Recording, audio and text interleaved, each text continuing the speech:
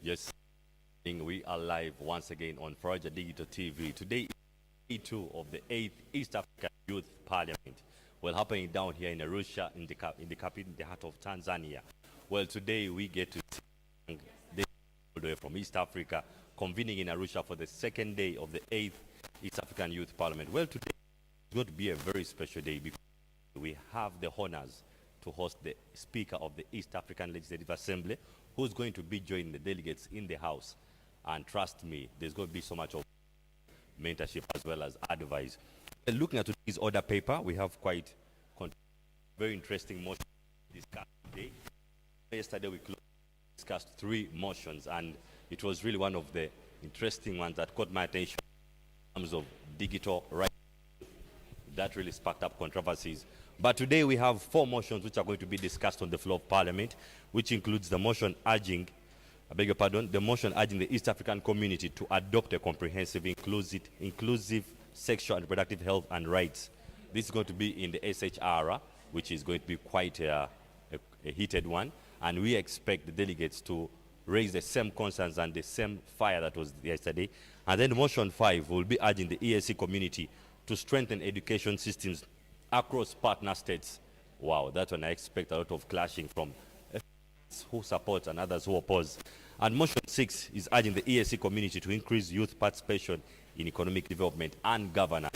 Now the youth always want to be involved in political decision making. I believe the delegates will have a lot of interest in this.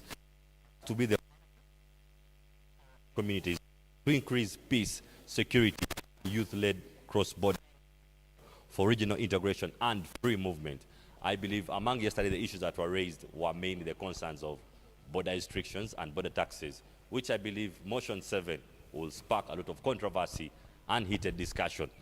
But among the delegates we expect today, we expect the executive director of Success Hands, the executive director of Success Hands, then the programs manager of Tunaweza, then the ED of Nuru Youth Development Foundation coming from Rwanda, then the programs manager, governance and participation, and then the country liaison officer of the Faraja Africa Foundation, Tanzania.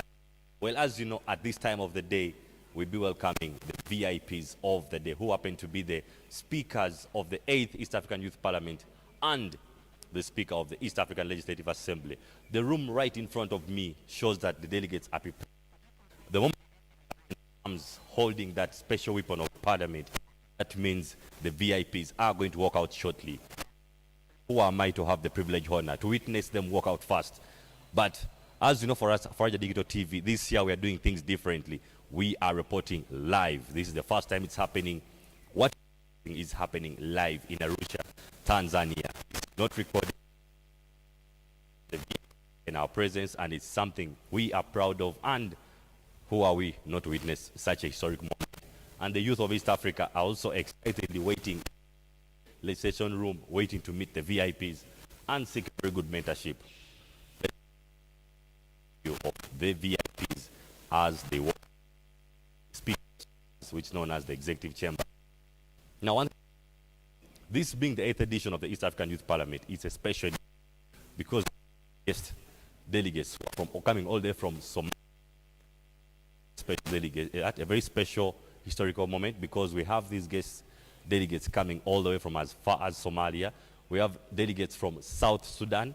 We have delegates from Burundi. We have delegates from Rwanda. We have delegates from Uganda. We have delegates, and also have delegates from Tanzania. Now, people ask themselves, why does Tanzania host this year in, year out? Because this is where the headquarters of the East African communities. This is where all the magic of East African integration. This is where the magic of East African youth takes place.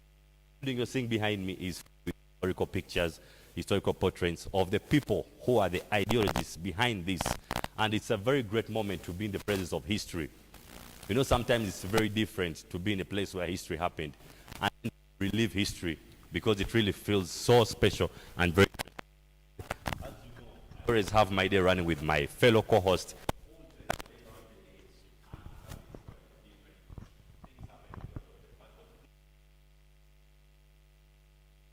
On the floor of the we had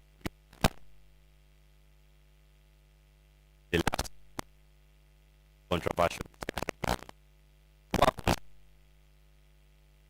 really presented well. And one of the quotes I picked yesterday, one of the delegates, he clearly mentioned a table that doesn't have youth will be banged. The youth are fully present at the table. As I was telling you,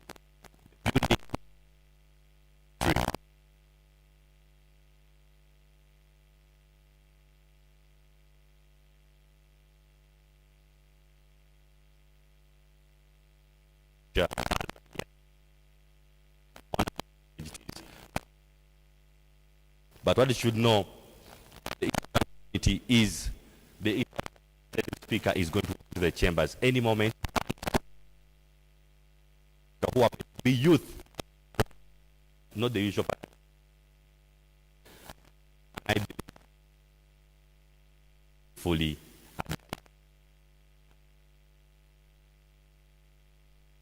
we are heading to get a little bit. The 8th East African.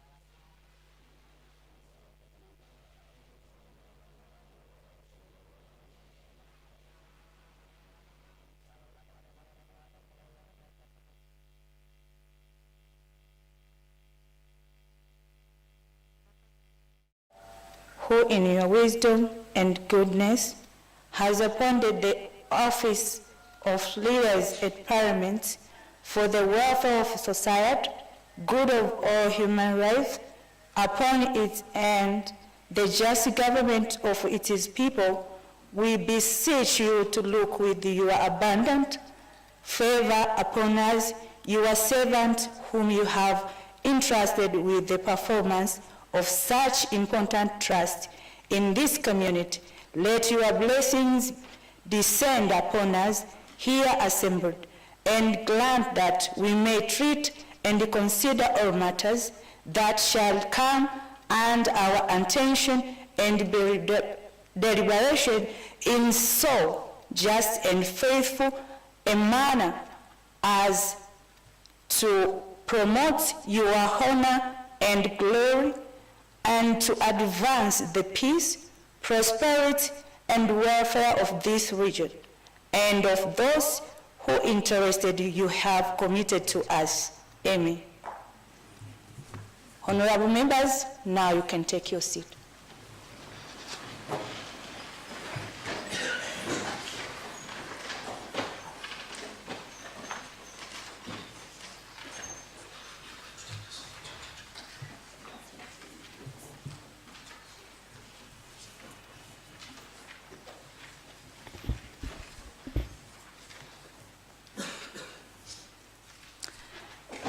Honorable members,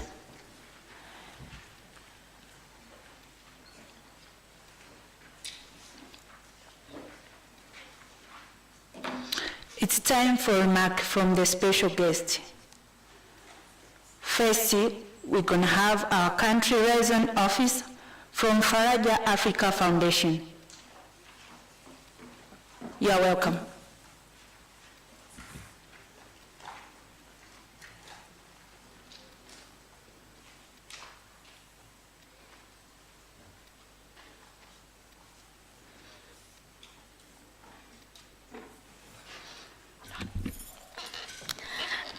It is not often that you get the privilege of having two speakers in one house, so forgive me if I'm a bit confused on who to address first, but for today, Madam Speaker, allow me to address you first.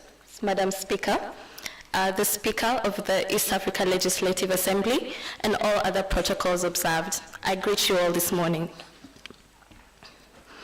To the Speaker of the East Africa Legislative Assembly, we, the young people of East Africa, thank you for opening these magnificent chambers to us. We truly thank you. We, the Jumuiya youth, do indeed feel right at home. Please permit me to welcome you to your own house. The members of Parliament present here today, mentorship is the defining feature of excellence. It separates temporal gains from sustainable achievements. It drives impact and builds communities. In these sittings, we are willing, we are dedicated, and eager apprentices of procedure, of ethics, and of decorum. The mentorship you provide is cherished beyond measure. To our partners, it is often said that if you want to go fast, you go alone. But if you want to go far, you go with partners. And in you, we have found partners who we can go together. With you, we are assured that the Vijana assemblies will go further because of your long-standing commitments to ensuring that the young people have a solid foundation to be the change that they desire to see. And for that, we say Asante Sana. Our young leaders of today and of tomorrow, your presence, your participation, and your deliberations fills East Africa with not just hope in tomorrow, but with confidence in today. We look forward to your vibrant, tenacious, and insightful debates that are impact-oriented.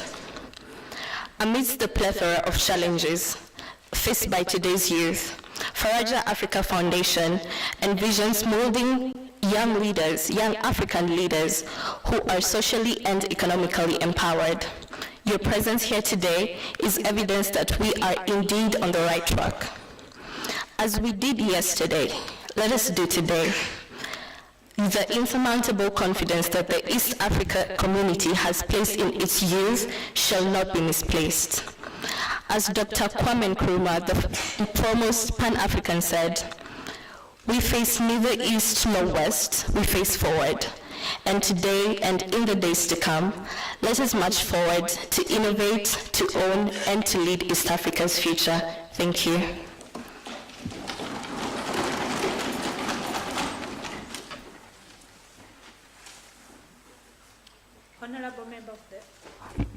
Honorable Member of the Parliament, now let me welcome the representative from the Ministry of Foreign Affairs, Regional Integration and Development Cooperation, Republic of Burundi.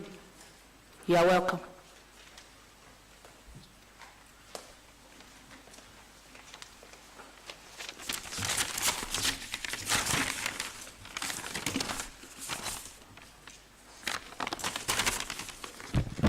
Honorable Clerk of the East African Parliament, Honorable the Speaker, distinguished CEO of Faraja Foundation, esteemed heads of delegations from all East African partner states, dear young people, delegates and participants, ladies and gentlemen, good morning.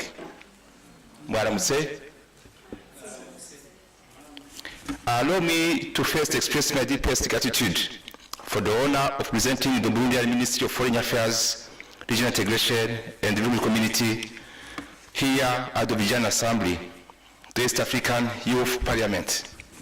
It is both humbling and inspiring to stand among so many dignitaries, youth leaders, change makers, and decision makers dedicated to advocating the voice and agency of our youth in the region.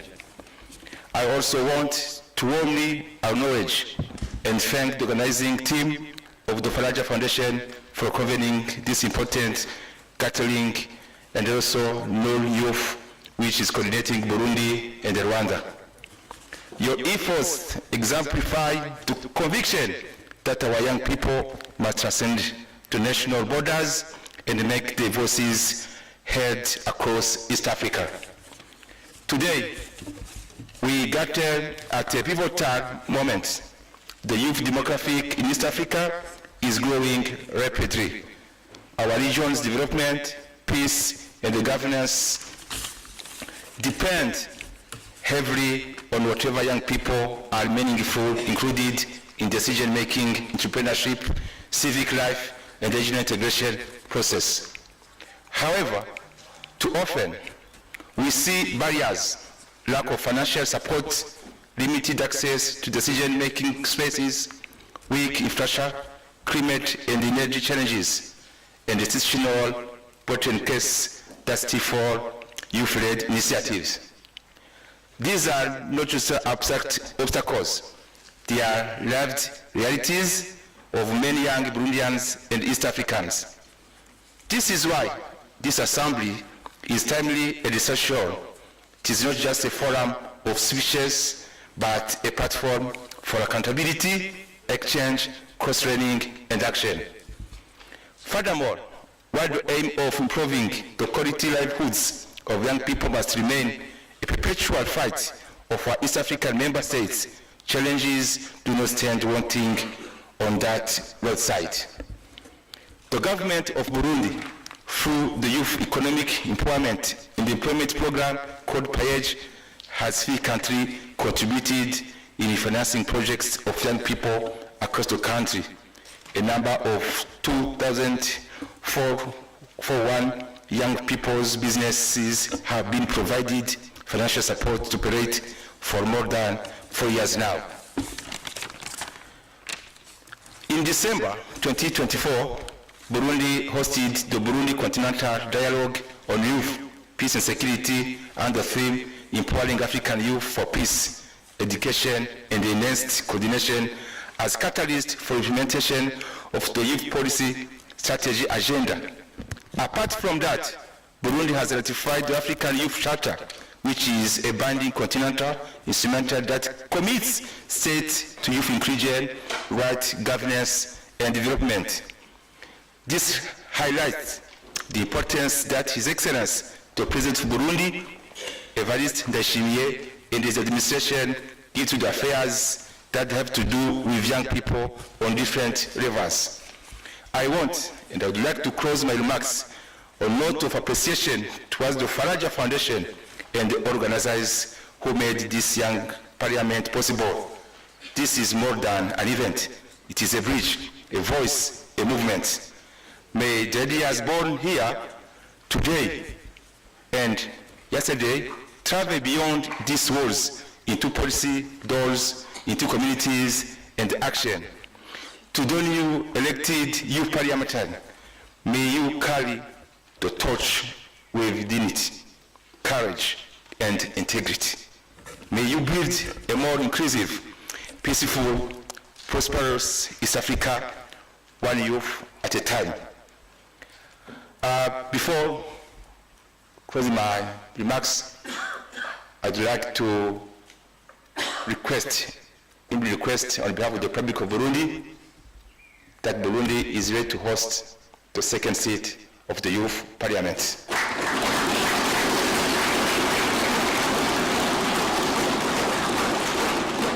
Thank you all for your keen attention. God bless Burundi. God bless East Africa. One people, one destiny. Asante sana. Mnakoze chani.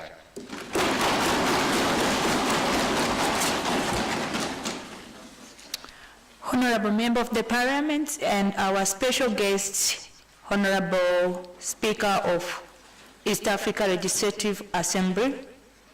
So allow me to welcome the representative from the Senate of Kenya. Welcome.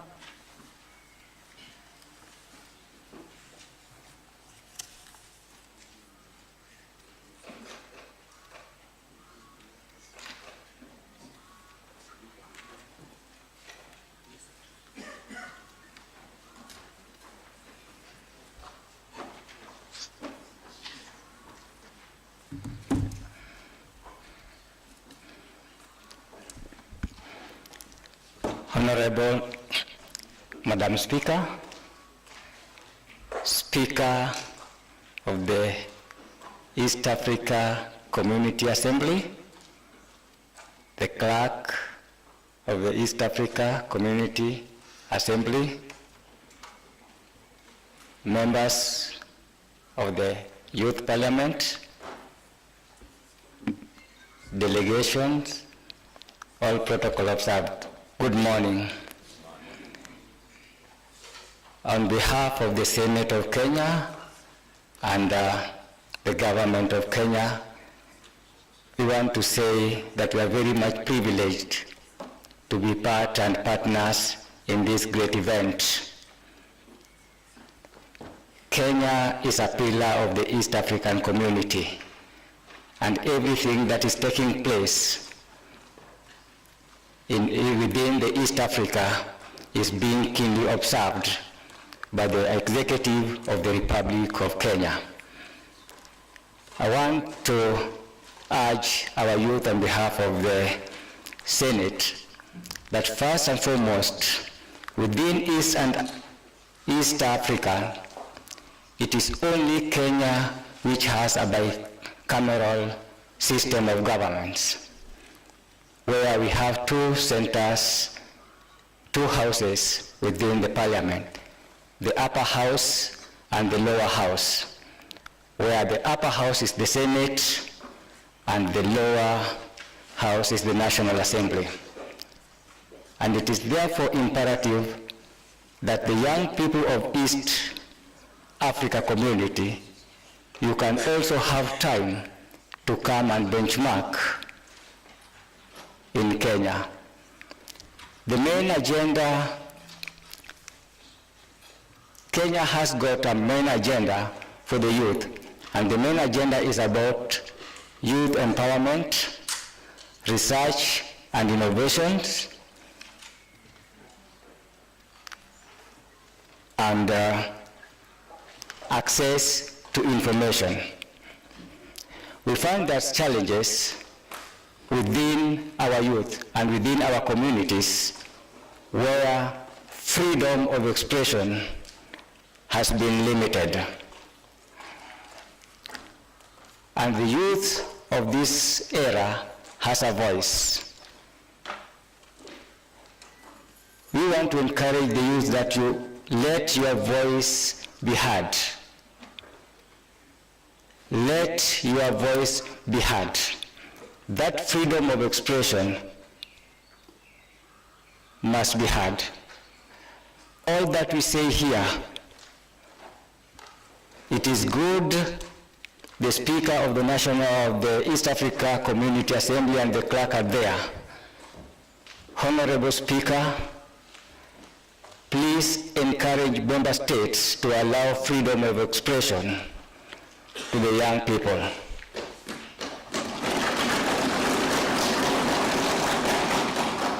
It is only in Kenya where youth or individual citizen can stand and rectify or speak their hearts before the president and nothing is happened to them. It is only in Kenya where freedom of expression, even through internet, is never interfered with. And because we are in a community where we have all member states, please ensure that these people practice decorum, especially when dealing with the young people. Today, everything is in communication and everything is in the social media. So internet and access to information should not be limited to individuals. I believe if you benchmark with Kenya, Kenya has the best constitution in this, in Africa. And one thing that I would like to say, yesterday the Speaker elect said that he will ensure that one of his vision is achieved or is fulfilled, that there shall be inclusion of the resolutions passed by this House to the East Africa Community Assembly. So we bring all this, even as Kenyan government or Senate, we will be very much ready to assist in ensuring in the linkages and ensuring that whatever you need, the information you need, is passed to you. Because one of our mission as a Senate is to empower and help in the dissemination of information where need be. I therefore ask our friends that as you progress with this information, please know that the power is with the young people. Let nobody despise you because you are young. Let your light shine. However much it will cost you, let that voice be heard. And it is you, the young people, to change the way you want the government to run. If we listen keenly to what they say and do what they say, what they want us to do, we may not succeed. So listen and do what we feel is best for our people. So we want to encourage you. Above all, we just want to say that Kenya is open to the young people. When we go back to our countries, we have political ambitions. Let us engage in all these political seats. Finalizing. So that no one is left behind. Let this composition of parliament, let's have majority of youths joining the parliament so that your voice can be heard, because it is in the chambers where most of decisions are being made. Kenya, we have embraced that, and we are bringing young people into the parliament of the Kenya. Thank you so much. God bless you. Welcome to Kenya, to Senate. Honorable Member of the Parliament, I just want to remind you to maintain the rules, regulation, the laws and procedures of this chamber. So I would like to welcome the representative from the government of Burundi. Welcome. I think this is already, yeah. I would like to welcome the representative from the Parliament of Uganda.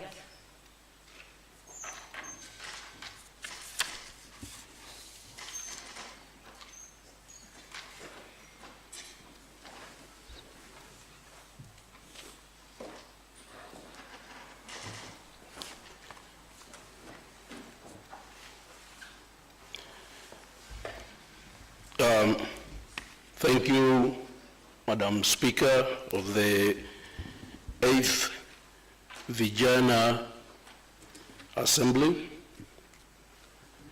the Speaker of the East African Legislative Assembly, the Clerk to the East African Legislative Assembly, the Director, Faraja, representatives from the various partner states, all partners of Faraja, members of the 8th Vijana Parliament, ladies and gentlemen. My name is David Ivan Masajage. I work as the Assistant Director in the Department of Communication and Public Affairs in the Parliament of Uganda, Kampala.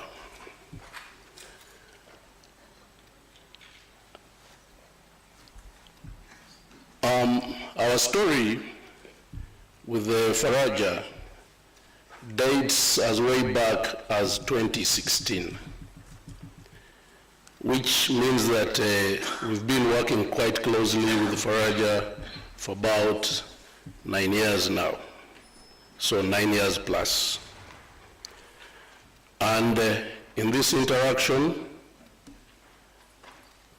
we've majorly dealt with the youth across Uganda until we finally found ourselves crossing borders as a way of deepening and widening the East African community. So we found ourselves working together here at the headquarters of the East African community. The brother from Kenya has quite eloquently said it very well, that as youth, you need to take advantage of whatever has been put before you to strengthen your ties in order for us to come up with a stronger community which will also help us evolve into a stronger continent of Africa. Now, given that today is not a day of speeches, I would like to use this opportunity to extend our thanks to all the other partners of Faraja, and then the parliaments, mainly of Burundi and Kenya, that have come officially on the board, and Burundi is ready to host us, like you've heard. It will make this exercise of building a stronger East Africa easier. So we look forward to closer and better working relations with all parliaments in the region. Thank you so much. Thank you, Honorable. Now, allow the Speaker, the Deputy Speaker of East Africa Community Youth Parliament, to bring to you the Speaker of East Africa Legislative Assembly in front of you. Welcome, sir.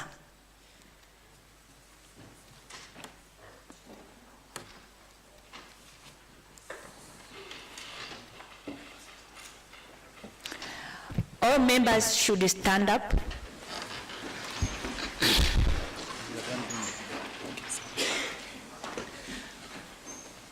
Good morning, honorable members. I'm called Akamta Kovrin, the outgoing Deputy Speaker of East African Youth Parliament from Rwanda. I welcome our Right Honorable Speaker of East African Legislative Assembly.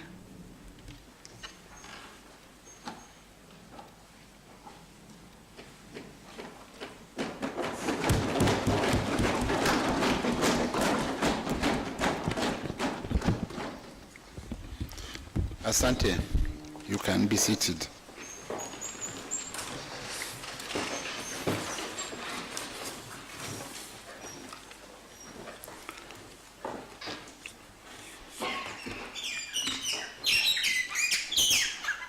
But have I been in order? I remember, Right Honorable Speaker, I remember that I didn't do this to you. Good. So, Right Honorable Speaker and honorable members and the special guests, especially Faraja, who has funded us, good afternoon, good morning.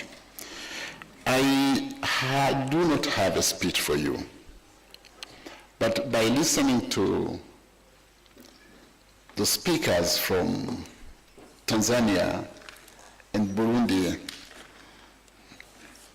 it brought something in my mind because I've been a member of parliament for more than 34 years now.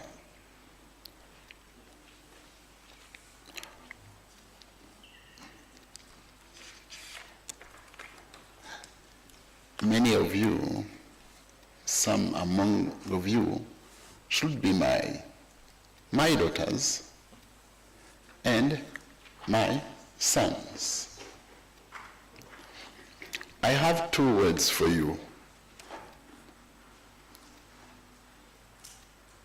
These SDGs, they have targeted 2030 and this 2063, and they were signed in 2015.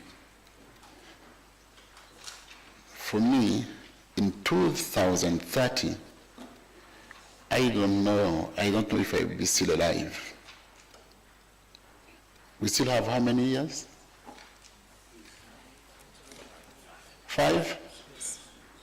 6? I don't know if I will be still there, but if I will be still there, I have to thank God. But in 2063, I'm sure I'll be dead. So what I'm telling you, the 2 things are one, you are young people.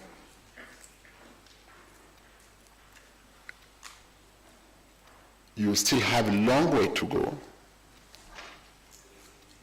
When from my side, I'm now going down. You have to replace me.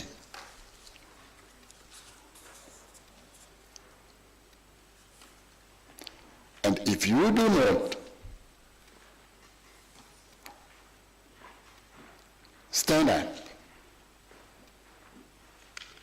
if you do not address your issues, you'll get nothing from me.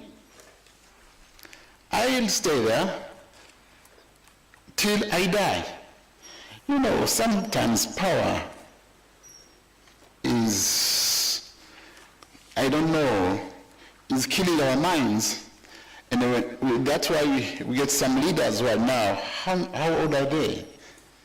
Some are 90s, 100. Some cannot even move, but they still find to stay there. When they have grandchildren, when they have grandchildren, please, you have to stand up. You have to wake up and address your issues. I didn't say that you have to stand up, that you have to wake up to fight. I am like your father.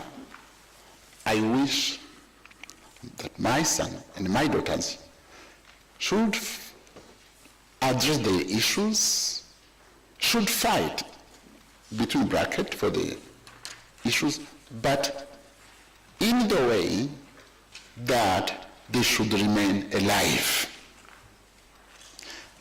Even our anthem, East African anthem, there is a word, I'm not a Tanzanian, my Kiswahili is not good, or Kenyan. Hii kitu anaita makini. Tuijenge kwa makini. It means what? Who's from Tanzania? Careful. Kwa makini ni kusema nini?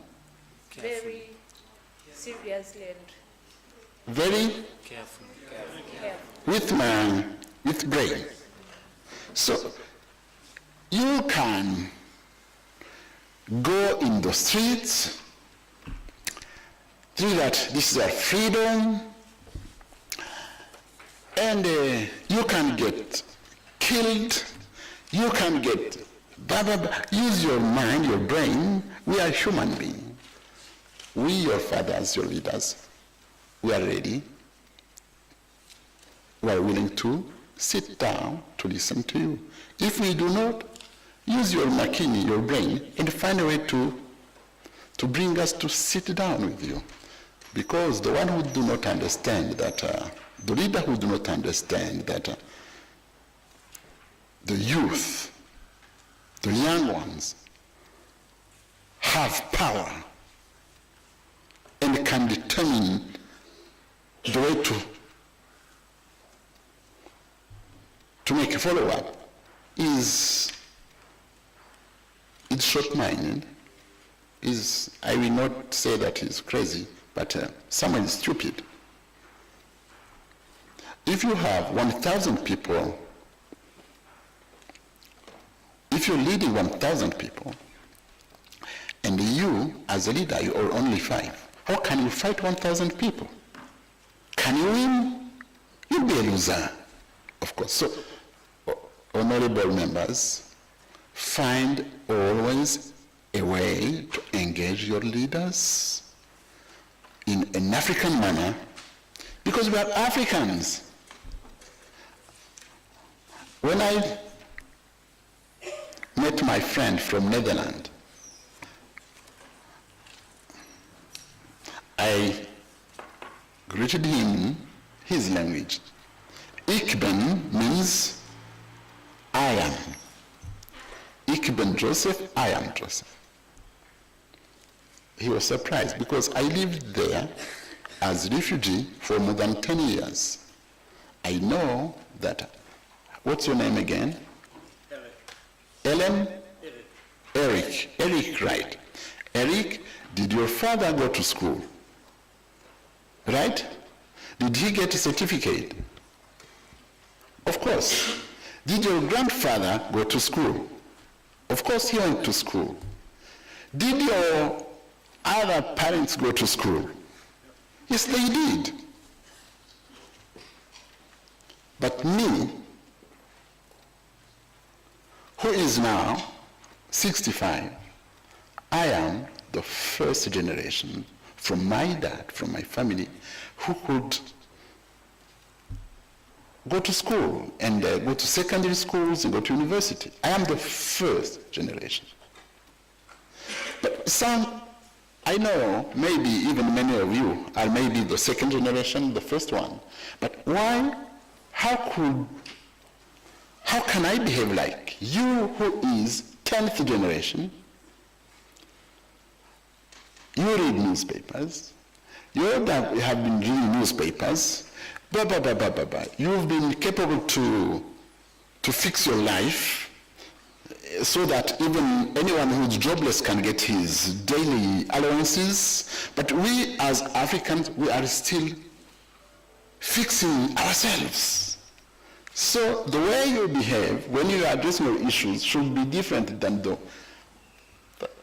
way we Africans address our issues. Do you understand me?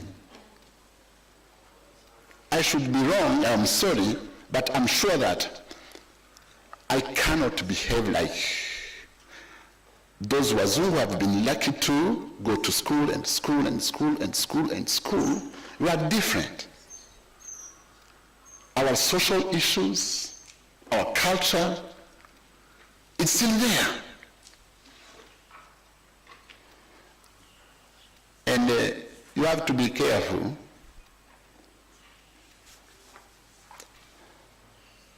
It is not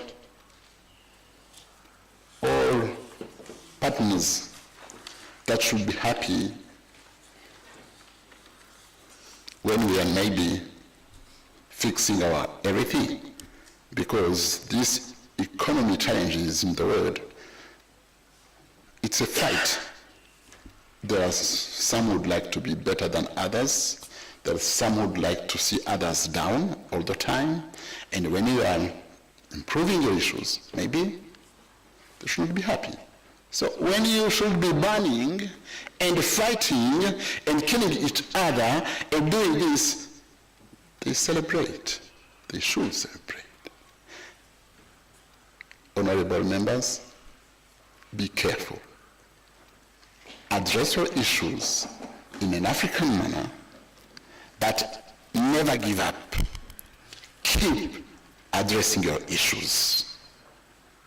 But please, do not die. Do not die.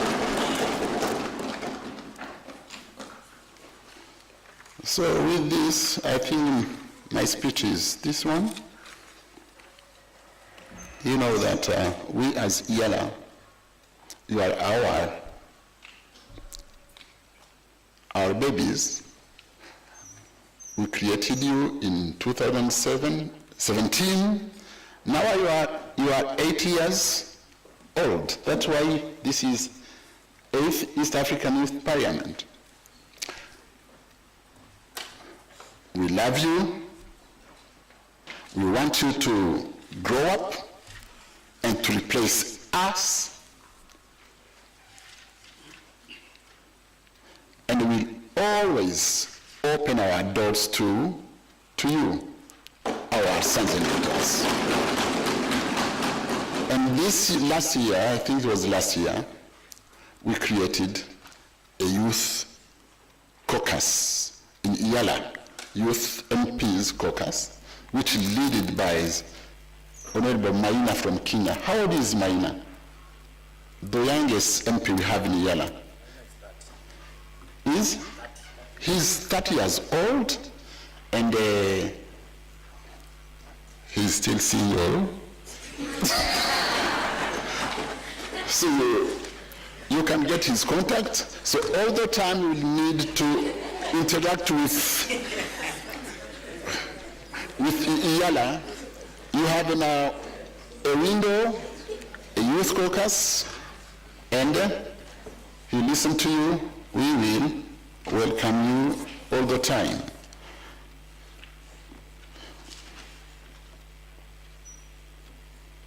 There is nothing else to say. Thank you. We love you. Be strong. We support you all the time. Thank you.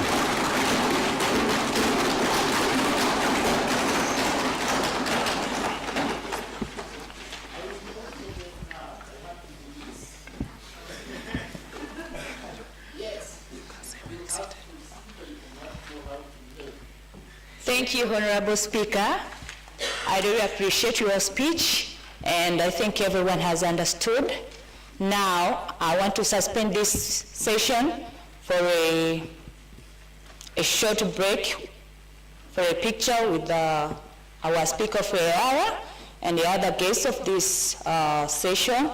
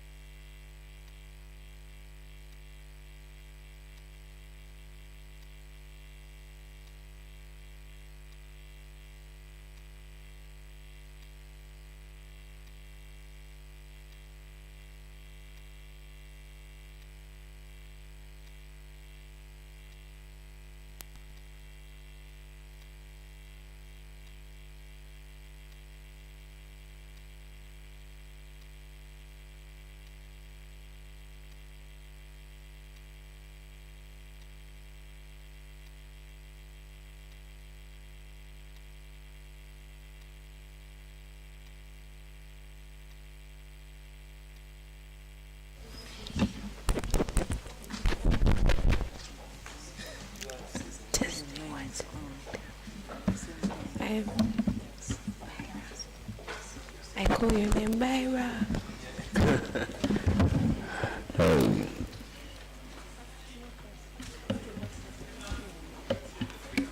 Hello.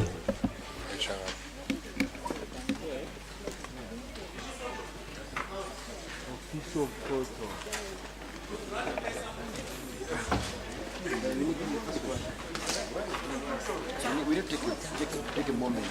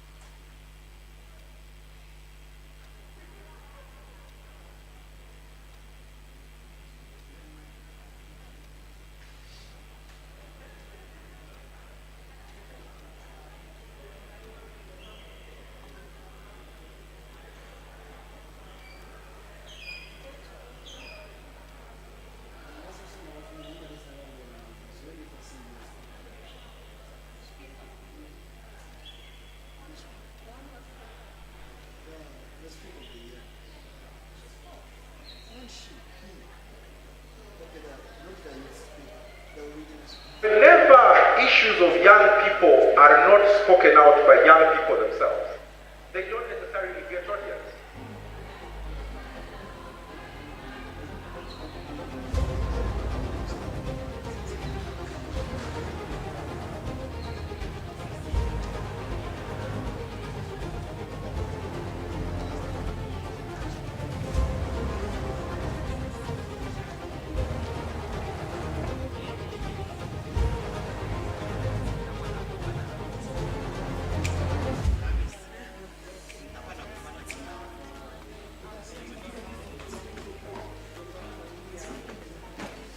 This being the 6th edition of the National Youth Parliament, organized by Faraja Africa Foundation.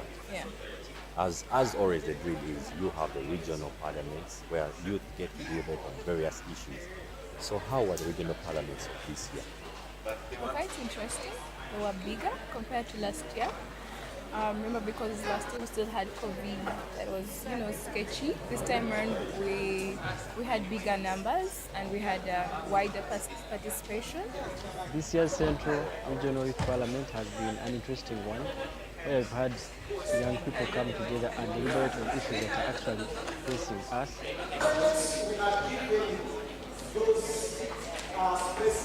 Exercise and also give out our views on those local governments. We will try and try. So far, this is the first youth parliament I've attended. Physically, I had attended the virtual one in 2021. But it has been a beautiful experience, a lot of freedom for to meet, seeing the youth passionate about the country. I think each year that gets by, the youth parliament becomes more interesting and it gets better. It's a very enriching experience to see young people debate on pertinent issues that affect them in society. It's a blessing to tap into their cups of wisdom because, I mean, they give us a fresh feel of what is going on at the grassroots, where we might not be able as leaders to reach on a daily. So young people's advocacy, strengthening the youth voice, is a platform that we really need to fully utilize, and the youth parliament offers it on a silver platter. The question the youth are asking out there, how do you choose this member of parliament to come on the floor of parliament? Okay, for starters, it is always a competitive process, that is for a fact. But in the competition, we look at leaders, young emerging leaders, who have hands-on skills, who have done something, and we also give a lot of consideration to the leaders from the grassroots, because given our development approach, we're using a bottom-top approach. I don't want to lie to you that I'm going to go and pick someone that has been in power for some time, that is exposed already. No, we want that person who has not been here one time, or that person who is able to talk, who is able to speak. And of course, while we're doing that, we consider special groups, I'm talking about the PWDs, yeah. I'm talking about the special groups. We're looking at the women, the young mothers out there, and the person who maybe didn't finish school, but are trying to make it out there. So it's not like we don't want everyone to participate. I also have to have regional balances. We want each and every region. I was so inspired by the sessions. When I was cheering, at some point I got lost in my head. I said, imagine this was the real parliament, because the people were really respectful. Under my guidance, I managed to imagine in 30 minutes, 18 politicians speaking to the point. That was special, and we need to improve this, keep on going with this. Now, one day is not enough for everyone to understand the content of the motions. We tried, but we can only try. So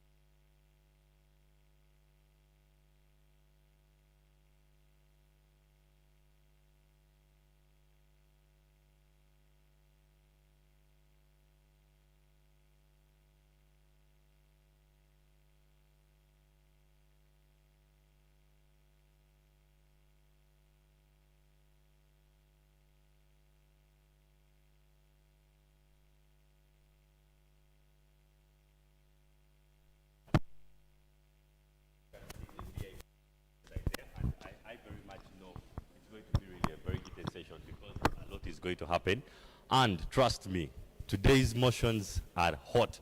If yesterday was hot, today is hotter. But if you can clearly look through the glasses of the VIP chamber, known as the Mamangina chambers, inside there a lot is happening. There is briefing going on, there is guidance going on, there is mentorship going on of the Right Honorable Deputy Speaker, who's going to chair her session today. Day 1 was chaired by the Honorable Speaker, and Day 2 is going to be taken up by the Right Honorable Deputy Speaker. I can't say much, but I just want you to have that exquisite view of what's happening inside there, because I know a lot is going on there. And very shortly, we are going to get back to Parliament and begin our second session of the day. Since the first session is done and speeches have been made, advisors from various stakeholders need to know that now this session is going to be more of a motion discussion. We are going to have serious discussions happening, but inside there, as you can see, we have a little glance of the arms, we have a glance of the parliament, we have a glance of various partners and stakeholders possibility. But I want to take this chance to thank Advance Africa, Open Space, East African Youth Network, Center for Policy Analysis, Success Hands, the Parliament of Uganda, KYPA, Tunaweza, Youth Sounding Board, European Union. The partners are quite many, but to mention a few. I'm going to one of the delegates and just really see what her say is about the morning session, the advice she got from the various speakers, and how prepared she is for the day. Madam, how are you? Welcome to Faraja Digital TV. My name is Shedrick, and you? Thank you. My name is Celine Chale. Yes, Honorable Celine. Which country are you? I'm from Tanzania. Tanzania. Yes. So in the morning, from the East African Legislative Assembly Speaker, Right Honorable, and also from various partners. What did you pick from the morning session speeches? Actually, I've learned a lot, especially when they say that as youth, we should raise our voices. We should try our level best to ensure that we cooperate well with the eldest, but not through fighting. Okay. Yes. Then, as we go into the session of motion discussion, how ready are you? I am so ready. I also wish to give out my views to the delegates. Okay, let me hope today won't be like yesterday when we had a lot of mixed reactions on the floor of Parliament. No, I don't want that one. I just want us to cooperate and just solve things in peaceful manner. Then now, among the motions discussed yesterday, which motion did you really pick keen interest in? The climate change one. The climate change. And mental health, yes. Okay. That's very important. Thank you so much. I just wish you a lovely day. As I told you yesterday, we had very heated discussions. The two motions which were discussed involved climate change and also digitalization of youth involvement. It was really so tricky, and we had a lot of reactions. The youth hit tables yesterday, as some colleagues said. Joining me is another delegate whom I'm going to briefly seek from a few information how she finds the day so far. Madam, how are you? I'm good. How are you? I'm fine, thank you. Welcome to Faraja Digital TV. Thank you. May I please know your name and your country? My name is Irene from Tanzania. Wow, from Tanzania. So Irene, yesterday among the key things that were discussed, they say we are East African community, but Tanzania is a bit distant from East African community. What is your say about that? I think we are working towards also establishing the youth community for Tanzania, so we can also search the EAC. That's already blurry, but it's there. There's a plan. Okay. Yeah. So should we expect Tanzania to also start embracing the East African community? Expect more voices from Tanzania, expect more people, expect more solutions coming from us, and expect to see us there, present and active. Okay, thank you so much, Honorable. I wish you a lovely day. As you can see, the Tanzanians are saying, starting today after this parliamentary session for the East African Youth Parliament, they are going to start embracing the East African community and really being a part of it, not only on paper, but also on ground. Joining me is a gentleman whom I'm going to really have a serious discussion with. How are you, sir? I'm good, sir. Yes. Now, yesterday during the parliamentary session, I saw you among those who gave speeches. And amongst your speech, there is a quote which you said, youth have to be, a table that involves discussions must involve youth. So what is your say about the motions that are going to be discussed today? How ready are you to handle them? Yeah, before I speak, that is Elijah Tipango from Kenya. I come from a youth body called the Youth Senate Kenya and also the East Africa Youth Network. So yesterday when I was giving out my remarks, I said that the youth must be involved in the decision-making process, and they must be in the decision-making because all the things that we are facing right now is a result of the decision that has been made in those tables. And if the youth are not on those tables, maybe some regulation might be made that may be against the youth voices. So I think for today, the discussion that is going on as day 2 in the parliament, I still believe that whatever voices we shall raise at the East Africa youth in this parliament, we shall also push all our voices to all the member states in all our 8 countries in the EAC. And I believe when we stand together, I believe we shall bring a new EAC, an admirable EAC that even we can be able to integrate the IGAD policies, the AU policies, the SADC policies, the ECOWAS policies, and ensure that our region as well as the continental issues are being articulated well in those tables. So. Okay. All right. Thanks so much, Honorable. I just wish you a lovely day ahead because it's going to be a long one, but I hope you enjoy the day. So as you see, most of the youth today are speaking one language. They are speaking the East African youth language. It doesn't matter either you're from Tanzania, or you're from Kenya, or you're from South Sudan, or you're from Uganda. The language is one, East Africa youth.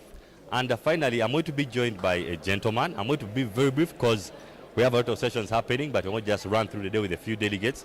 How are you doing, sir? I'm doing good. I'm doing good. Yes. From which country are you and your name? I'm Tanzanian. I'm called Adelhelm Odo. Okay. Right from Dodoma. Okay, right. Honorable from Dodoma. Yes. So now we have been having a lot of complaints by the delegates on the floor of parliament with Tanzania.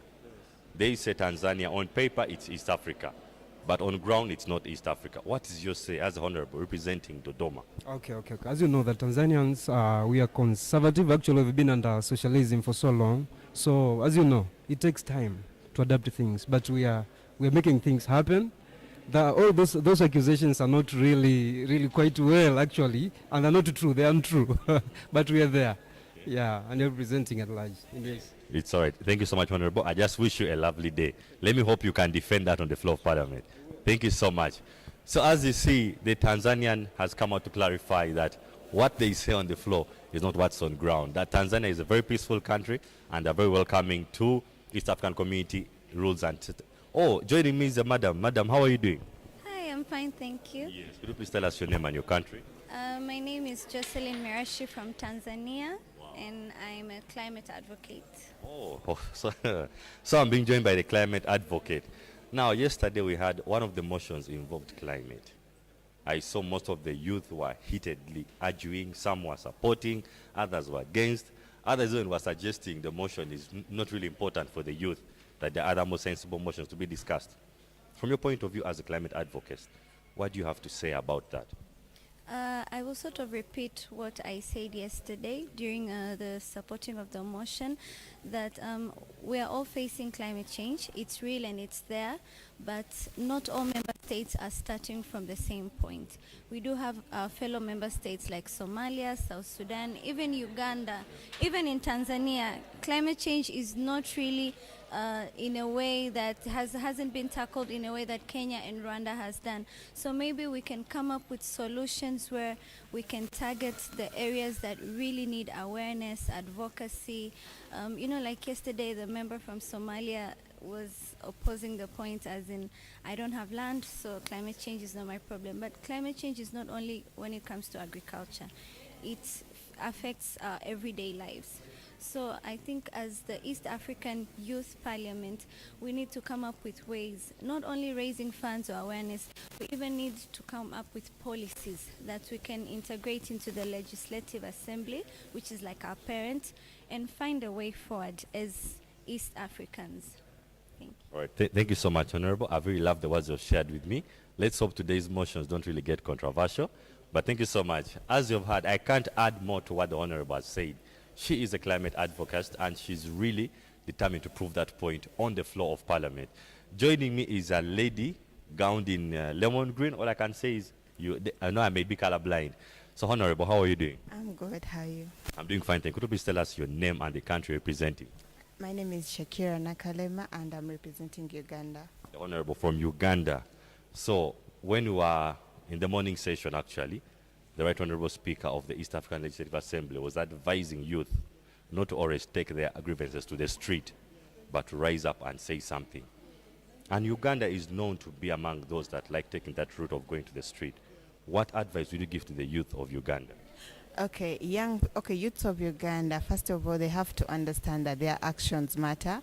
And also, instead of going to the streets, we need to have deliberations like on a round table instead of shouting on the streets, because you can die out of there. You can be imprisoned, and so many militaristic avenues are around Kampala. So I would advise people that please and please and please, instead of rioting, instead of doing a lot of stuff on the streets, remember that you have a family back home, you have a mother, a father, a child.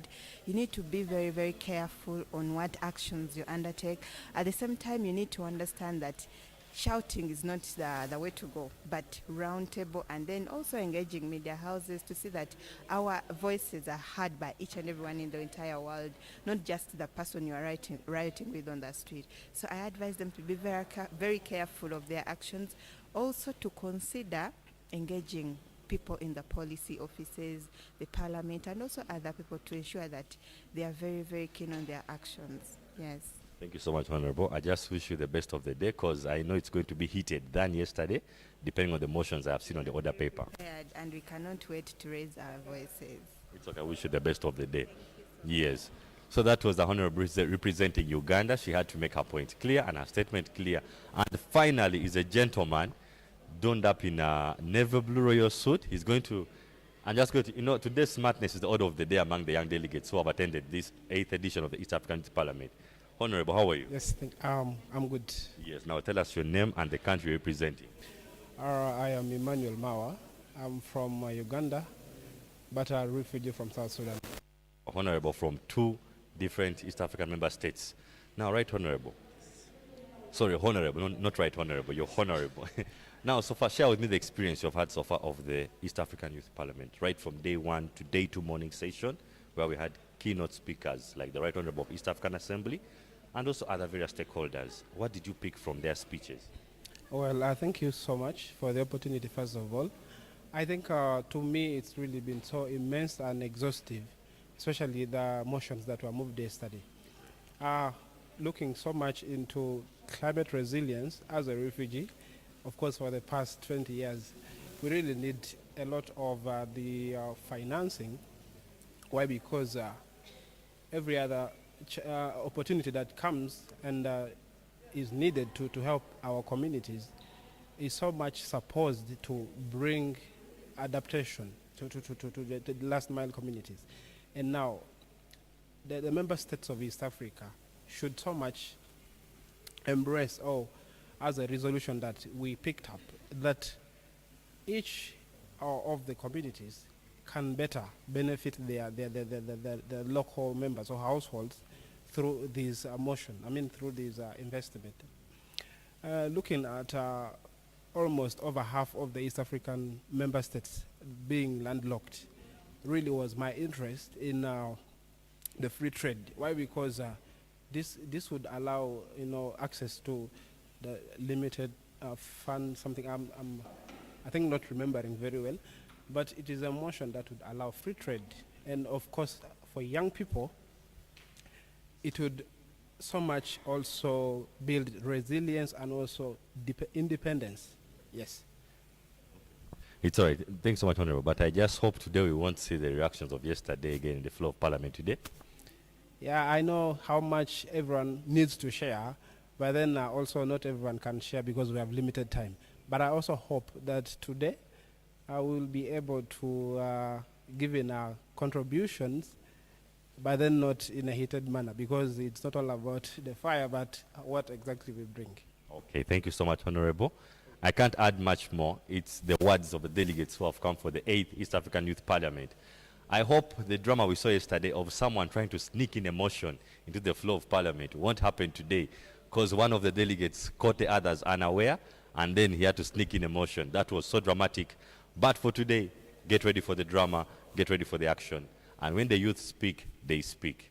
Expect to hear the youth voices today at the 8th East African Youth Parliament happening in Arusha, Tanzania. My name is Shedrick Kaibale for Faraja Digital TV. Thank you so much. Stay tuned.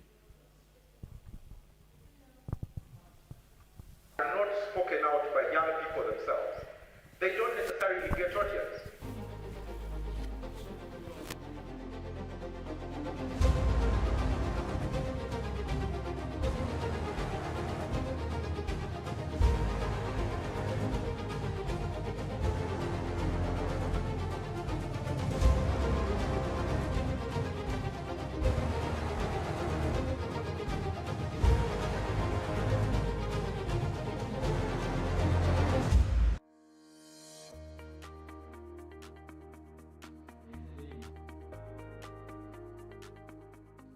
Yeah. This being the 6th edition of the National Youth Parliament, organized by Faraja Africa Foundation. Yeah.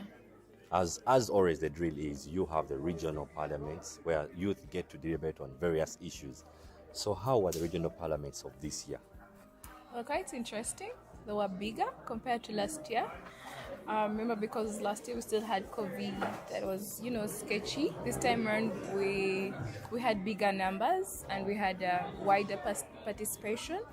This year's Central Regional Youth Parliament has been an interesting one, where I've had young people come together and deliberate on issues that are actually pressing us. Unless we are given those spaces to exercise and also give out our views to those local governments, we will try until Jesus comes back. So far, this is the first youth parliament I've attended. Physically, I had attended the virtual one in 2021, but it has been a beautiful experience, a lot of brilliant people to meet, seeing the youth passionate about the matters of the country. I think each year that gets by, the youth parliament becomes more interesting and it gets better. It's a very enriching experience to see young people debate on pertinent issues that affect them in society. It's a blessing to tap into their cups of wisdom because, they give us a fresh feel of what is going on at the grassroots, where we might not be able as leaders to reach on a daily. So young people's advocacy, strengthening the youth voice, is a platform that we really need to fully utilize, and the youth parliament offers it on a silver platter. The question the youth are asking out there, how do you choose this member of parliament to come on the floor of parliament? Okay, for starters, it is always a competitive process, that is for a fact. But in the competition, we look at leaders, young emerging leaders, who have hands-on skills, who have done something, and we also give a lot of consideration to the leaders from the grassroots, because given our development approach, we're using a bottom-top approach. I don't want to lie to you that I'm going to go and pick someone that has been in power for some time, that is exposed already. No, we want that person who has not been here one time, or that person who is able to talk, who is able to speak. And of course, while we're doing that, we consider special groups, I'm talking about the PWDs, yeah. I'm talking about the special groups. We're looking at the women, the young mothers out there, and that person who maybe didn't finish school, but they're trying to make it out there. So it's not like we don't want everyone to participate. I also have to have regional balances. We want each and every region. I was so inspired by the sessions. When I was cheering, at some point I got lost in my head. I said, imagine this was the real parliament, because the people were really respectful. Under my guidance, I managed to imagine in 30 minutes, 18 politicians speaking to the point. That was special, and we need to improve this, keep on going with this. Now, one day is not enough for everyone to understand the content of the motions. We tried, but we can only try. So this has inspired me. I want to really talk, say, okay, what are the chances? Can we see, is there any chance that we could keep on these conversations? Maybe even if it's quarterly. Because this crowd, if they have another chance to debate, they'll just get better and better and better. So the issues that were carried out from all these different regions were put together. And of course, we use the whole problem analysis sort of method to come down to the motions that we've discussed today in the chambers. During the event, we had 3 motions, but one of the most outstanding motions that really that really touched me was the motion on cattle rustling in the eastern part of Achule sub-region and Karamoja. This is something that we have been talking about. We tried all angles, and when this thing was brought, and I believe what we brought out here will again spark fire on the government to at least act. Traders who have handed over their guns to the government, you will find that they have been promised that maybe we are going to give you these livestock and other things to do. Because what the Cajuns knows, most of them, they know about only cattle keeping. There should be an alternative things so that they don't go around and killing people, taking away their cattle. They should know that without keeping the cattle, we can also survive on our own. It is not only about the cattle raids that is taking place. As I speak right now, families are leaving their home as early as by 5 p.m. to go to seek for a refuge in one of the nearest places that they feel it's a bit safe. One of them being churches, institutions like schools, just that they can comfort themselves in.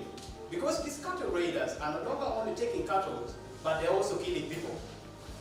Well, the issue of climate change and then in relation to also agriculture for the young people, that one is very directly related to the young people because climate change and agriculture eventually evolve into a reduction in the quality of life that the young people are living.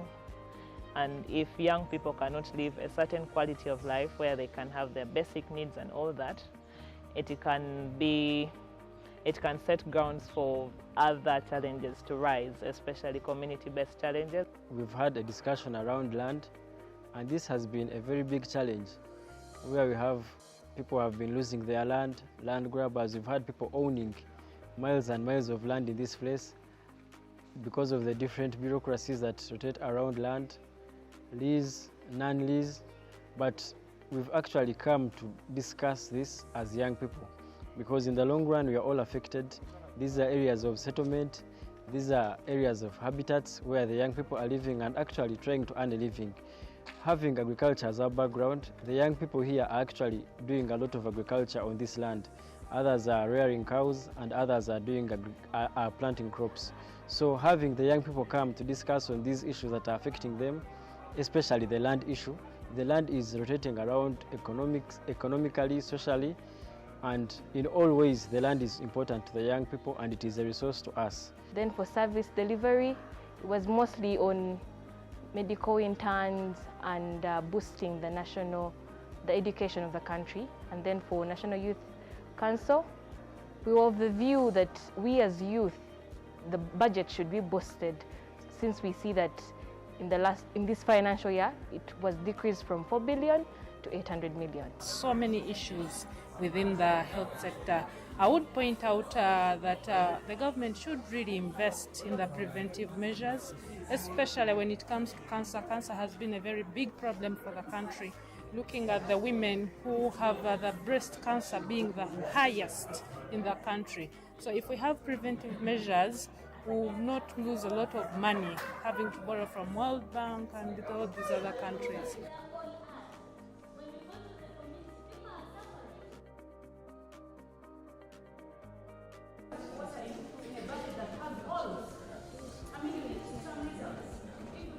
The greatest challenge that I identified is research.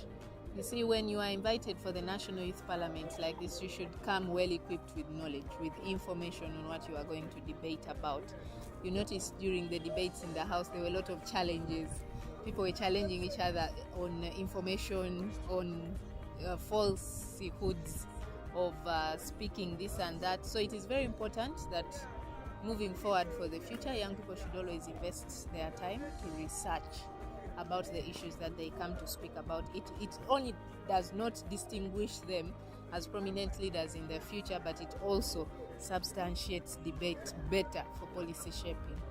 The theme is in line with our International Youth Theme Day. It's about green skills. So we are trying to advocate for climate change. We also incorporated better livelihood. You know, climate affects us in every sort of way. Green skilling is one thing that we need to push across the divide. Not only young people, but young people are the center of it because we are the drive to sustainability. If we have the young people of today each acquire a green skill, then you can transcend it to another young person. And a green skill does not require a budget. It could be the basics of just protecting your environment, being cautious about environmental degradation, seeing how best we can have as many young climate change agents as possible. For the two motions, the first one was on climate change. That is something very urgent. I'm personally going to take it to the Ministry of Water and Environment. I already have a meeting with the Commission of Climate Change. Wow, you're already working. Yes, we already. I have a meet, not in my office, but as an individual. Oh, wow. So with the guidance of Faraja, you know, I should be able maybe to try and table some of these things. There are opportunities to train young negotiators on climate change. Personally, I negotiate for government on climate change. I was in Germany last month doing that work. There's COP. So all these are training opportunities. We must table them, especially the climate change thing, and continue with the conversation. We are not implementers, but we have to push, learn how to lobby our agenda. The issue of climate change and then in relation to also agriculture for the young people, that one is very directly related to the young people, because climate change and agriculture eventually evolve into a reduction in the quality of life that the young people are living. And if young people cannot live a certain quality of life where they can have their basic needs and all that, it can set grounds for other challenges to rise. The best solution to jungle burning is a subsidization of the alternatives. If government sees fit, then they should subsidize electricity.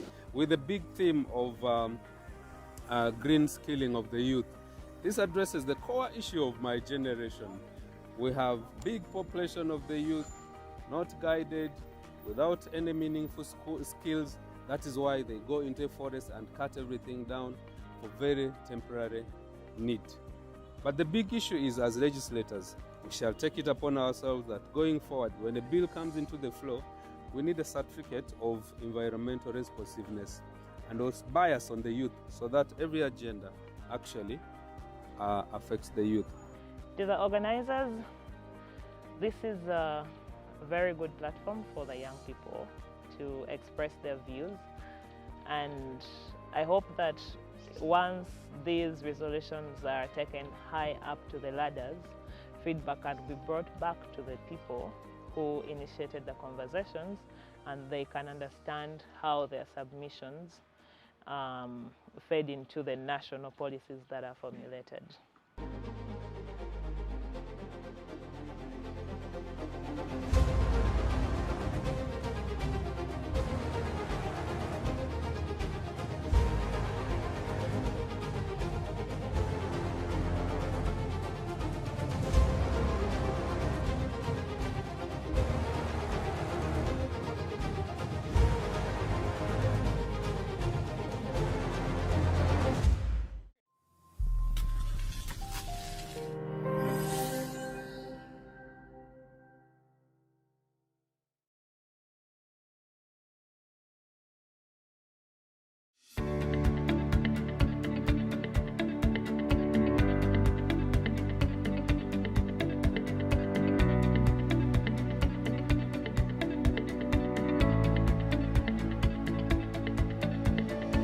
Hello, my name is Paul Peter Siniga from Tanzania.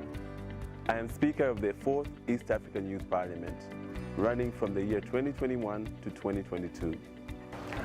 The East African Youth Parliament has opened many doors for my career as an individual young person from the East African community.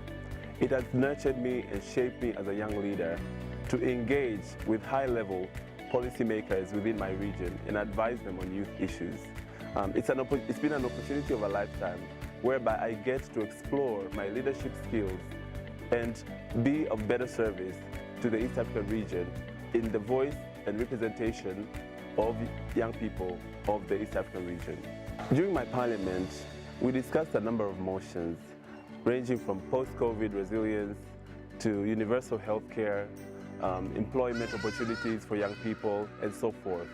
Some of these motions during my tenure have gone on to be implemented by different governments, such as the government of Uganda that is upholding youth participation in democratic spaces, the government of Tanzania that is advocating and championing the implementation of universal healthcare coverage within the Tanzania, and also participation of young people in economic opportunities and trade in Kenya. We've had audiences and engagements with civil society, government institutions, development partners and diplomatic corps, all in the essence of advising them about young people and youth affairs. One of the key highlights that I've managed to achieve from a local content in Tanzania was having an audience with our speaker, Dr. Tulia Ackson, where we advised her on a few issues that encompass young people within Tanzania. But also some of our members of parliament within the space have gone to be part of these high-level policy-making forums that have advised governments on youth issues. In terms of economic issues, the East African Youth Parliament has furthered the integration and interaction of young people within the East African community to spearhead movements and trade of young people within the East African community. Economically, East Africa as one region bears a vast opportunity, an array of opportunities for young people, be it trade, be it cultural expression, be it joint participation in different programs, be it in the development agenda. We've seen the economic opportunities that the East African community provides to young people. Therefore, it was our mission as members of the East African Youth Parliament to contribute highly and talk to our government leaders and policymakers to uphold the Treaty of East African, to contribute more to the development of young people. In the social space, the East African Youth Parliament has been a safe space for us as young leaders and activists to work together, to come together, unified, to address the challenges within our community. The East African Youth Parliament is a safe space for young people to come together and address the challenges of the regions,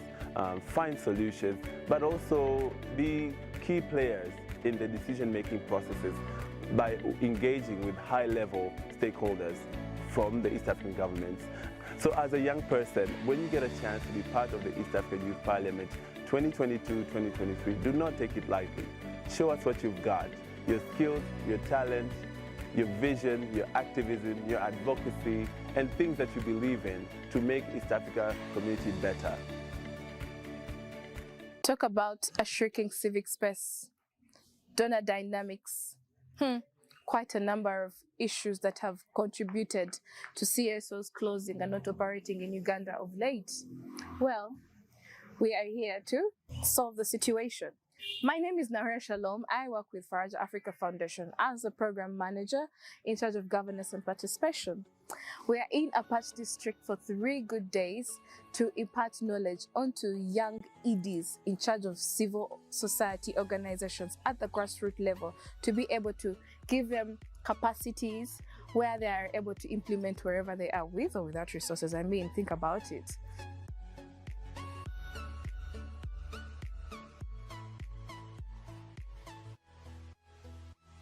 My name is Jovia Kusima and I'm an Executive Director of High Hope Uganda.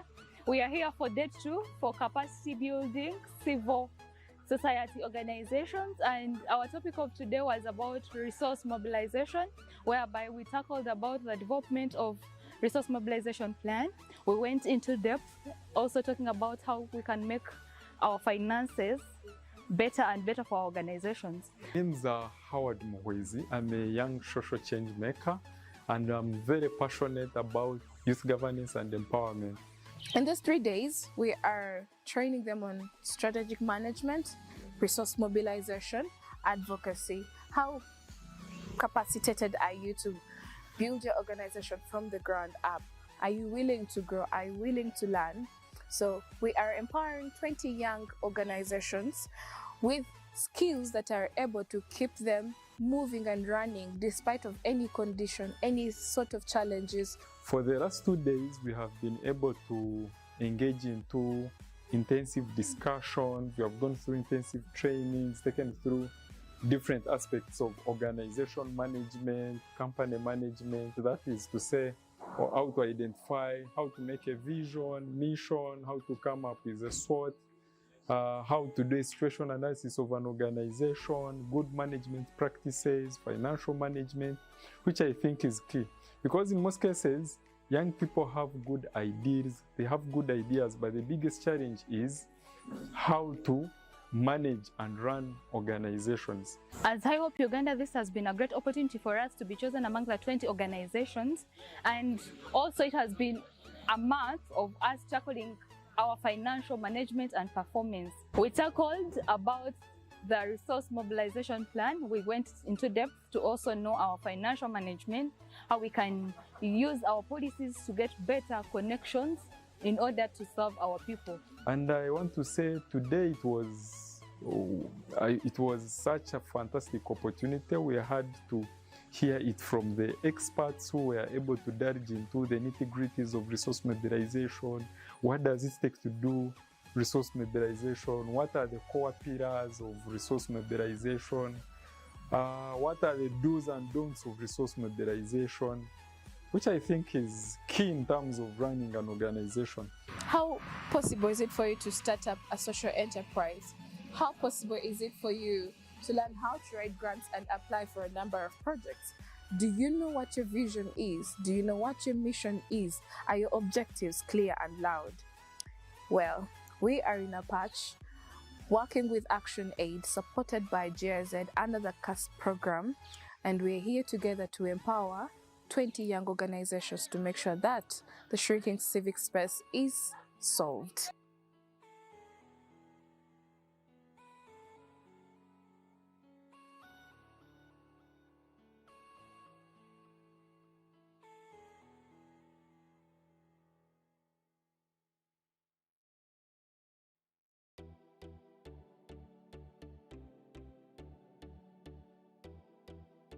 My name is Jemba Michael Senkole, team lead and founder of Hummingbird Foundation. We're currently in Apache District for a civil society organization's capacity building program that is being organized by Faraja Africa Foundation in partnership with GIZ. And I can tell you that this is one of those training programs that we do need as youth-led organizations. I am super pleased to have been a part of being one of the young leaders being chosen for the CSO capacity building training organized by Faraja Africa Foundation in partnership with GIZ. Today was our first day, and the first thing we had was strategic management. Strategic management, which entailed a whole lot of concepts, looking at the mission, looking at the vision, the objectives, a situation analysis, among very many critical things.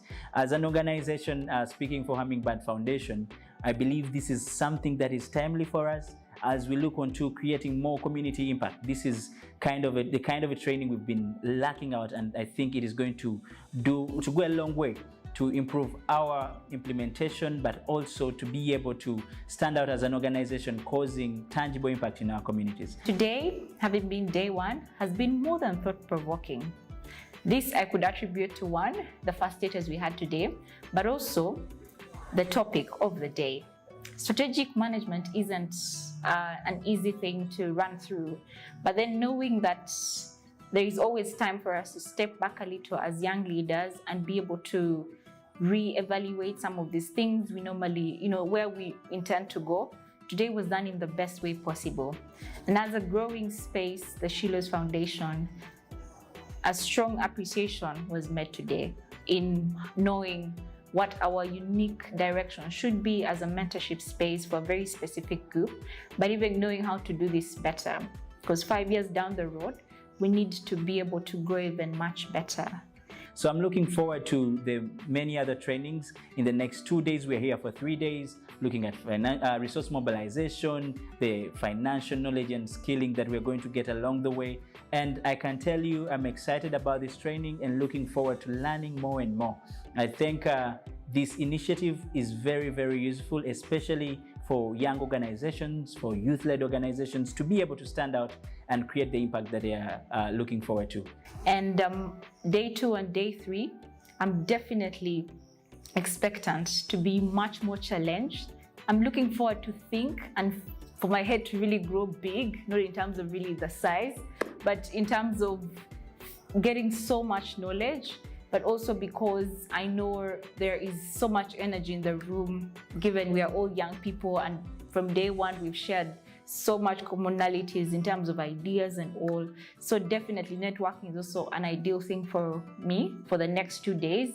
but really understanding directions even in terms of financing compliance as a growing young organization, and so many other things.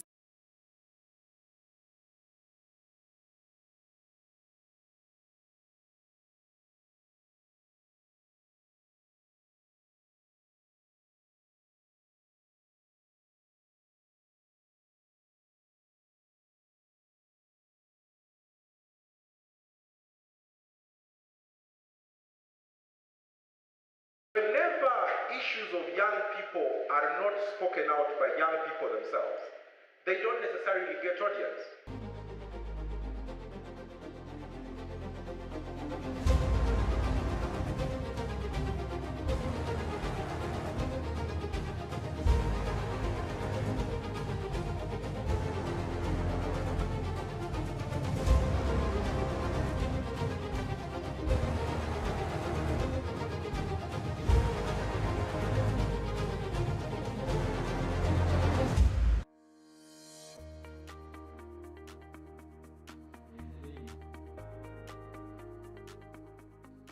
This being the 6th edition of the National Youth Parliament, organized by Faraja Africa Foundation. Yeah. As always, the drill is you have the regional parliaments where youth get to debate on various issues. So how were the regional parliaments of this year? Well, quite interesting. They were bigger compared to last year. Remember, because last year we still had COVID, that was, sketchy. This time around we had bigger numbers and we had wider participation. This year's Central Regional Youth Parliament has been an interesting one, where I've had young people come together and deliberate on issues that are actually pressing us. We are giving those spaces to exercise and also give out our views to those local governments. We will cry and cry and cry until Jesus comes back. So far, this is the first youth parliament I've attended. Physically, I had attended the virtual one in 2021, but it has been a beautiful experience. A lot of brilliant people to meet, seeing the youth passionate about the matters of the country.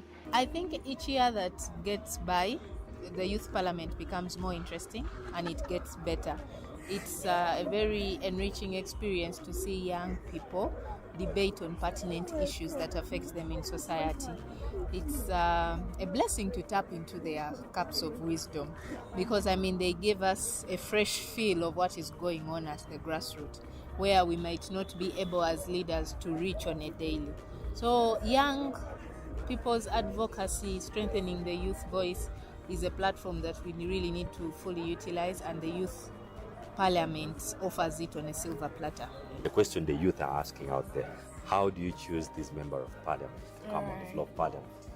Okay, for starters, it is always a competitive process, that is for a fact. But in the competition, we look at leaders, young emerging leaders, who have hands-on skills, who have done something, and we also give a lot of consideration to the leaders from the grassroots, because given our development approach, we're using a bottom.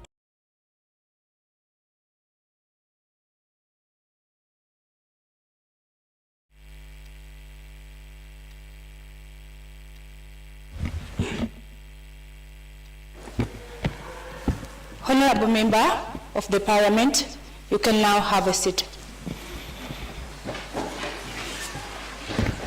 As we proceed,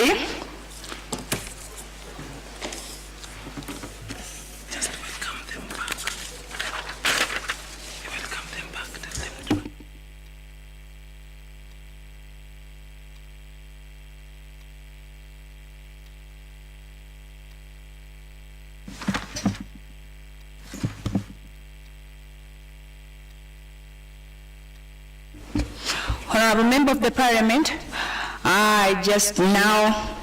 I welcome you back to the Parliament.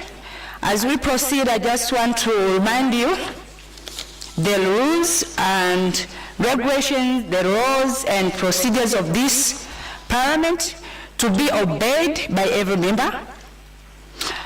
Now, allow me to welcome the clerk to move the motion. Welcome.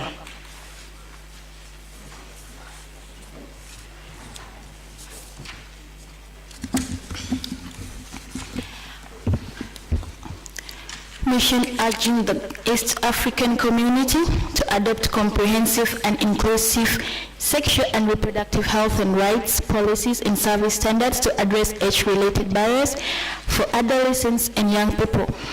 Motion shall be moved by Maya Haya Dennis and seconder is Wanjiku Masi. Thank you very much, Honorable Clerk.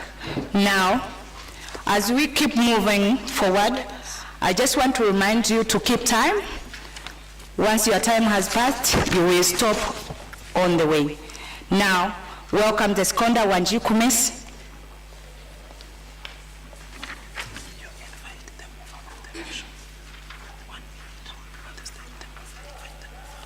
All right. The clerk just reminded me here to welcome the Higher Dennis, the mover of the motion. Welcome.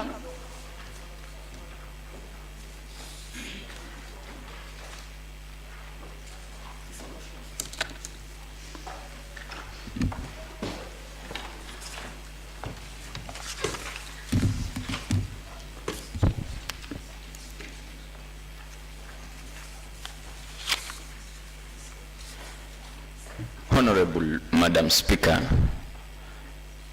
honorable members of the House, my name is Haya Dennis from Kenya. May I have latitude and privilege in this august House to move a motion that states, urging East Africa community to adopt comprehensive and inclusive sexual and reproductive health rights, policies and service standards to address age-related barriers for adolescents and youth people. Thank you very much. Thank you so much, Honorable Haya Dennis. Now allow me to welcome Wanjiku Masi, the seconder, to move the motion. Welcome to the floor.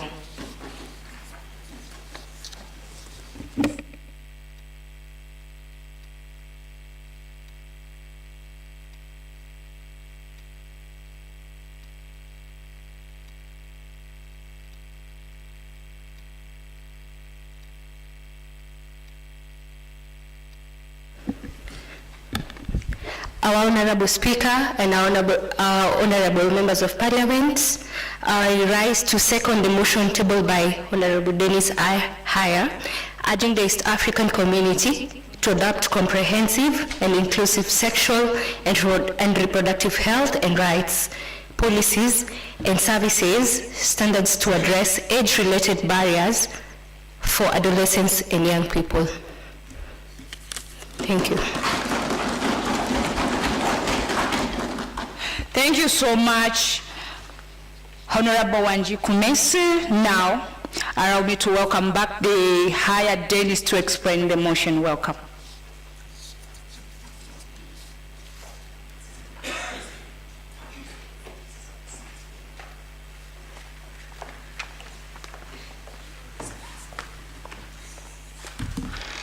Ladies and gentlemen, thank you very much.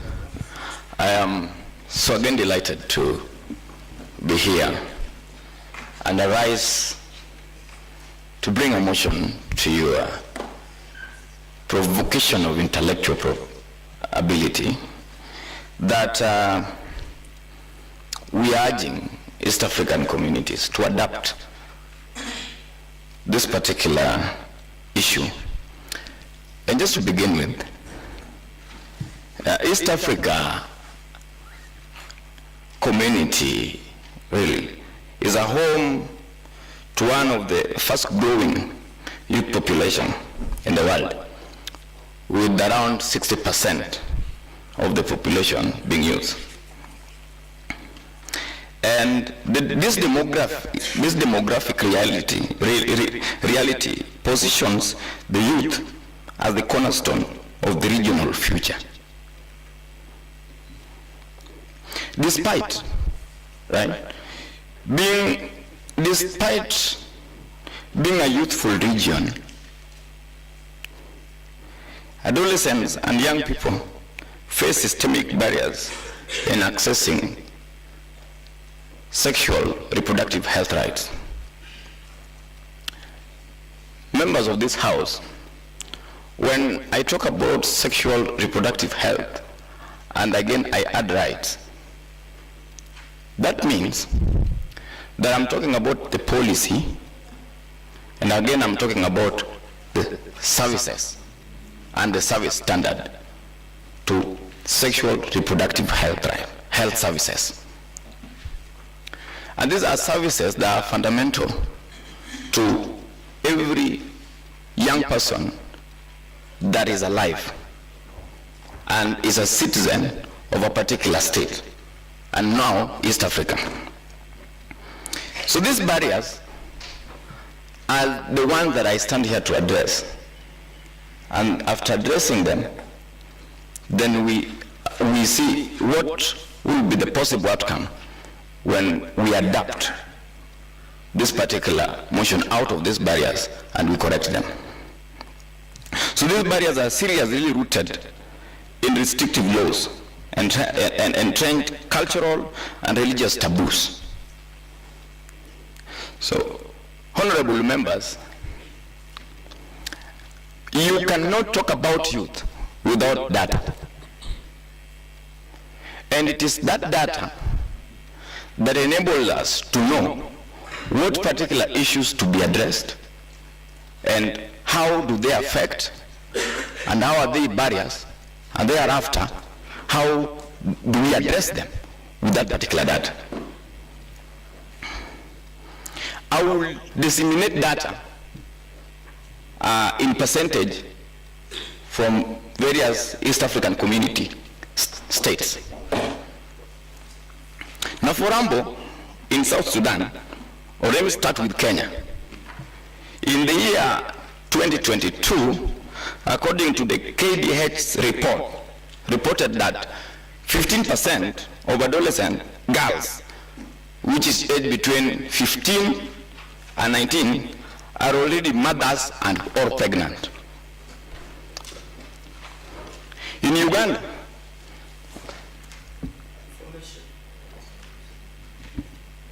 Honorable, continue. Oh, fine.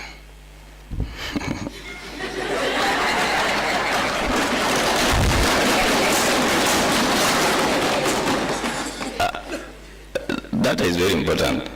So, in Uganda, for example, the adolescent pregnancy rates remain at 25% at that particular report. In Tanzania, according to the UNAICEF report, there was 27%. Rwanda, there was the age between 15 to 19 has begun childbearing. In South Sudan, adolescent pregnancies was reported to be 30%. In Somalia, it was 45%. Burundi, it was 18%, and so on and so forth. And with that data, it has implications to education, it has implication to economy, it has implication to various social aspects and political aspects. Honorable, you have 1 minute left. In intersectionality of adolescent and young people with disability, because this motion is addressing inclusion, and in that I would put it together with the inclusion of persons with disability. All right? That persons with disabilities, especially young women and girls, face triple barriers: age, disability, and gender. That most national sexual reproductive health rights surveys in East African countries do not disaggregate data by disability. And this is one of our proposals, that as we come here, we should have a way in which we have a very conclusive data for persons with disability who are young in these various countries. Because that is a missing point that because that data is not so well collected and disseminated, this problem in addressing their Honorable, thank you so much. Madam Speaker, I request a minute to address Just 1 minute, please. So now call in action. Why East African community that we urge to adopt the disability inclusion in sexual reproductive health right policies.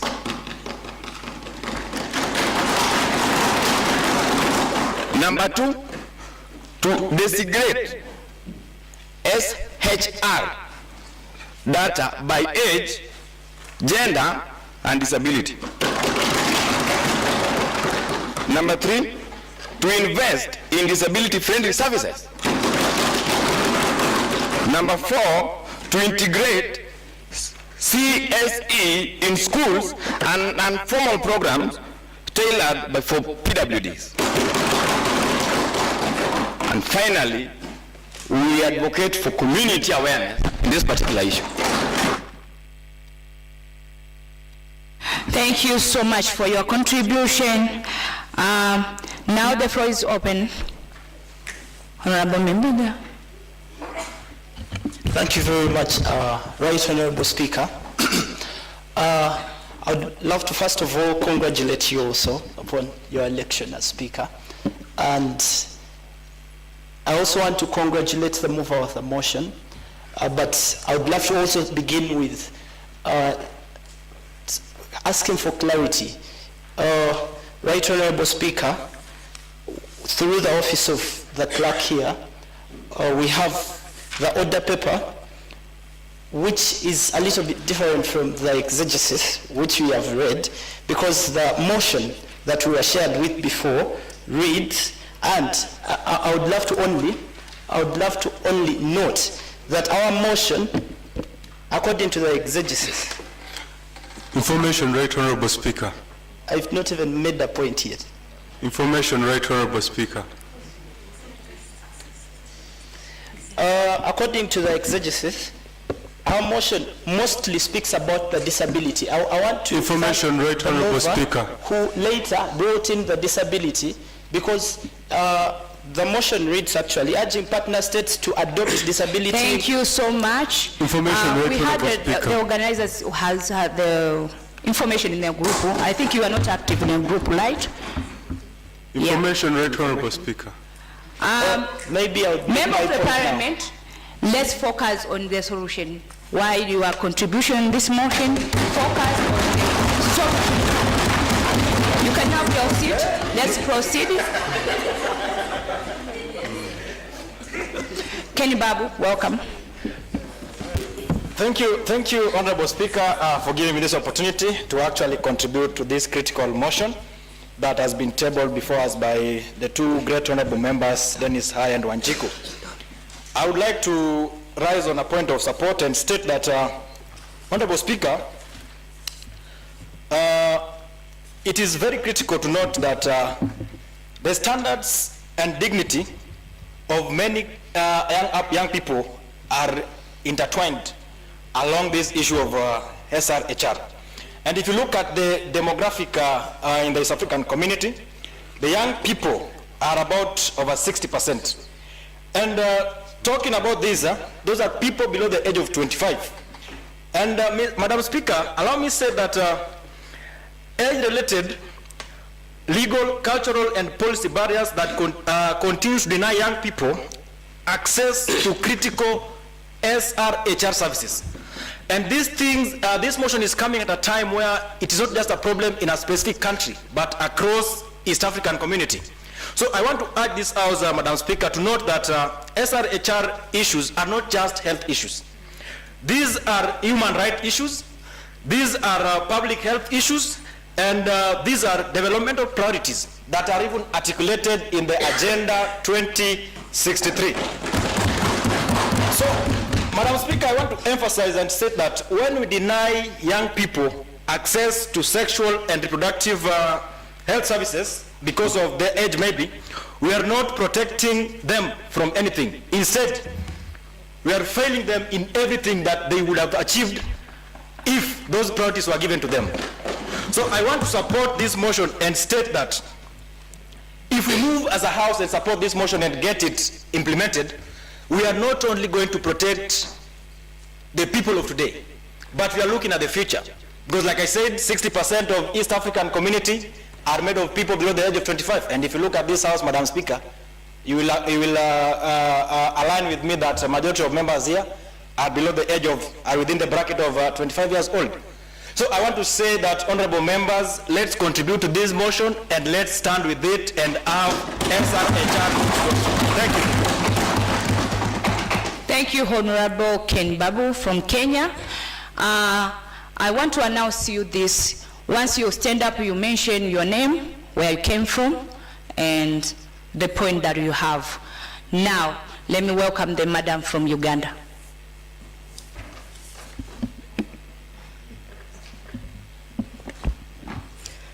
Thank you so much, Madam Speaker. To me, I really second this motion. Why? Because I want to tackle the aspect of disability. Because when you look at our cultures in different countries, most of the disabled people, or not, let me say people living with disability, are always being left behind. But the more these policies are strengthened within the East African community, trust me, Madam Speaker, even those within the grassroots level, those people living with disability will come up and rise. For example, in Uganda, or even in Kenya, where the Turkana, the Karamojongs, where culture is really depriving most of the people living with disability. At the end of the day, these people are being left out. But to me, I really stand with this motion, together with the mover of the motion, and I would love to submit my... Thank you. Thank you so much, Honorable. Now, let me welcome Madam there. Mention your name, where you came from. Right, Honorable Speaker, members of the Parliament, my name is Achia Violet, the serving lead clerk to the 8th National Youth Parliament, Uganda. I rise to support this motion. Right, Honorable Speaker, to guarantee equal access, dignity, protection for youth with disabilities in sexual and reproductive health, partner states should adopt comprehensive disability inclusive SRHR. Madam Speaker, the policies and service standards. This involves training healthcare providers, making facilities and information accessible, ensuring meaningful participation of people with disabilities in policy design. Madam Speaker, people with diverse disabilities should be respected, represented, and ensure the meaningful participation of persons with disabilities, including youth in the planning and implementation and monitoring of SRHR programs. Now, what happened to the Leave No One Behind principle of the Sustainable Development Goals, or reaching the farthest behind?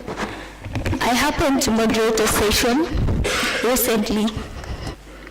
The session had inclusive democracy, strengthening electoral participation, and youth policy reforms for youth with disabilities in Uganda. I not only speak for Ugandan people with disabilities. Right, Honorable Speaker, how many people living with disabilities are represented here right now? We cannot talk about implementing policy, yet we have left the majority behind. Right, Honorable Speaker, inclusion should start with us, and how many people are here right now? It is so unfair for us to speak about inclusion, yet we are actually people who are living healthy lives. It might not physically be disability, maybe it's hidden, yes, fine, but how about those with physical impairments. Do we have sign language interpreters here? Yeah? I feel like it is unfair for us to adopt this motion without further expounding these, especially represented by the people living with disabilities. I beg to submit. Thank you, Honorable Speaker. I just want to remind you again to focus on the solution or about the motion. Thank you so much. Now, I will to welcome that guy at the back. Point of information. Honorable Speaker, point of information. Continue. Point of order. Honorable Speaker, point of order. Honorable Speaker, point of order. Madam Speaker is honorable, not the guy. Madam Speaker, point of order. Point of order, Madam Speaker. Madam Speaker, point of order. Point of order, Madam Speaker. No, it's wrong. Please. Madam Speaker, I think it's unparliamentary for you to purport that honorable member is a guy. Honorable member.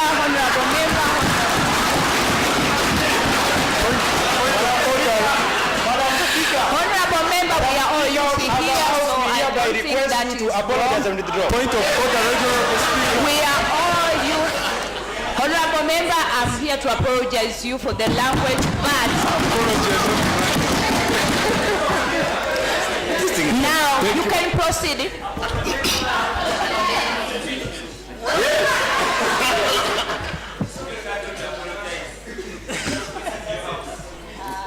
No, why?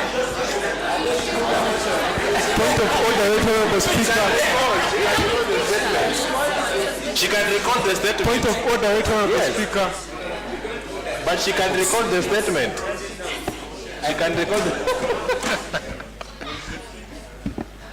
Honorable member, let's continue to obey the rules and regulation and procedures of this. Procedure, Honorable Speaker. And otherwise, the security, I think this is your time now. Procedure, Honorable Speaker. I am just giving you a last one in Ken Babu from Miss. I know you know.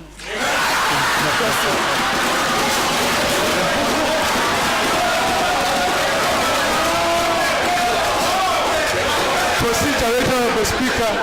Okay. Procedure, Honorable Speaker. Procedure, Honorable Speaker. Yes, thank you so much, Right Honorable Speaker. Apology is accepted.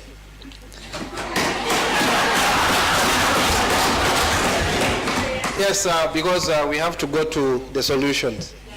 My name is Emmanuel Mawa. I come from Uganda, a South Sudanese refugee in Uganda.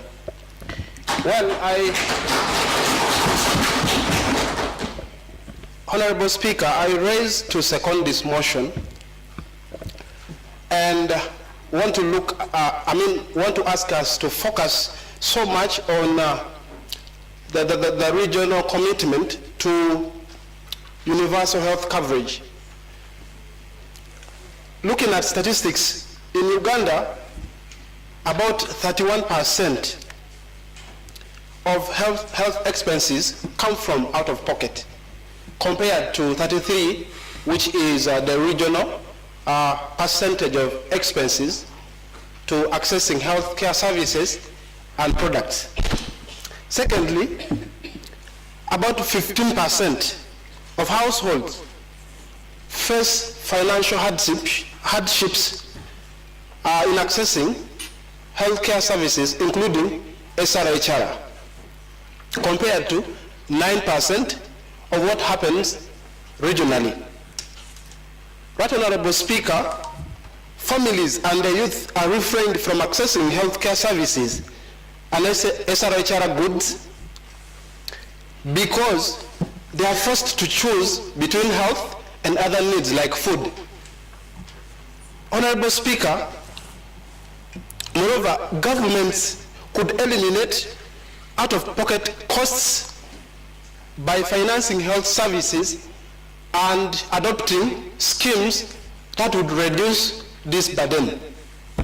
Honorable Speaker, I therefore urge Member States to adopt the 2023 Political Declaration on Universal Health Coverage, because Member States committed to accelerate the progress on universal health coverage. This would help to strengthen public health insurance schemes.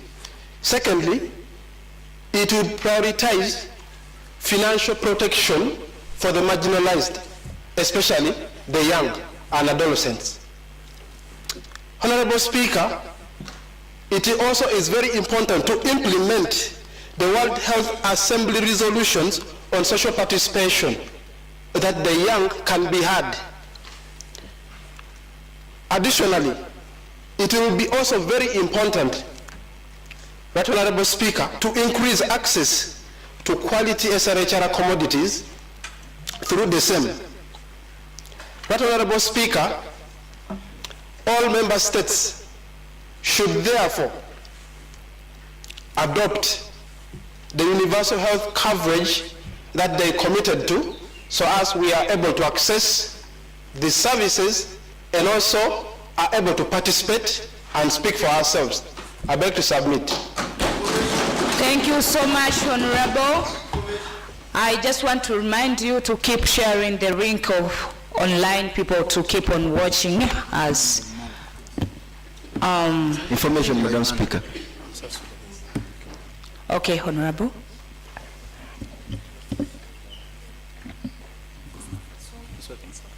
Thank you, Right Honorable Speaker. My name is Jemba Michael Senkole from Uganda, and I rise to add value to the motion that is being on table, but also really appreciate the fact that we realize how SRHR in its entirety is such a critical issue, especially to the youth of East Africa. As you know, early motherhood is not a choice. It is usually a product of child marriages or sexual violation. So it is something that we should, one, approach knowing that it is a terrible, terrible circumstance in which we get the consequences of not investing in SRHR. I want to talk about two specific barriers that I hope will even trigger you more to support the motion. One, the barriers in access to information, but also the barriers in accessing specific health systems. And I want to add my voice clearly and more sound to the issue that is in regard to people living with disabilities. But then, to that, I want to talk specifically to people living with sensory disabilities. The deaf, the blind. It is one of the biggest gaps that we experience, yet we've been systematically reluctant. We've structurally left out these communities, yet we know the issues they face. I don't know if any of you has had an opportunity in the last, I don't know how many years, gone to any hospital or facility and you found a sign language interpreter. If you've been to any of these facilities, you realize that there is no one who is there to support these communities. I am a health professional and I've had an opportunity to experience, to share and talk to some of these individuals.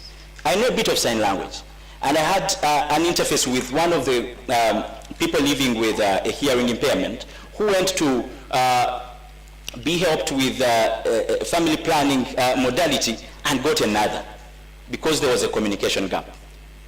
This is a systematic structure in the health systems. Then the other thing is in the communication and the information. How do we deliver this information?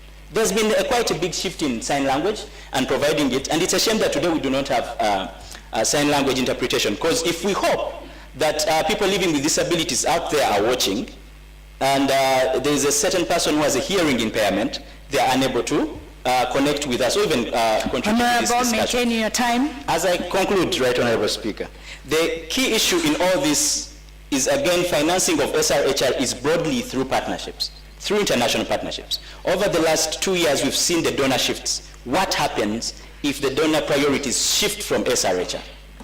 How about we localize? How about we interest our different partner governments, member states, to make sure that SRHR is a priority in budgeting? Have votes for SRHR on the budget. I beg to submit. Thank you. Information, Madam Speaker. Thank you, Honorable. Information, Madam Let's Speaker. focus on the solution. Information, Madam Speaker. Solutions are here. Information, Madam Speaker. Welcome, Honorable.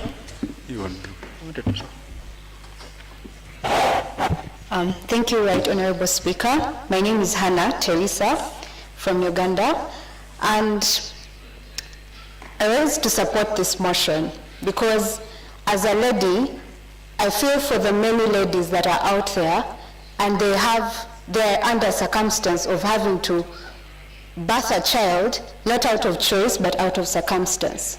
When you talk about SRHR, we are talking about issues to do with teenage pregnancies. We are talking about the HIV prevalence rates. We are talking about the early and forced marriages. We are talking about the limited access to contraception.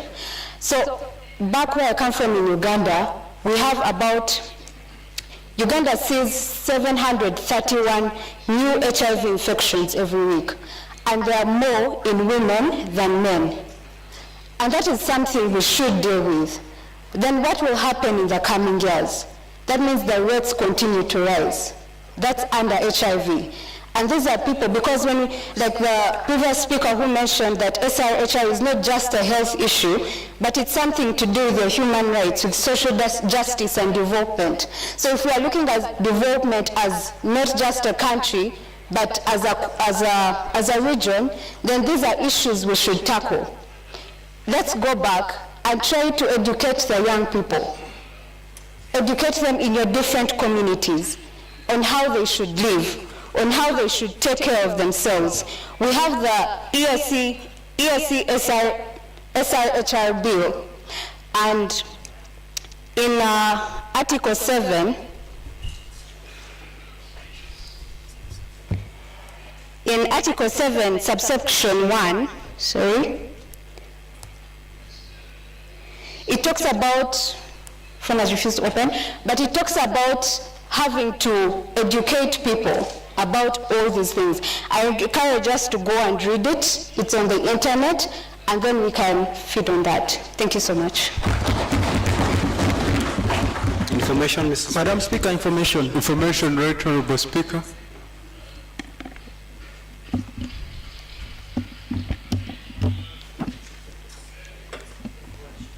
Solution-based. Honorable Member of the Parliament. Information, Madam Speaker. Thank you so much for your contribution according to the time. Honorable Member, I request you to manage your time once you stand up. We have a lot of motions to discuss today, and now I will have one member to speak, then we can exercise our voting on this. Information, Madam Speaker. Information, Right Honorable Speaker.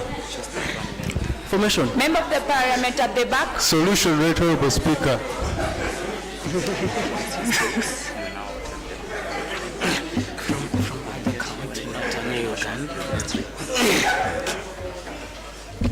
Solution, Madam Speaker. Madam Speaker, we can vote. We can vote, Madam Speaker. Put the question.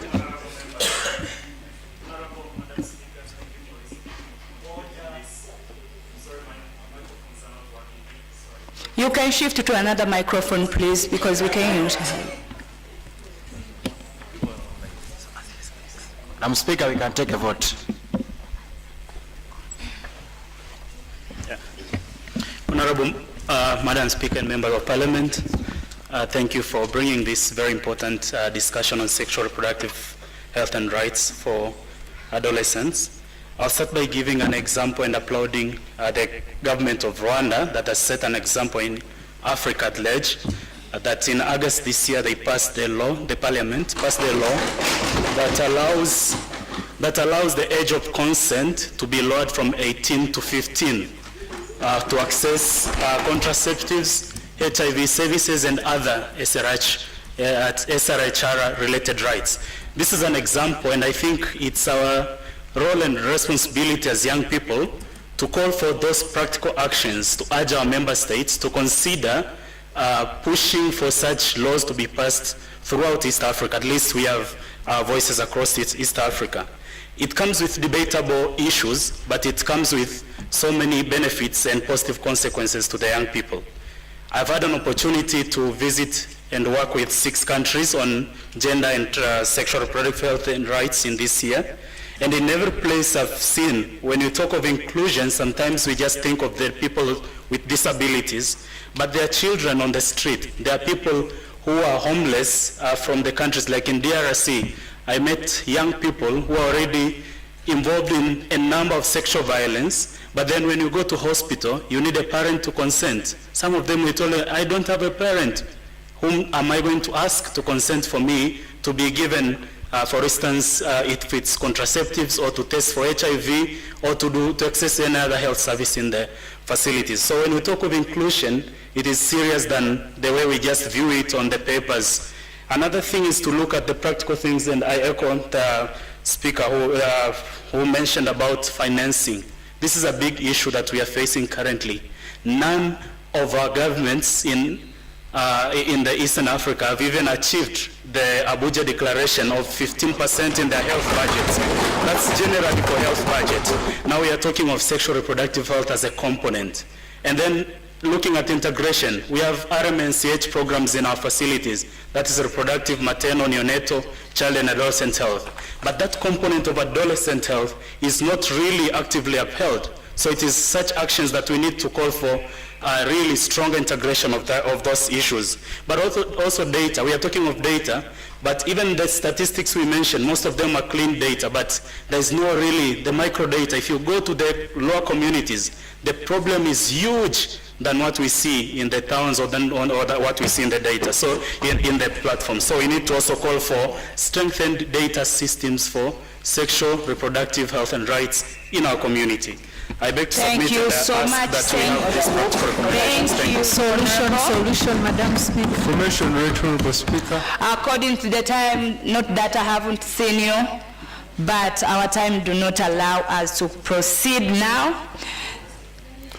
Procedure, Right Honorable Speaker. On the floor is that this House do resolve that they are on our motion arguing the East Africa community to adopt comprehensive and inclusive sexual and reproductive health and rights policies and services standards to address age-related barriers for adolescents and young people. I now put the question that this House do resolve the motion. Those in the floor of the motion says yes. Yes.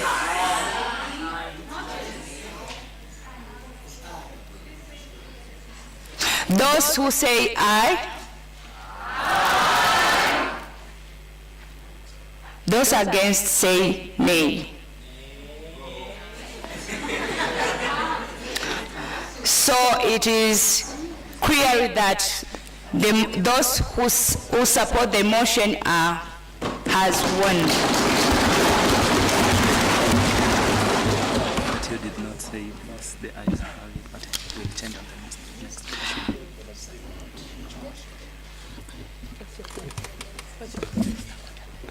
Madam Speaker, I have a point of information.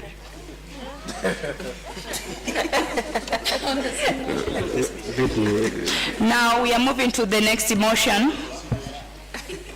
I would like to invite Dean Achora.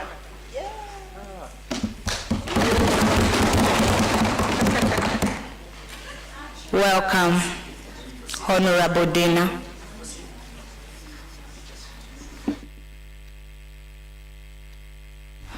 Honorable member, as Honorable Dana moving forward, I just want to remind you to remain silent and respectful to this chamber. Do not speak without permission. Thank you. Clerk, welcome to move the motion, and followed by Dina Achola to proceed.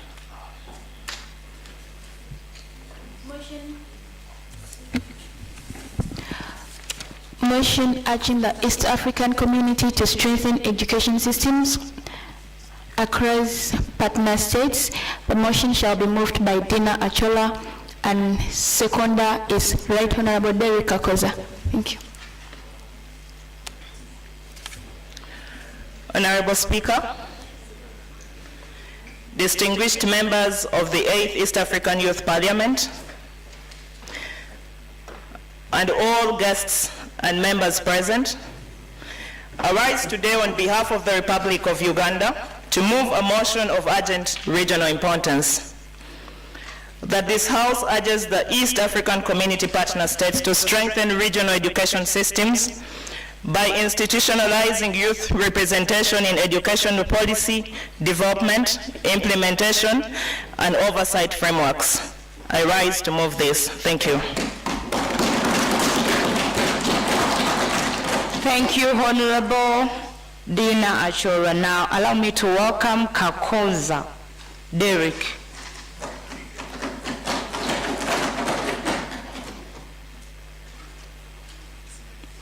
One minute.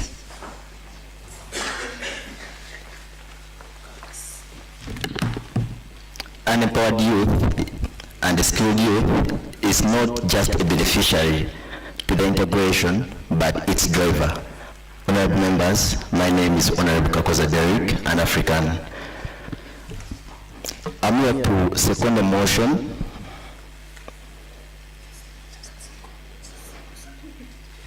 a motion urging the East African community to strengthen education systems across partner states. I beg to submit.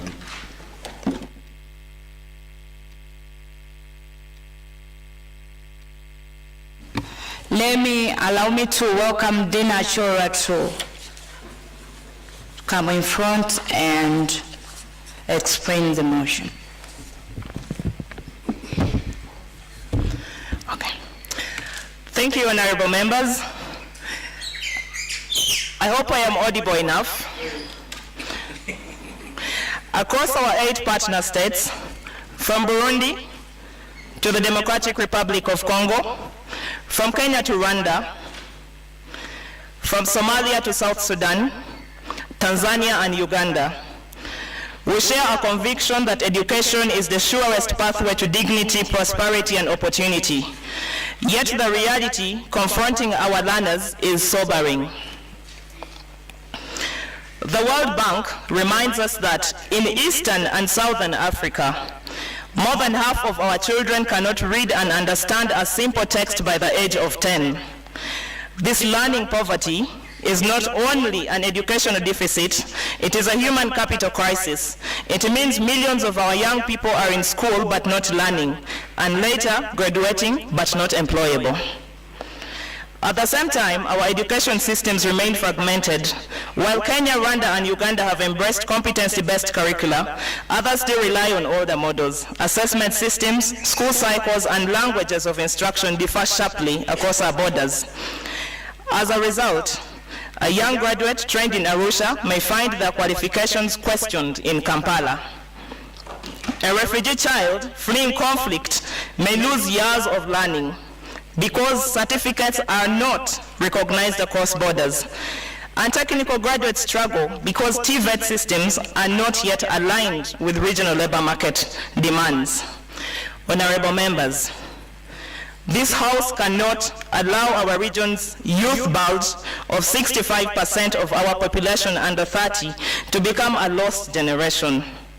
We must act boldly. The East African community has already provided us with the frameworks, the Annex 7 of the Common Market Protocol on mutual recognition of qualifications, the TVET harmonization strategy, the Inter-University Council for East Africa's guidelines on higher education.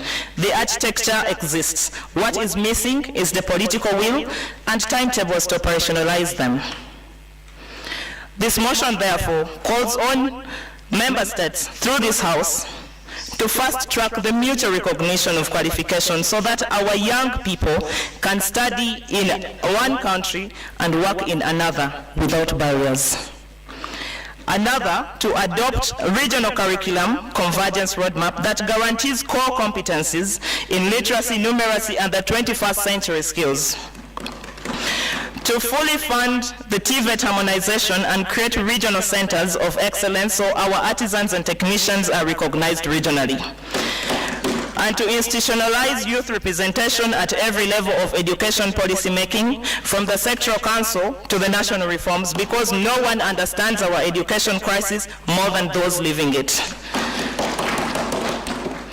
And to establish a regional financing compact to ensure partner states and development partners commit real resources to lift learning outcomes and close the gaps of refugees, border communities, and the most disadvantaged.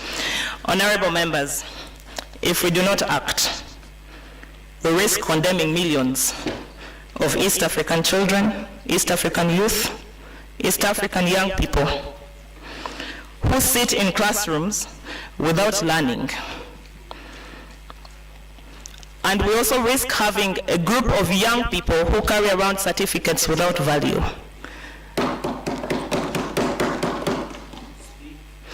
But if we seize this moment, we can transform our diversity of systems into a harmonized strength where every learner in East Africa has access to equality, inclusive, and portable education.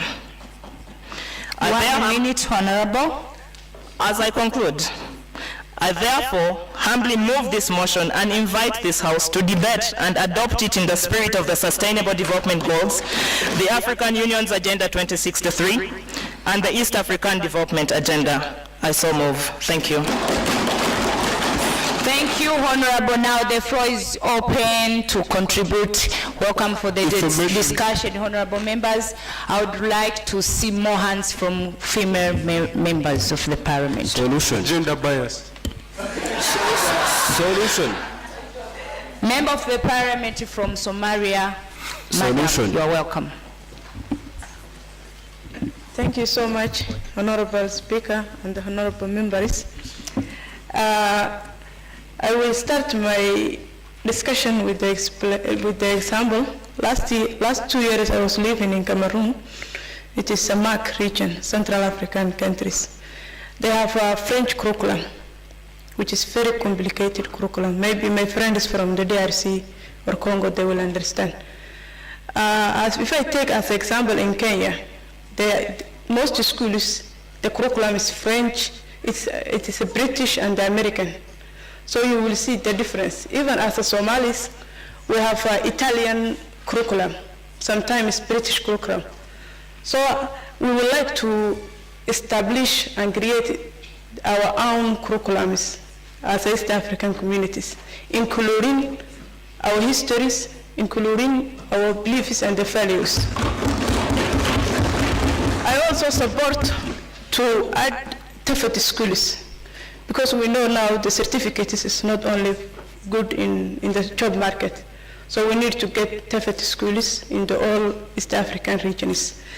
And I would like to appreciate the mover and the seconder for this motion, because of this motion is very detailed and everyone can understand it. So I will support this one. Thank you so much, Honorable. Now, welcome, Madam. Mention your name, where you came from. Thank you so much, Honorable Speaker. My name is Naka Sharifa, a delegate from Uganda. I rise in strong support of this motion because education is the foundation of any nation's prosperity. Yet across East African community, our system still struggles with inequality, outdated curricula, and digital gaps. If we are serious about achieving Vision 2050 and competing globally, strengthening our education system is not an option. Honorable Speaker, in Kenya, the government introduced the competence-based curriculum, which is a step 4, which is a step forward, but challenges still remain with teachers, training, and resources. Rwanda, on the other hand, is investing in ICT education, and its education is a success story of over 44% of schools are connected to the internet and e-learning programs are running. This shows that the East African countries can also copy from Rwanda. Strengthening education is urgent because the world is now an internet village. Youth are learning coding, marketing, and creative arts online, but strong school system to back this up. Our youth risk being consumers of global content instead of creators. Strengthening education will reduce unemployment by aligning skills with market needs, especially in digital economics and regional integration. Honorable Speaker, let me put this in the language of today's generation. Our youth are online every day scrolling through TikTok, Facebook, and Instagram. But if our school system do not catch up with this, then our children will have bundles, but no education, but no direction to education. So on that very note, I call upon honorable members of this House to support this motion. Thank you so much. Thank you so much, Honorable from Uganda, if I'm not mistaken. Yes. Now allow me to welcome Honorable from Tanzania. Welcome.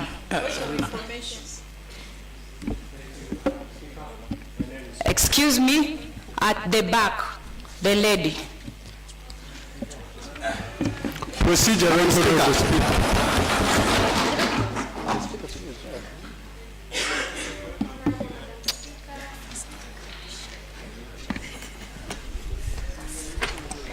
Thank you, Honorable Madam Speaker, Youth Legislative Assembly. My name is Irene from Tanzania. Honorable Member of the Parliament, I just want you to remain silent. It's not that I have not seen you, I'm coming to you. Continue. I arise to second this motion and propose a solution best fitting for us and for our future children. We are going to become the future mothers and future fathers of the children we will raise. Honorable Speaker, I would love for us to encourage our educational systems to allow for our children to explore all paths and find the path that is best suited for them.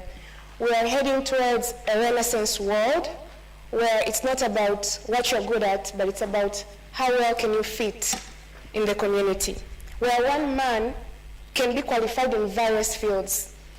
We learned from our parents and teachers that engineering or those top positions are what makes you valuable in the world, but we no longer live in that world. We live in a creative space. We need to inform our parents and teachers that life is not only about one single focused path. Therefore, we need to encourage creativity in our children, our future children. We need to create a space for them where they can explore different various skills. Right now in Tanzania, we had a problem where there was unemployment, and our president was encouraging people to go to VETA and learn different skills. But if we had these skills learned from our primary... You have 1 minute. If we had these skills learned from our primary and secondary school, we wouldn't have the problem that we're facing today. Therefore, I would love for us to encourage the schools to propose that children learn different skills, whether it's cooking, knitting, and all the various skills that a child can learn from a young age. Thank you. Thank you so much, Honorable Speaker. Right, Honorable Speaker. I just want to remind you again Information, that once right, you are Speaker. given a chance to speak, make sure you focus on the solution. Information, right, Honorable Speaker. Honorable Member, Ken Babu, welcome. Thank you, Honorable Speaker. I don't know why members are murmuring, but let's remain objective, Honorable Member. Let's remain objective and offer solutions. Honorable Speaker, I rise to speak to this great motion, and I just say that Ken Bab, you have 1 minute. Thank you, Honorable Speaker. Honorable Speaker, I want to say that education is not a privilege. It is a right and a responsibility that each and every country should ensure that each and every student can access a class, and not just getting education, but quality and accessible education. Honorable Speaker, I want to say that over 7 million children in East African community are out of school. And that's unfortunate. It is as far as UNESCO 2024 report is concerned. It's unfortunate, and we have to agree that learning poverty in some East African community countries has remained to be above 50%, Mheshimiwa Speaker. And this means that many students cannot access education. So then what do we need to do? We have to integrate proper structures that will facilitate access to education. But of importance, Honorable Speaker, is to look into where we can integrate the education system in Tanzania, mingle it with Kenya, Burundi, Uganda, so that if, for instance, I'm a lawyer in Kenya, I can easily practice in Tanzania, Uganda, and Burundi. Honorable Speaker, I want to say that there is an issue with market protocol and market control. And many honorable members here will tell you. Thank you, honorable member. Let me finish. As I finish up, let me just finish up. The issue, the biggest concern that we have to look at as a house, and part of the reason why I'm supporting this motion, is to look into the market protocol, so that we encourage and we enhance execution and practice of each and every education. Thank you for your contribution. Welcome, Madam Speaker. Why do you want to inform me, member? Information, right, Honorable Speaker. Thank you so much, Madam Speaker. Once again, I congratulate you. I'm called to Shemeri Reshadia, and I come from Uganda. I am here to inform the 8th East African Youth Parliament that Uganda adopted a new curriculum in our O-level system. The students are now doing theory together with practicals. And Madam Speaker, I wish to inform the August House that some of these students, they are offering hairdressing courses in O-level. They are also offering bakery, cookery, and also electrical installation. We do not want to undermine the efforts that have come along, the advocacy to change our curriculum. We would love to applaud the government of Uganda for that. However, what was missing was the entrepreneurship skills or training. Because all this is practical, but the entrepreneurship training is missing. So I call upon the member states of East African community to ensure in the curriculum of the students, we should include entrepreneurial skills, because there is nobody who does not need entrepreneurship skills in this world. Thank you so much. So thank you, Honorable Speaker. Information, right, Honorable Speaker. Thank you, Honorable Member of the Parliament. Now allow me to welcome Information, right, Honorable Neema from Tanzania.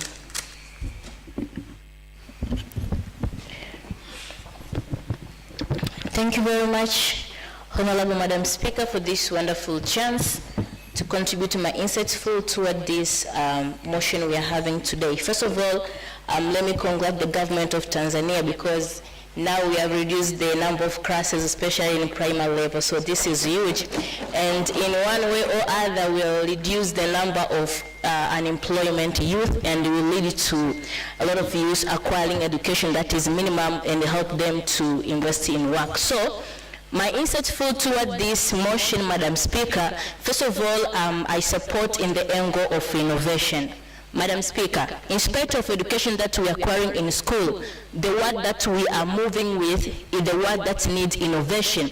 Innovation that solves the current existing problems. For instance, we are having the issue of climate change. So the students in school should be, the education system should be integrated in the angle of innovation. For instance, I support how Tanzania now has invested in establishing these labs and centers for innovation that equip the students to come up with innovation that will be sustainable for them. Even after completing a particular level of studies, can use that innovation and employ him or herself. So I ask and I request for other states in East Africa to make this happen in their states, especially strengthening the innovation of students in the levels from the secondaries to advanced even university, that will reduce the number of unemployment. Thank you very much Information rate for your Speaker. contribution.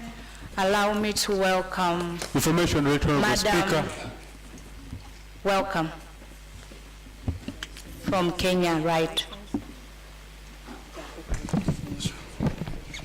Thank you so much, Madam Speaker, for giving me this chance to be able to support this motion on urging the East African community to strengthen education systems across partner states. Education is the greatest equalizer of time.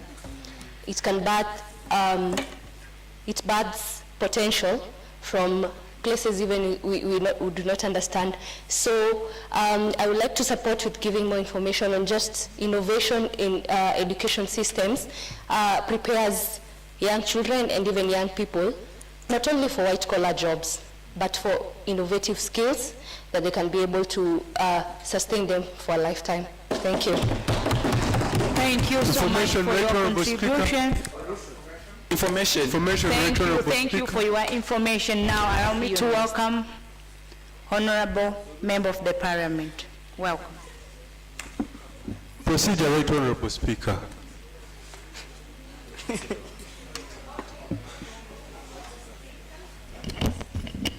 thank you, Honorable Speaker. I support this motion by giving this point that we needed to have resource sharing. We have to focus on resources sharing of, between East Africa countries.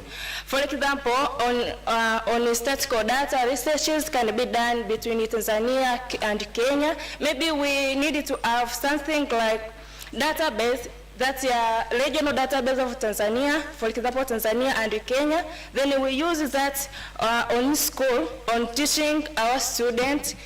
This on school enrollment, on school enrollment can highlight gaps and success across East Africa countries by creating regional agreements. Students and research by creating regional agreements.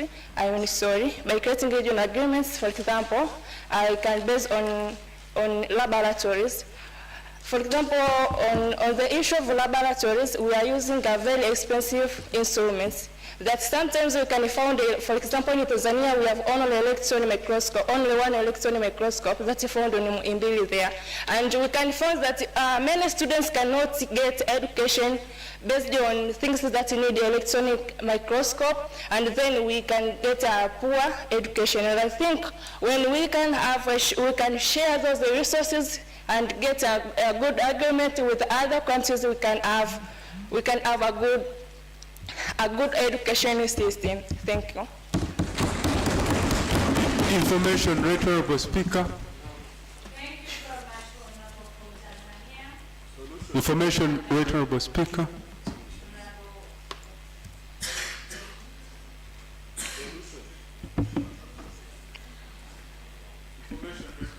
I would like to welcome Honorable in front of me, and then you'll be forward. Welcome.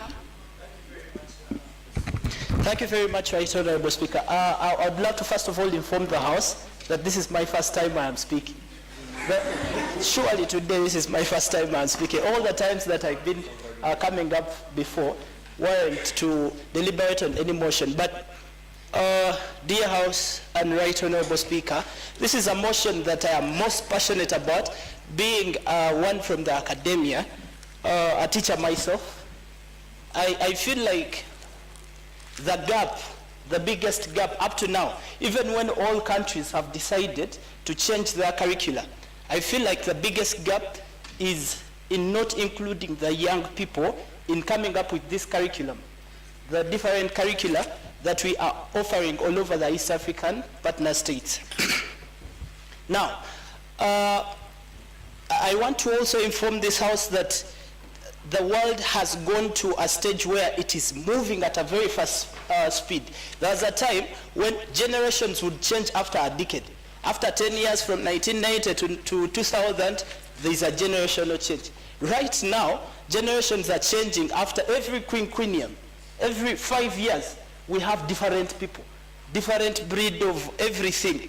And we need to recognize this in developing the curriculum.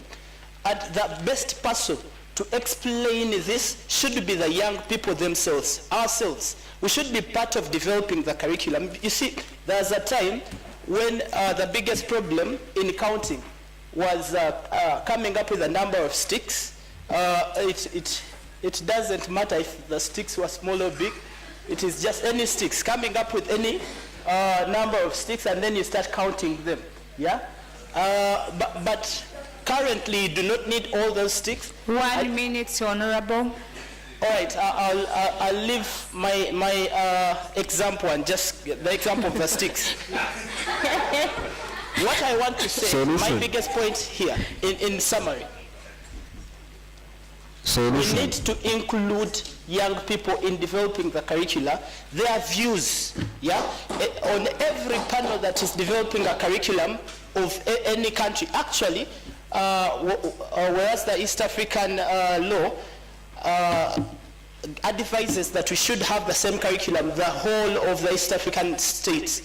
I think even in developing that, there should be young people to give the views that this should be done like this, because these are our needs as young people, and this is what we need to study about. Thank you very much. Information, Right Honorable Now, Speaker. welcome to finalize. Thank you, Honorable Speaker. My name is Lusa, a delegate from Tanzania. I would like to support a motion by quoting a quote from Nelson Mandela, whoever said that education is the best weapon which we can use to change the world. So I would like to say that in East Africa, we are blessed with a lot of resources in need, but we don't know how to use those resources or how to change raw resources to products. That's the only challenge we have now. So education is like a knife to us in East Africa community. We have a lot of resources, but we don't know how to use. It is like in a game of eating meat, a person who enjoys a game actually is the one who has a sharp knife. So we as African, as Africa community, wherever we want to enjoy this game in the world, let us have the sharp knives. Our sharp knives is the big brains. Let us have innovation banks. Let us help our children to enjoy in East Africa community by helping them to live their dreams, by supporting innovation, skills, and so on. Thank you. Information, Right Honorable Speaker. Thank you, Honorable, for your contribution. Now, Information, Right Honorable Speaker. the proposal on the floor is that this House to Procedure, resolve, Right Honorable Speaker. From Burundi, Procedure, Right Honorable Speaker. according to our time, dates has remain silent and obey the laws. Procedure, Right Honorable Speaker. Are you the Speaker?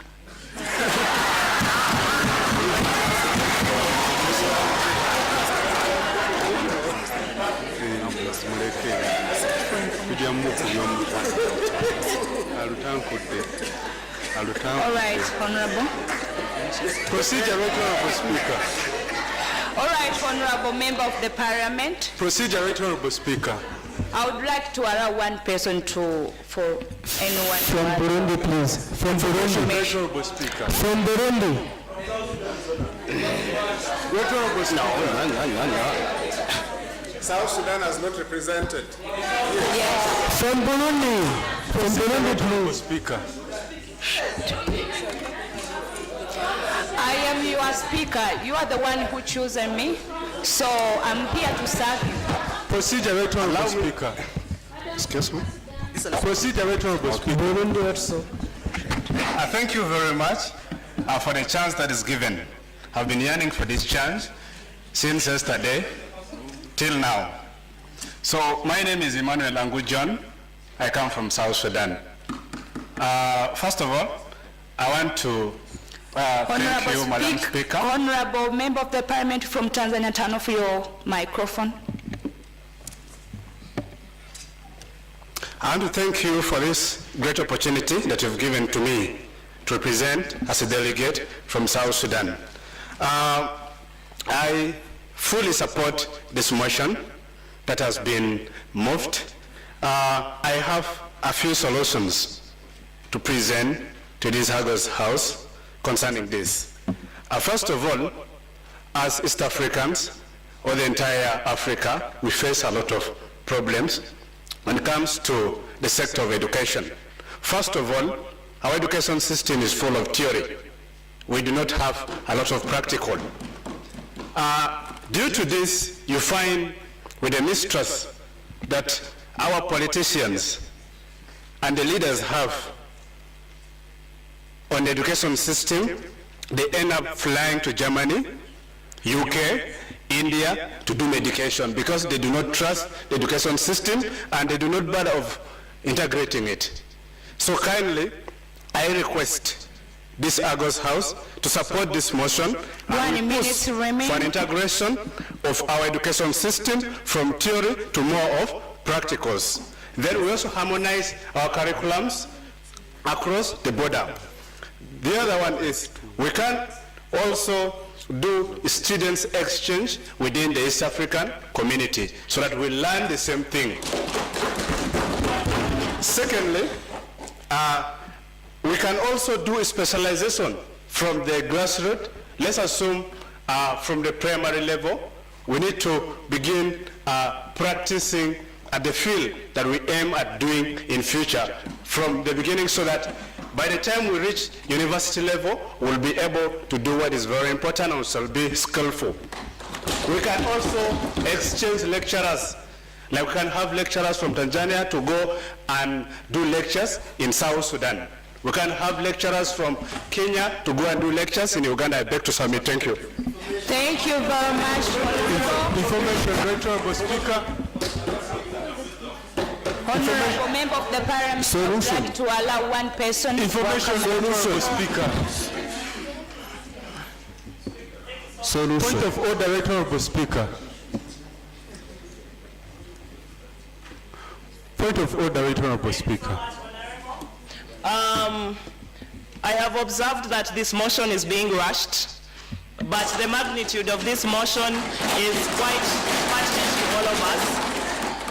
And I hereby request that you grant the House more time to debate this motion because the only reason we are here is because we have all attained a certain type of education. Thank you so much, Honorable. Order. Second. Point of order, Madam Speaker. Thank you, Honorable Member of the Parliament from Uganda. Information, Right Honorable Speaker. We do not have enough time for one motion until now. We are Madam going Speaker. to move forward for another Information, motion. Right We Honorable have got- Speaker. Guidance, Honorable Speaker. Information, Right Honorable Speaker. All right. Honorable Member of the Parliament from the backbencher, welcome.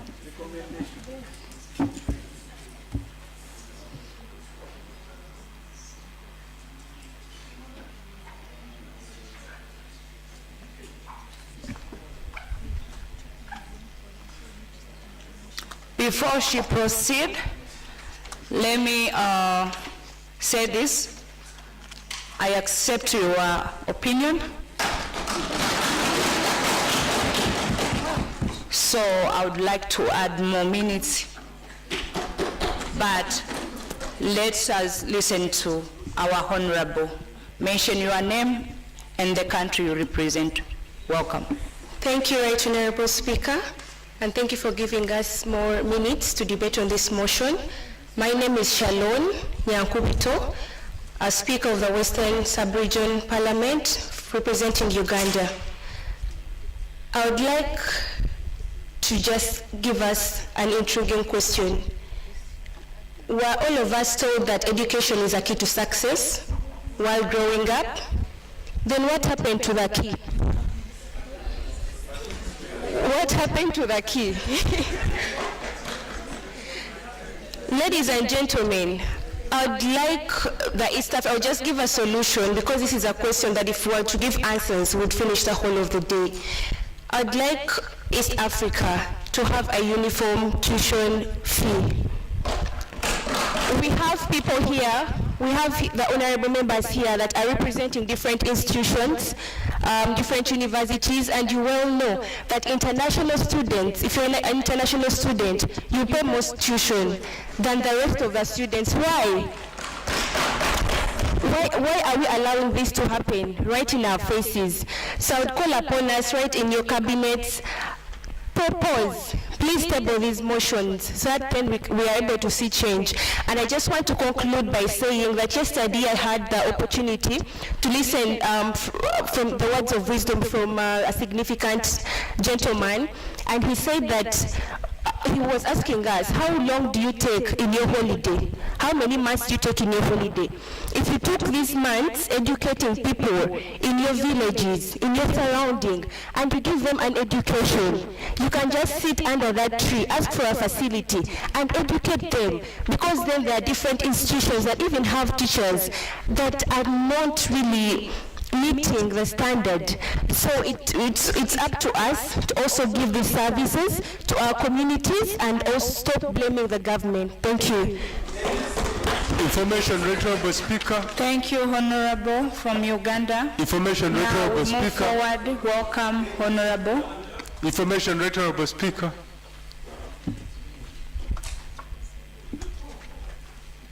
I'm the host. I'm the host. Can I proceed, Madam Speaker?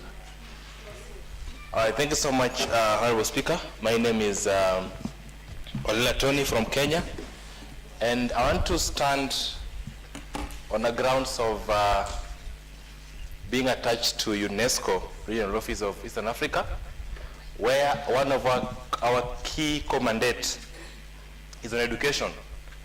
And I will appreciate so much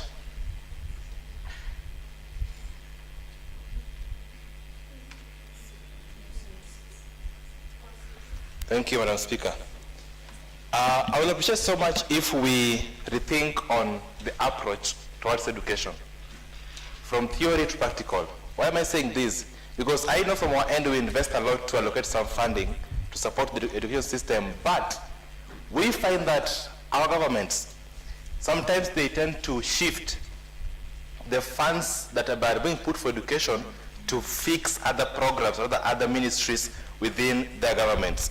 And also, we need to look into the integration of AI and even skilling, giving the leeway of remote learning. Because I know most of us even here, I know some are even doing an exam the other day remotely. So how can we embrace the digital space to ensure that we learn without any biasness? Additionally, the last point is, if possible, if ESC can adopt an accountability tracker to see where the finances that have been allocated for education are going, will go a long way. Thank you so much. Information, Thank you so much, Honorable. Information, Honorable Speaker. Now allow me to welcome Honorable Speaker, Honorable Member of the Parliament, Dennis. Honorable Speaker, thank you very much. I'm Dennis Ndihore from Rwanda. I'm Denny. I don't know if there is another one you've been talking, because there is a Dennis, another Dennis over there. But I'm very happy to raise my.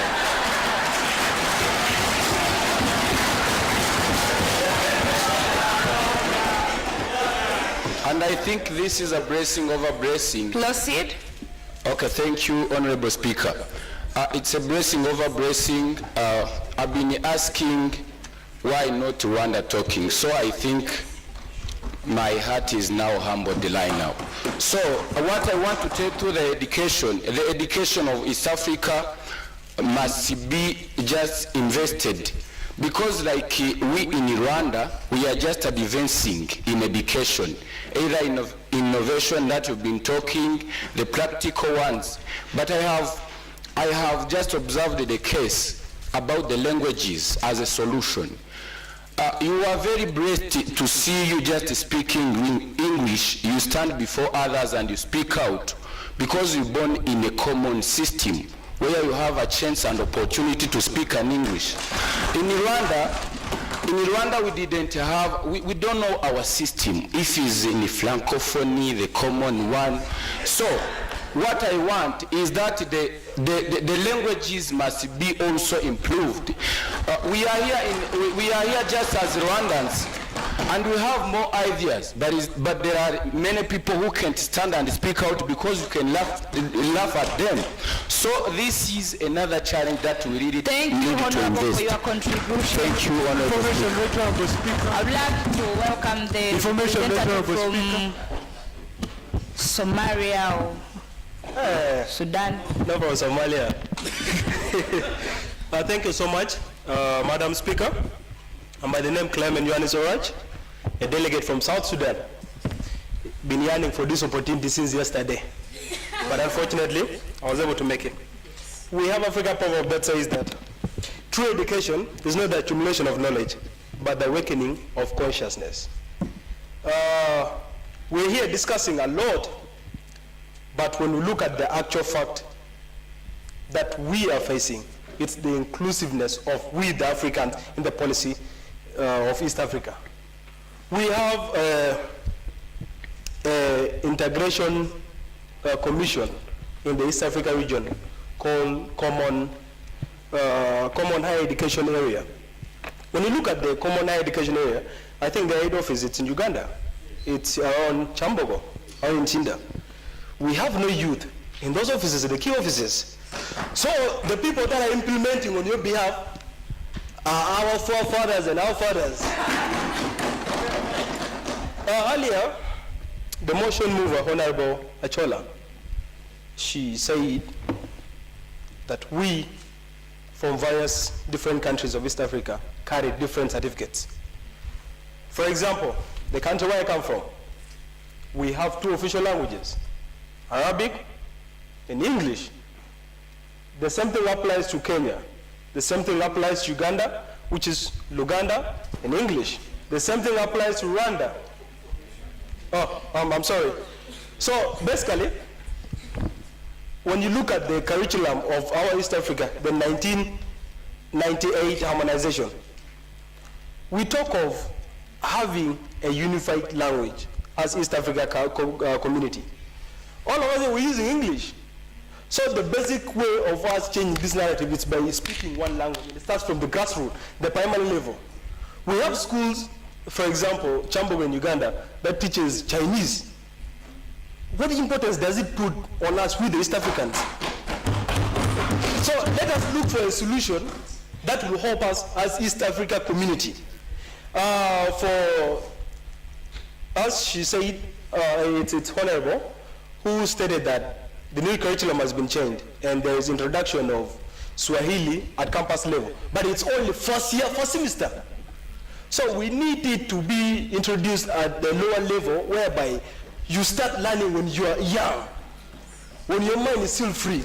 So basically, let us find more in the SKU system and we look at the deep villages where students are still learning and they're still standing with no chairs, no desk, no books for them. So this is a high time that we, the youth, should engage in this. Thank you, Honorable. Thank you so much.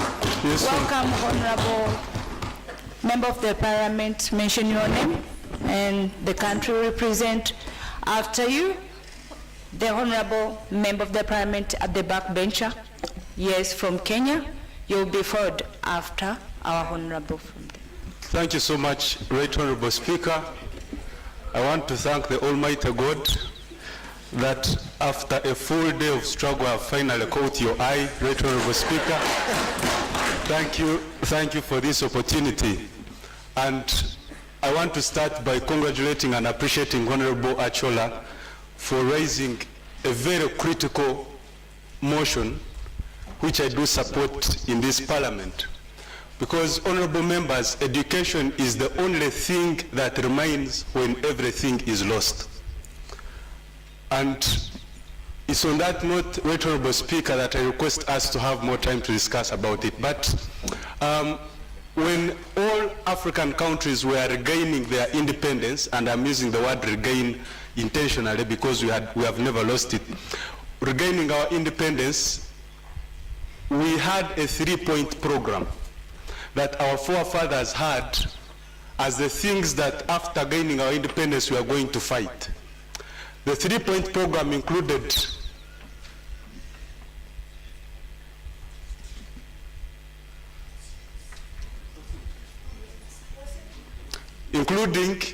fighting ignorance, and that one involved the strengthening of education, fighting poverty, and fighting disease.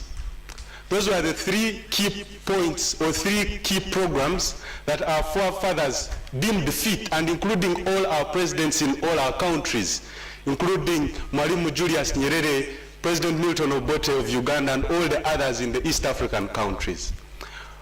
And when we talk about strengthening our education systems, Right Honorable Speaker, I would wish to affirm that if the system is sick, then the results will be dead.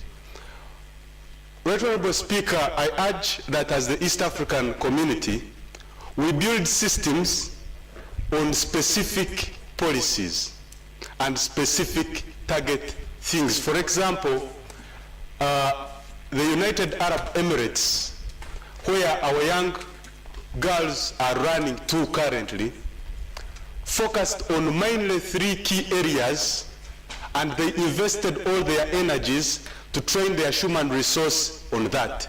They focused on tourism, trade, and transport. They call them the 3 T's. So as if we are to ask Tanzania, if we are to ask Uganda, what are you focusing on?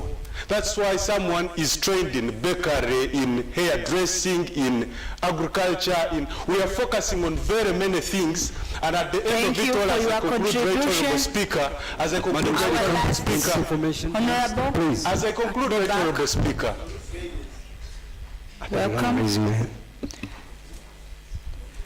That one will be the last to speak about this motion.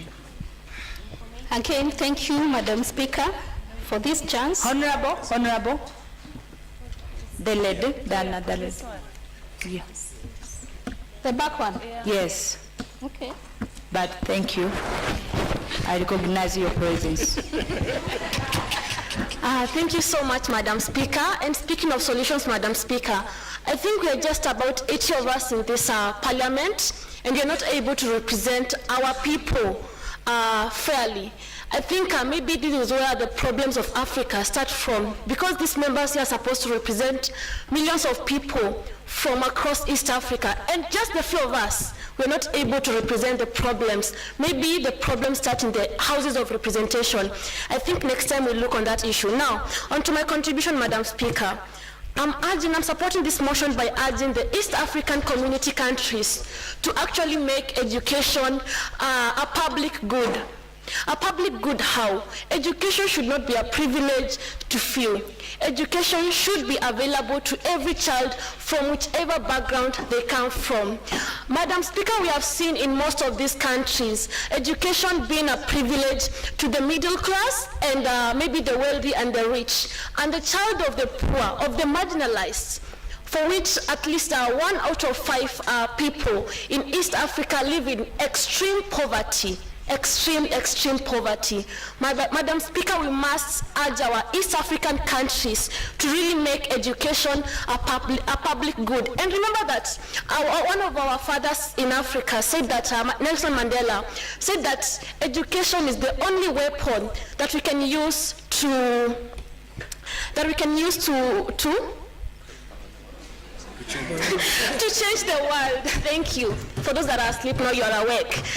So, Madam Speaker, East Africa communities, my country, Kenya included, we are joking with this weapon. We are not taking this weapon very serious. Thank you, Madam Speaker. Thank you so much for your contribution.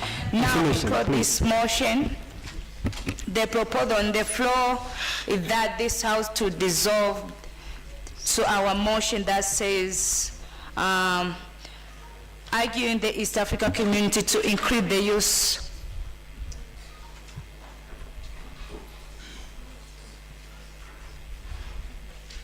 all right, on our motion now.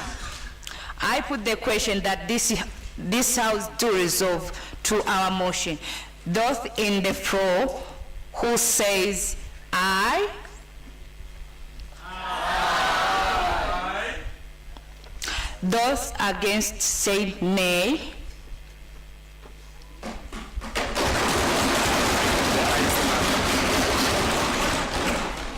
Now, for those who said aye, have it. Thank you. Now we are moving to our next motion. I congratulate you for your activeness.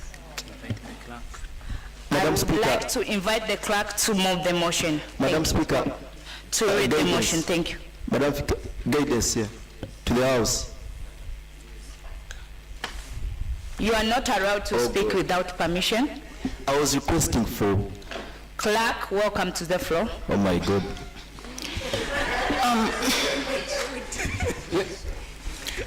Next motion. Oh my God.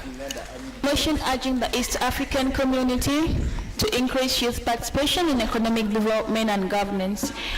Motion is to be moved by Nkanda Regina, and the seconder is Ouma Sizzle.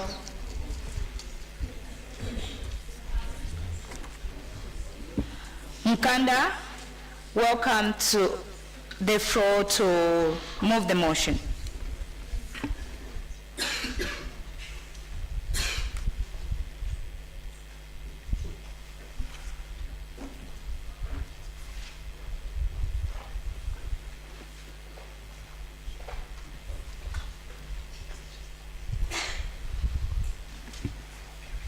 Only 1 minute. Use only 1 minute so that we can have minutes to discuss.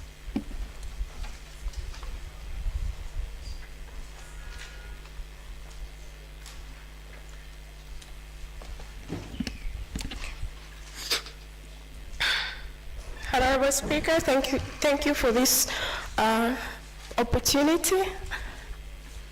My name is Regina Mkanda, the coordinator of Ajua Link, young innovator and entrepreneur, but also I'm the advocate. Honorable Speaker, I move the motion on youth participation in economics and governance in East Africa community. Thank you, Honorable Mkanda. Now allow me to welcome Seconder Ouma Sizzle. Just 1 minute.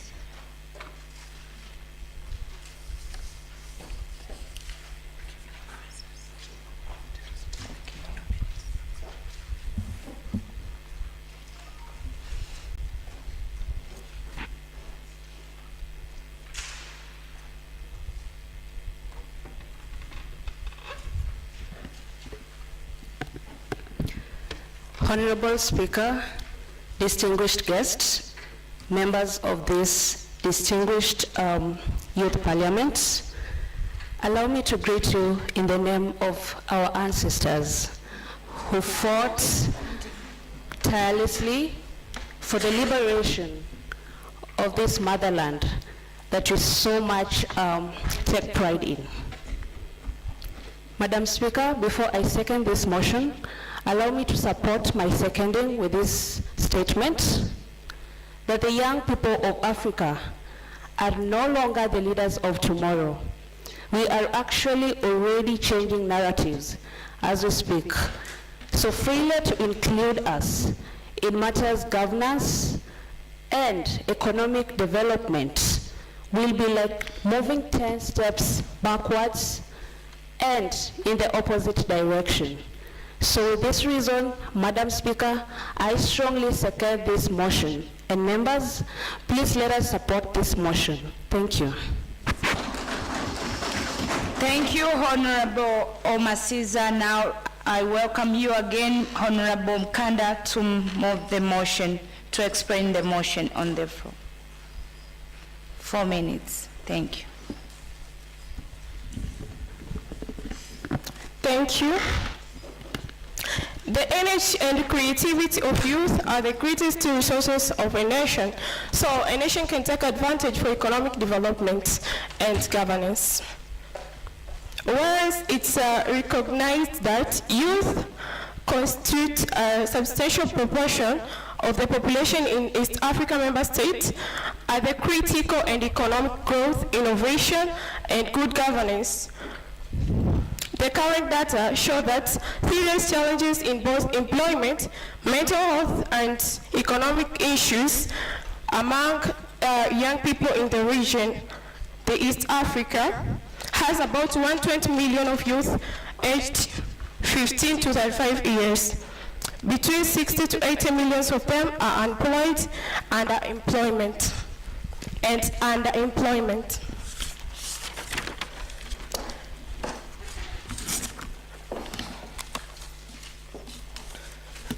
So we took this example from Tanzania. About 26% of youth aged from 18 to 35 years report being unemployed and actively looking for work despite high levels of education among youth than other older people that are now in different positions, for example in government, and they don't want to resign or to retire those positions living for the youth.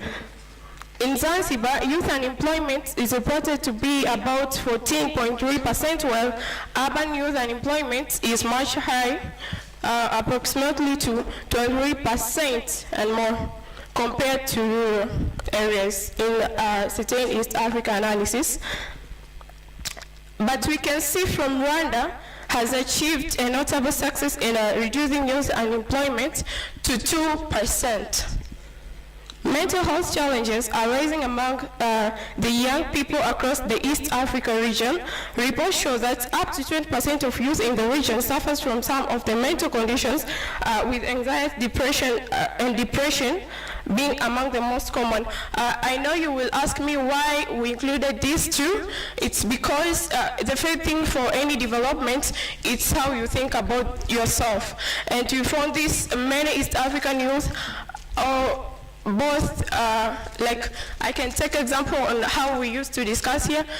We can see this challenge that everyone has got a mental health problem. And when we're talking about mental health, it's a wide thing. It's a very wide thing, and it starts on how you think. So that's why we have included it here. So therefore, I propose these motions to the East Africa Parliament, Youth Parliament, that you urge with these motions, since it's relevant to the regional institutions to mainstream youth inclusive economic policies, including job creation programs, entrepreneurship support, skills training, and access to finance markets for young people. Strengthening mental health system targeted to youth, establishing adolescent-friendly mental health services, integrated mental health education and community programs, reduce stigma and increase the number of trained mental health professionals, ensure meaningful engagement in governments at local, national, regional levels, not just taking representation, but loose in roles in decision-making bodies, policy formulation, oversight, and implementation.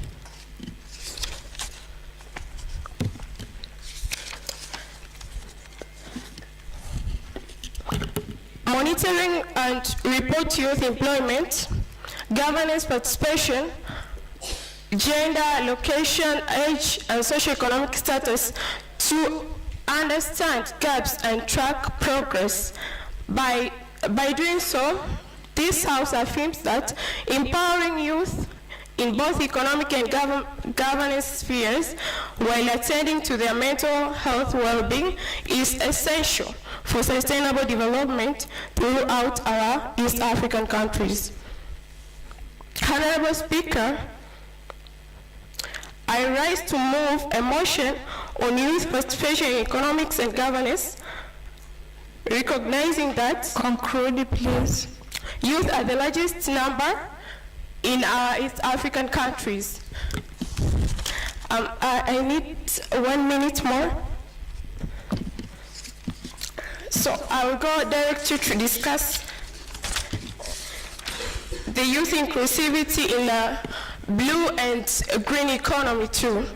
We have some opportunities like rivers, oceans, like Indian Ocean. So while discussing this motion, include the youth inclusivities in the opportunities to those specific areas, blue and green economy.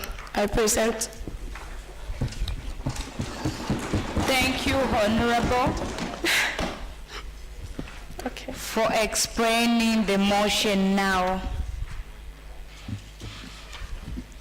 Honorable members, welcome to the floor for discussion. Solution.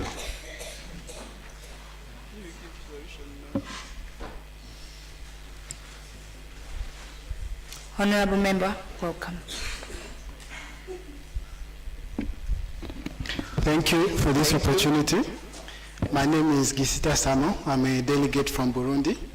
And excuse me, Honorable. The other Honorable at your back. Please, but you will be forward after him. Thank you, Honorable Chairperson.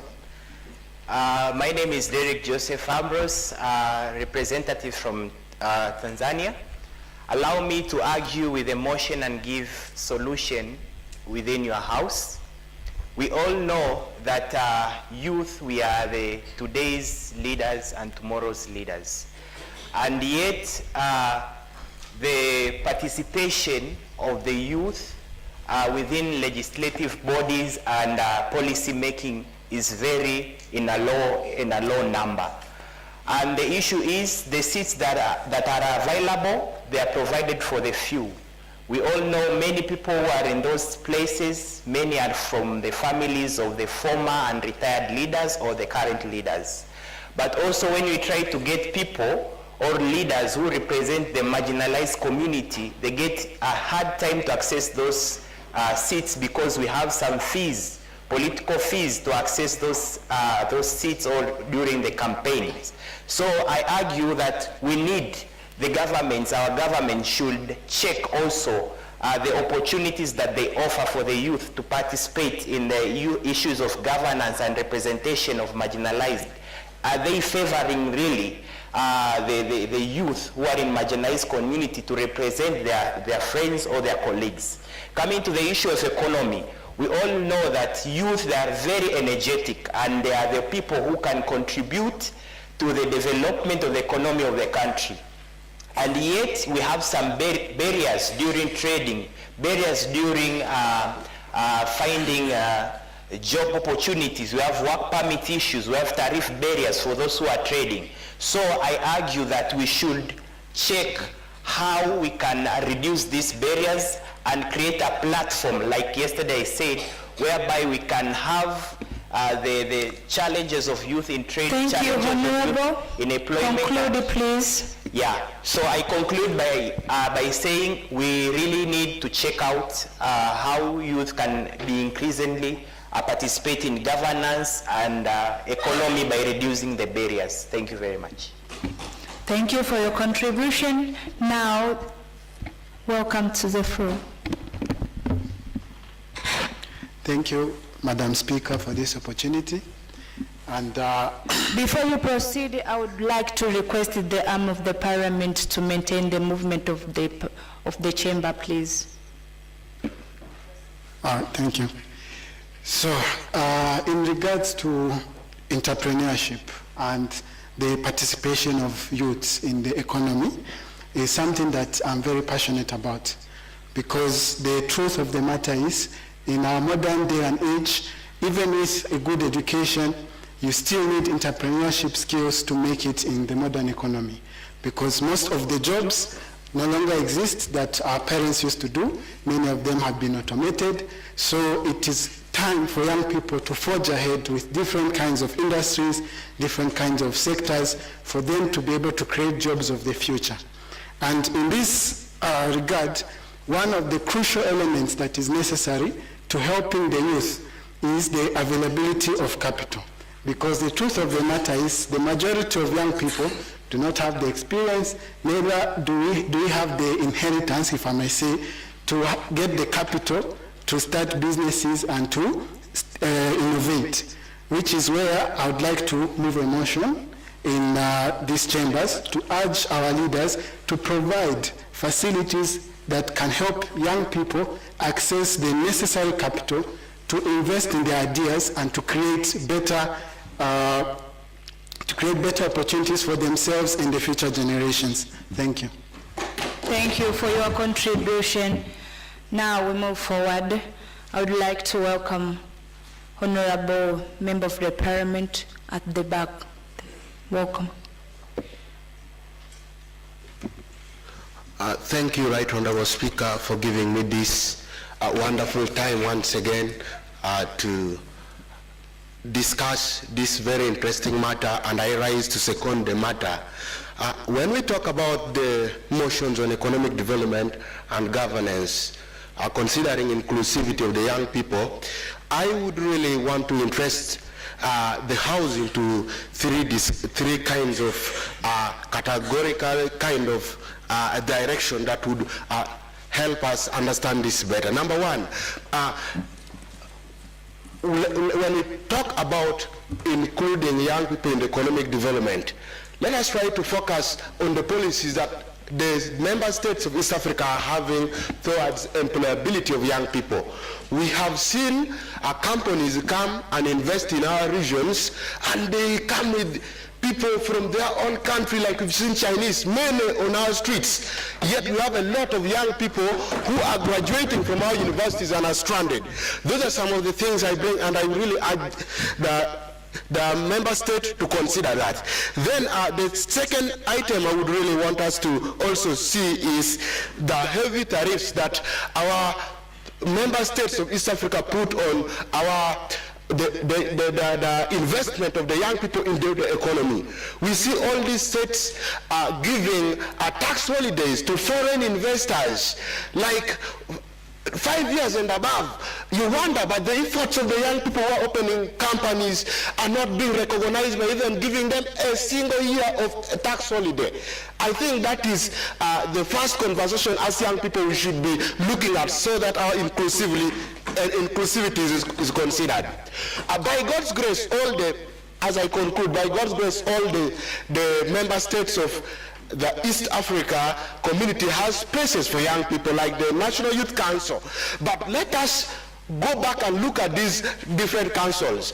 These councils are not, if not being funded, then what they are being given is a petty of kind of a political wind-wicking of human mind. So they are not functional and thank you, Honorable. Conclude, please. So, in 30 seconds. Evidence has it that over the 8 years that we as young people have been actively advocating here in the National Youth Parliament and in the East African Youth Parliament, we've really made an impact and a discussion towards a trajectory. Therefore, if the East African community member states decide to start funding the different spaces for the young people to talk, I believe our inclusivity in the politics and governance can be addressed well, and we can also Thank you very much. Welcome, Honorable.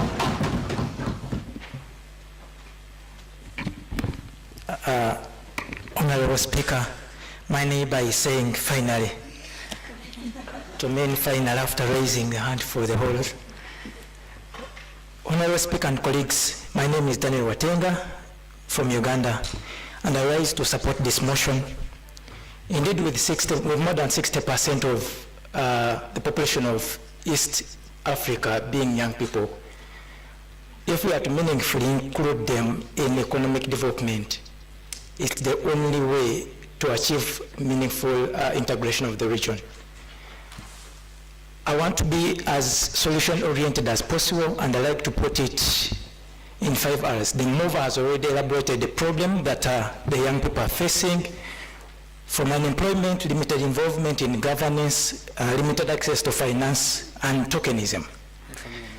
What I want to present it in form of 5 R's of participation, and as a solution. The R number 1 is respect.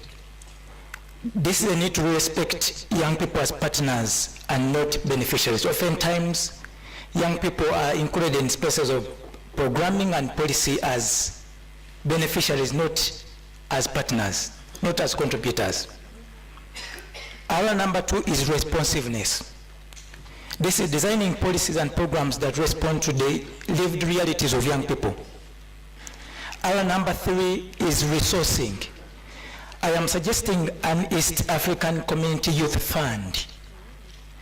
Members have alluded to this, and this speaks to the ability for the East African community to meaningfully resource young people and youth-led initiatives to respond and to contribute to economic development.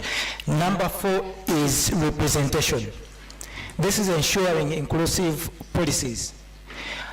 I'm suggesting a permanent East African Community Youth Council that will speak to issues of young people and integration of inclusion of young people in policy, in programming, and ensuring economic development. And finally, number 5 is recognition. That is acknowledging the contribution of young people in economic development. And of course, if I was allowed that, I would go on to really explain what each of this means and really what I'm suggesting, but because of time, right Honorable Speaker, I beg to submit. Thank you so much for your contribution. Now welcome Honorable Freddy from Kenya.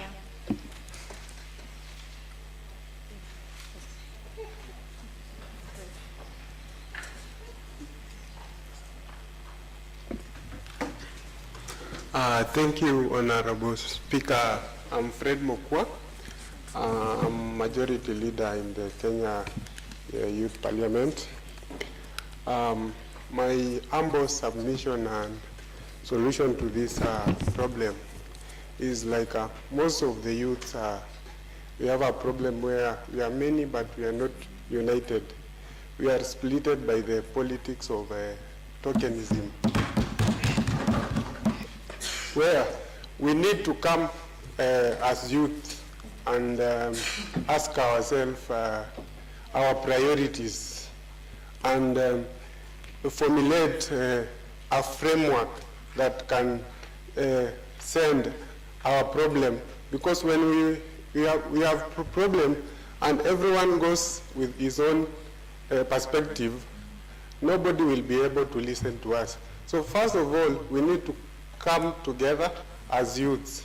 When we push the same agenda, everything that we push will go through.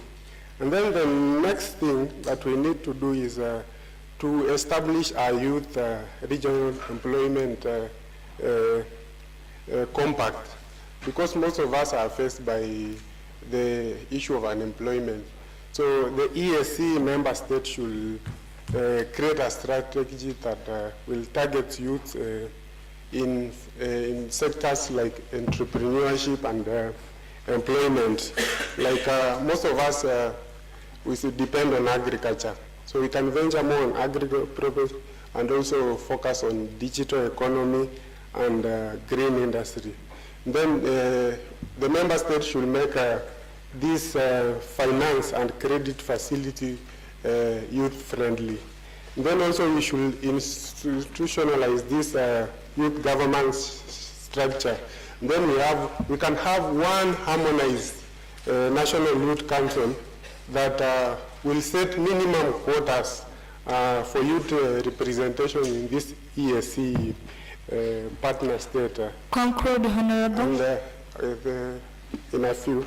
So in terms of the problem also we have with youth, we are not really included in the decision-making tables and bodies that make these policies, so that we find most of these policies we are using were imported from our colonies and have been being used for years and years. So we need to come as member state and create policies that are up to date and they are focusing on the problem that are affecting the local youth. Okay, thank you. Thank you, Honorable Member of the Parliament, Honorable Freddy from Kenya. Now, I'd like to welcome one person from this side. Welcome, Honorable. You mention your name, the country you represent. All right, I'm Dr. Collins from Tanzania. I would like to propose my solutions here. We as East African community, let us make mentorship and leadership incubators so that it will increase program pairing youth leaders with experienced professionals in governance and business. Let us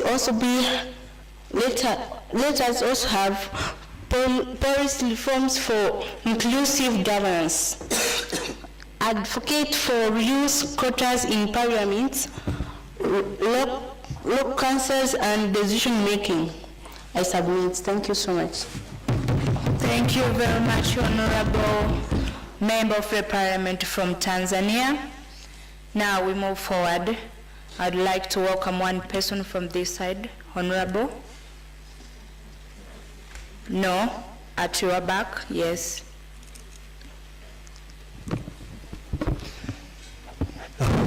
Thank you so much. Excuse me, Honorable. The lady.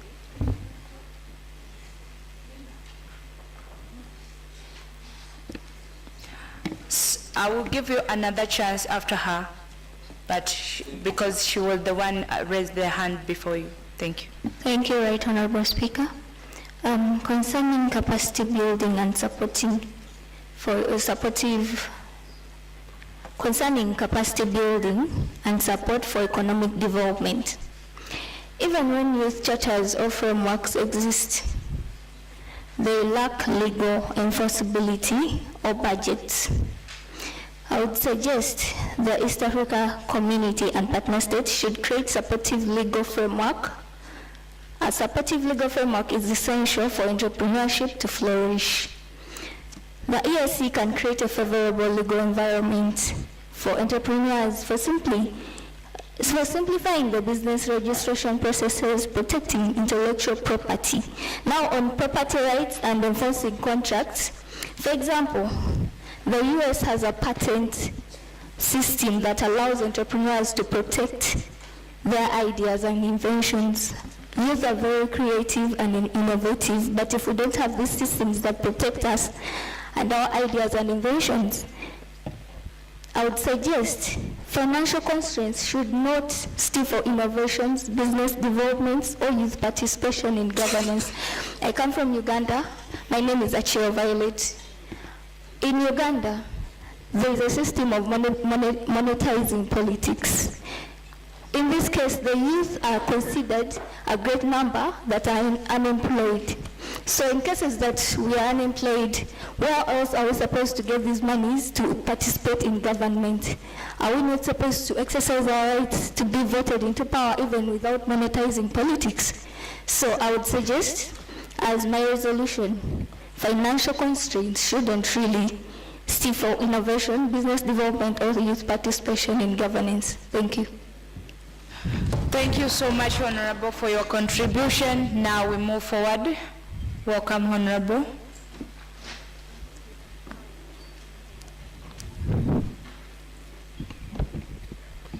Thank you so much, Honorable Speaker. My name is Maira Teofil from Rwanda, Kigali. Is a suggestion because our country of Rwanda about this motion increasing youth participation in economic development and government, I our country of Rwanda put the effort on the TVET school so that the youth try to get to creating their own business. What I wish, as we are East African community, we have to put the effort on TVET schools. TVET school is technical schools where a youth teaching how they can creating their own business without depending the government. Sometimes as a youth, we're thinking we are going to study university, high school, we depend our government, they will producing the job. So what you can say here, we have to bring anything on job market where we have to improving TVET school, so that helping to creating our own business without waiting any external support. Thank you. Thank you, Honorable Speaker, for your contribution. We move forward, Honorable.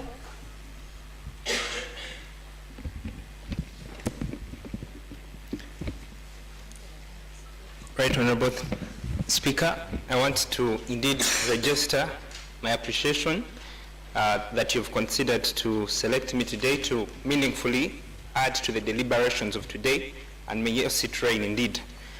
I want to first of all begin by expressing categorically my disappointment to honorable members that see the need for the establishment of an East African Youth Council, yet we have the East African Youth Parliament. I am of the view that the challenge that we are facing right now is not the insufficiency of representation platform. As a matter of fact, Right Honorable Speaker, we have achieved participation. And why I rise today is to propose to you and this Honorable House the need to amend this motion such that it reads from a motion urging the East African community to increase youth participation, to amend it to increasing youth meaningful involvement. Participation versus meaningful involvement. What do I mean? That we have so many platforms, we have very many youth councils, we have very many youth boards all across the 3 East African countries. What we are failing to achieve is meaningful involvement in decision making. So therefore, if it pleases this House, I would recommend that we amend this motion and change it from participation to meaningful involvement. Secondly, Right Honorable Speaker, the problem of Africa does not only fall on the leadership, it is equally the followership to blame. Sometimes we are the co-authors of our own misfortune. In what way? That many times young people have presented themselves, young and capable leaders, to run for offices, for political offices. The unfortunate bit is that our fellow young people do not come out to support them. They continue to entrench systems of our forefathers because they have been given tokens. And so at the end of the day, our young people do not get support that is required for them to be leading at such a high level. So this is a clarion call to us young people that the ball is in our hands to ensure that we increase participation and meaningful involvement of our fellow young people. The role is not for only government, but the followership as well, to support our fellow young people to get into these positions and represent us. Lastly, Right Honorable Speaker, is that what we require from our governments across all the 3 East African countries is to remove socio-economic barriers, as articulated by the precurrent speaker, that the biggest challenge to youth meaningful involvement in all the 3 East African countries is the issue of socio-economic barriers. The cost of standing and participating in the election is extremely high. Young people are unemployed. Young people are simply looking for livelihood. And that is, at the end of the day, what translates into corrupt leaders, because the slightest chance they get to office is to think of siphoning government resources for their own personal benefits. Otherwise, Thank you very much, Right Honorable Speaker. Thank you, Honorable.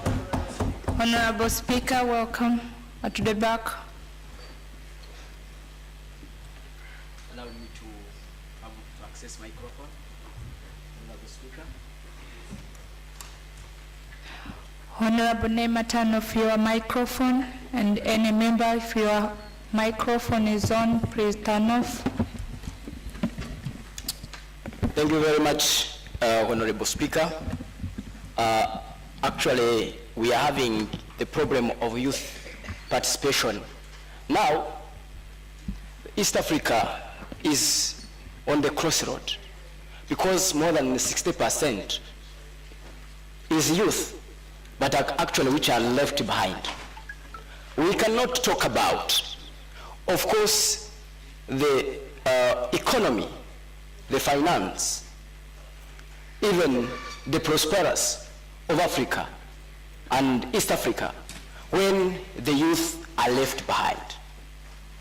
That's why, from today, we really need to put more effort in the youth. When I am talking about this, Honorable Speaker, I'm talking about formalizing the role of youth in governance as it was provided in Article 120 of EAC Treaty. And in line with the labor law, must be informed to easy mobility across the borders. Honorable Speaker, today we are having the challenge where the youth or else a trader cannot move from Tanzania and go to trade in Kenya or Rwanda, as the restrictions and other documents that required are really different and actually cannot help us, of course, to move forward as the people who are having low capital. Another is just we must promote youth entrepreneurship and access to finance. Honorable Speaker, today we are talking about access to the finance, but when you see the 60% of today, most of us, the youth, we are living in poverty. And we are not given the facility that can help us to access the capital that can help to advance and create our own business. So these things I'm talking about, it is not new. Always the people discuss all about this in every parliament or else conversation, but remain in the papers. While actually it was supposed to be implemented. We really need to institutionalize regular youth consultation guided by the EAC Youth Policy 2013. And finally, we need strong accountability and implementation in line with SDGs 16.7. What do I mean here? I mean that we are coming here today. We talk a lot. Yes, but finally it remains here. We have the resolutions. We have the institutions. But actually people, they are not understanding the act of implementation. Honorable Speaker, what I need from today is just to put everything from theories that we are always conversing here in the parliament to the implementation. Take it to the EAR now. Let the government implement all of this. For us, we are backbone. 60% now who are represented here, they are the majority. And that majority, if they are not cared, I'm telling you the truth, they are poison to the nation. Now, we cannot talk the development without having access to finance. Developing access, Agenda 2063, Africa we want, will be achieved when the youth are put on the front. We are on front line in the theory, but practically you find we are even back we really need it now. Let's start by now. Thank you very much. Thank you very much, Honorable, for your contribution. I think this is very serious. What we are discussing right here must be implemented. It's not just a wastage of time or wastage of your effort. Welcome. Thank you, Speaker. Amazing. It's a point of information today. Former Speaker, he expressed disappointment with me suggesting an East African permanent council, East African Youth Permanent Council. And this gives me a chance to elaborate on this matter. Unfortunately, the Speaker is out of the house. So but I'll put this forward anyway. Whereas we have this parliament, this youth parliament is more of an ad hoc. It's more of a shadow consultative parliament. I am suggesting a permanent council of youth within the framework of the East African community that will be more of an advisory committee or council to the Council of Ministers of this House. Now, this is a youth parliament that sits periodically, usually once a year, and supported by development partners. Imagine if Faraja Foundation doesn't have development partners funding this engagement. Would we have this parliament sitting? So what I'm suggesting as a council is a permanent council within the framework of the East African community of young people who then will push for this resolutions and will hold the Council of Ministers. I mean, even in the way he put it, he seems to belittle the impact of the Council of Ministers vis-a-vis the standing parliament or assembly of the East African community. Thank you very much. Thank you, Honorable, for your information. Now allow me to welcome Honorable Serene from Tanzania. Welcome. Thank you, Honorable Speaker, for recognizing me and giving me this opportunity. I would like to give a proposal to the Assembly, basically basing on the governance, that the Assembly to create programs that would shadowing of youth so as they can meet with their seniors and they can have directly from their seniors on the past mistakes of which the seniors made, so as the youth, they can shape up and build more and more good ideas to the country. Thank you, Honorable Speaker.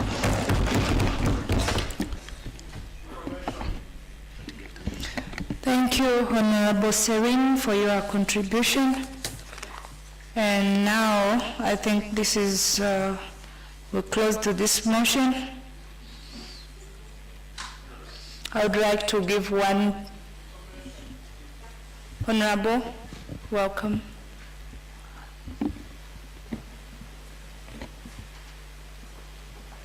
Thank you so much. Good afternoon, everyone. Well, this is a very, very interesting resolution that we are deliberating about. Now, my name is Shakira Nakalema. I come from Uganda, and I am one of those people that run businesses in Kampala, and also one of those people that advocate for the inclusion of young people in key decision-making committees and all that. Now, I've realized that what happens in Uganda may actually happen in another country. As I speak now, the current status quo of the economic decisions and so many things that are happening in the country, there is youth participation and there is inclusion, but the magnitude and the number of people in these spaces does not equate to what is actually happening. Now, for example, what's happening now is some of the city tycoons decide to take up positions and also decide to make decisions on behalf of the majority young people. Business people who are running businesses in Kampala are being removed from where they work from, and the city tycoons are taking over the positions, and they're taking up whatever they are doing, their business spaces and all that. Now the question is, what is the role of young people who are working in those areas? Is there economic development? Is there inclusivity in decision making? And are these committees that are running, what is the number, how many young people are in these committees. Yes, we are advocating for their inclusion, but we need to see that the magnitude and the work that these young people are actually doing is equivalent to the economic development we are fighting for. Now, my friend talked about permanent councils. Yes, these are very important, but now I'll still request and maybe request that we increase the young people in key decision committees. Even if inclusivity is there, but if they are not in these decision committees, nothing is going to happen. The big people are going to decide for us, and they don't know our challenges, they don't know what we need, but they are deciding for us. You are in 80s and you are deciding for a 25-year-old. You do not know what is actually happening. You don't know what's happening in the technological world, but you are deciding for a young person who is actually supposed to be the voice of the others. Thank you. Thank you, Honorable Member of the Parliament from Uganda. The proposal on the floor is that this House do resolve the motion that says arguing the East Africa community to increase the youth participation in economic development and the governance. I now resolve to our motion on arguing the East Africa community to increase the youth participation in economic development and governance. Those favor of this motion, those who says aye. Aye. Those against say nay.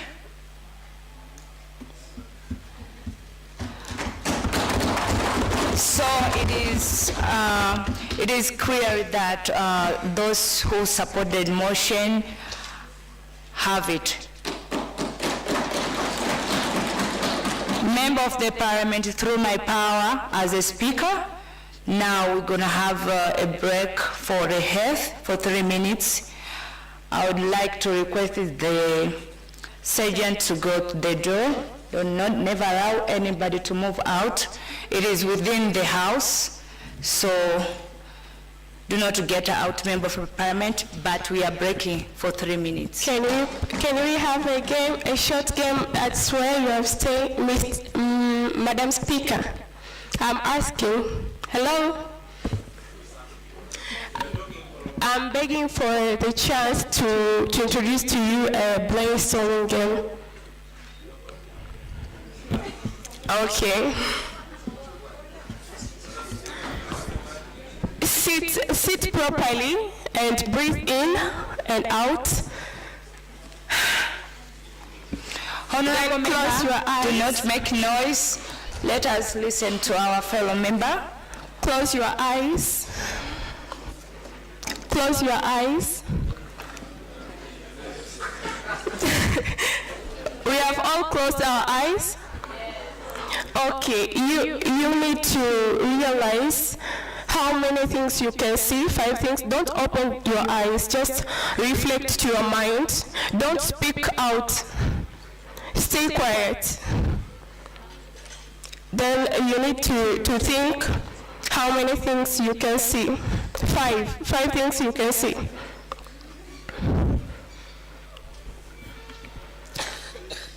Four things you can touch. Don't speak out, just reflect it to your mind and yeah. 4 things you can touch.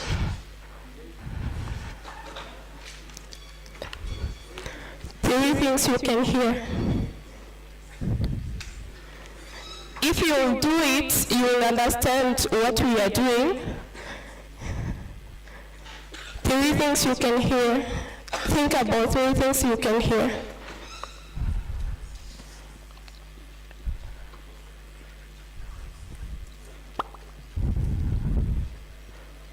1 thing you can test.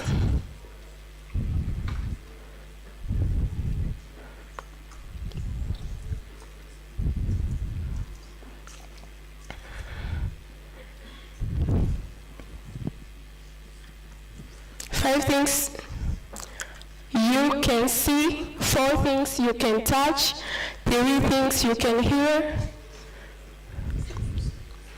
One thing you can taste, 2 things you can smell. That's why we breathed in and out to realize what you can smell around. This game is called 5, 4, 3, 2, 1 method. It's a mental health game. It's good when playing around the trees or waterfalls. It's good for refreshing. Yeah, so you can use it wherever you feel down. It's a very nice game.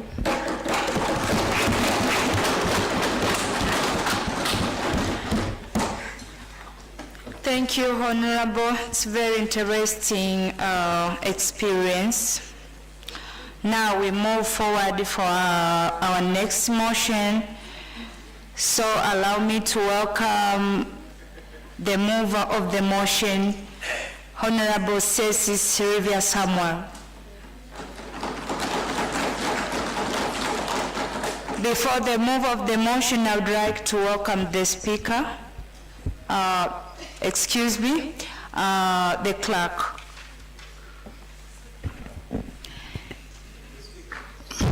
Motion urging the East African community to increase peace, security, and youth-led cross-border cooperation for regional integration and free movement. Mayor Seatrain, Madam Speaker. Good afternoon to you all. Ceci Sylvia Samuel is my name, South Sudanese by nationality, most importantly an East African.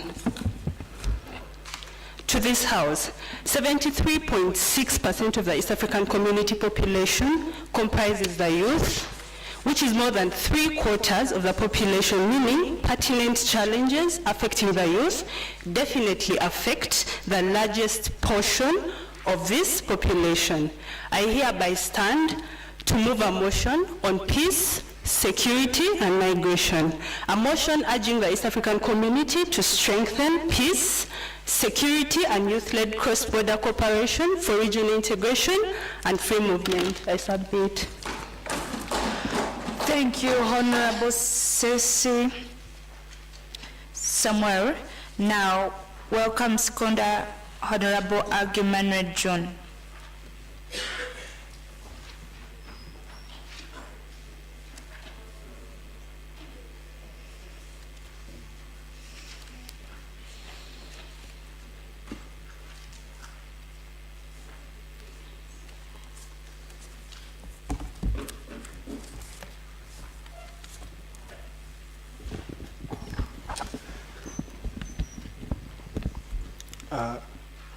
Thank you so much, Madam Speaker, for the opportunity.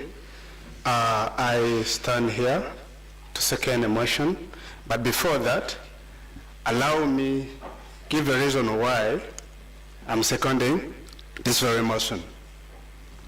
This motion has been tabled by Honorable Ceci Sylvia Samuel. I'm seconding this motion because this motion addresses the very bedrock that aims at facilitating the youth-led, facilitating the building of the United East Africa, and that is the reason why we are here. If you look at the motion critically, you realize that this motion touches about 3 areas, and this is peace, free movement, and youth-led cooperation. So peace enables free movement. Then free movement facilitates the youth-led cooperation.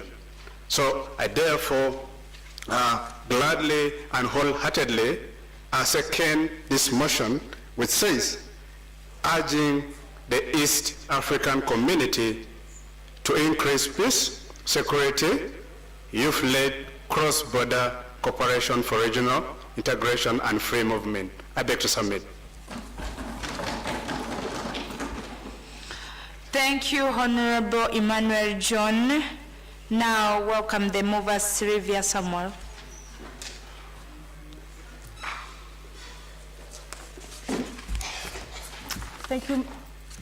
Thank you, Madam Speaker, once again for the audience.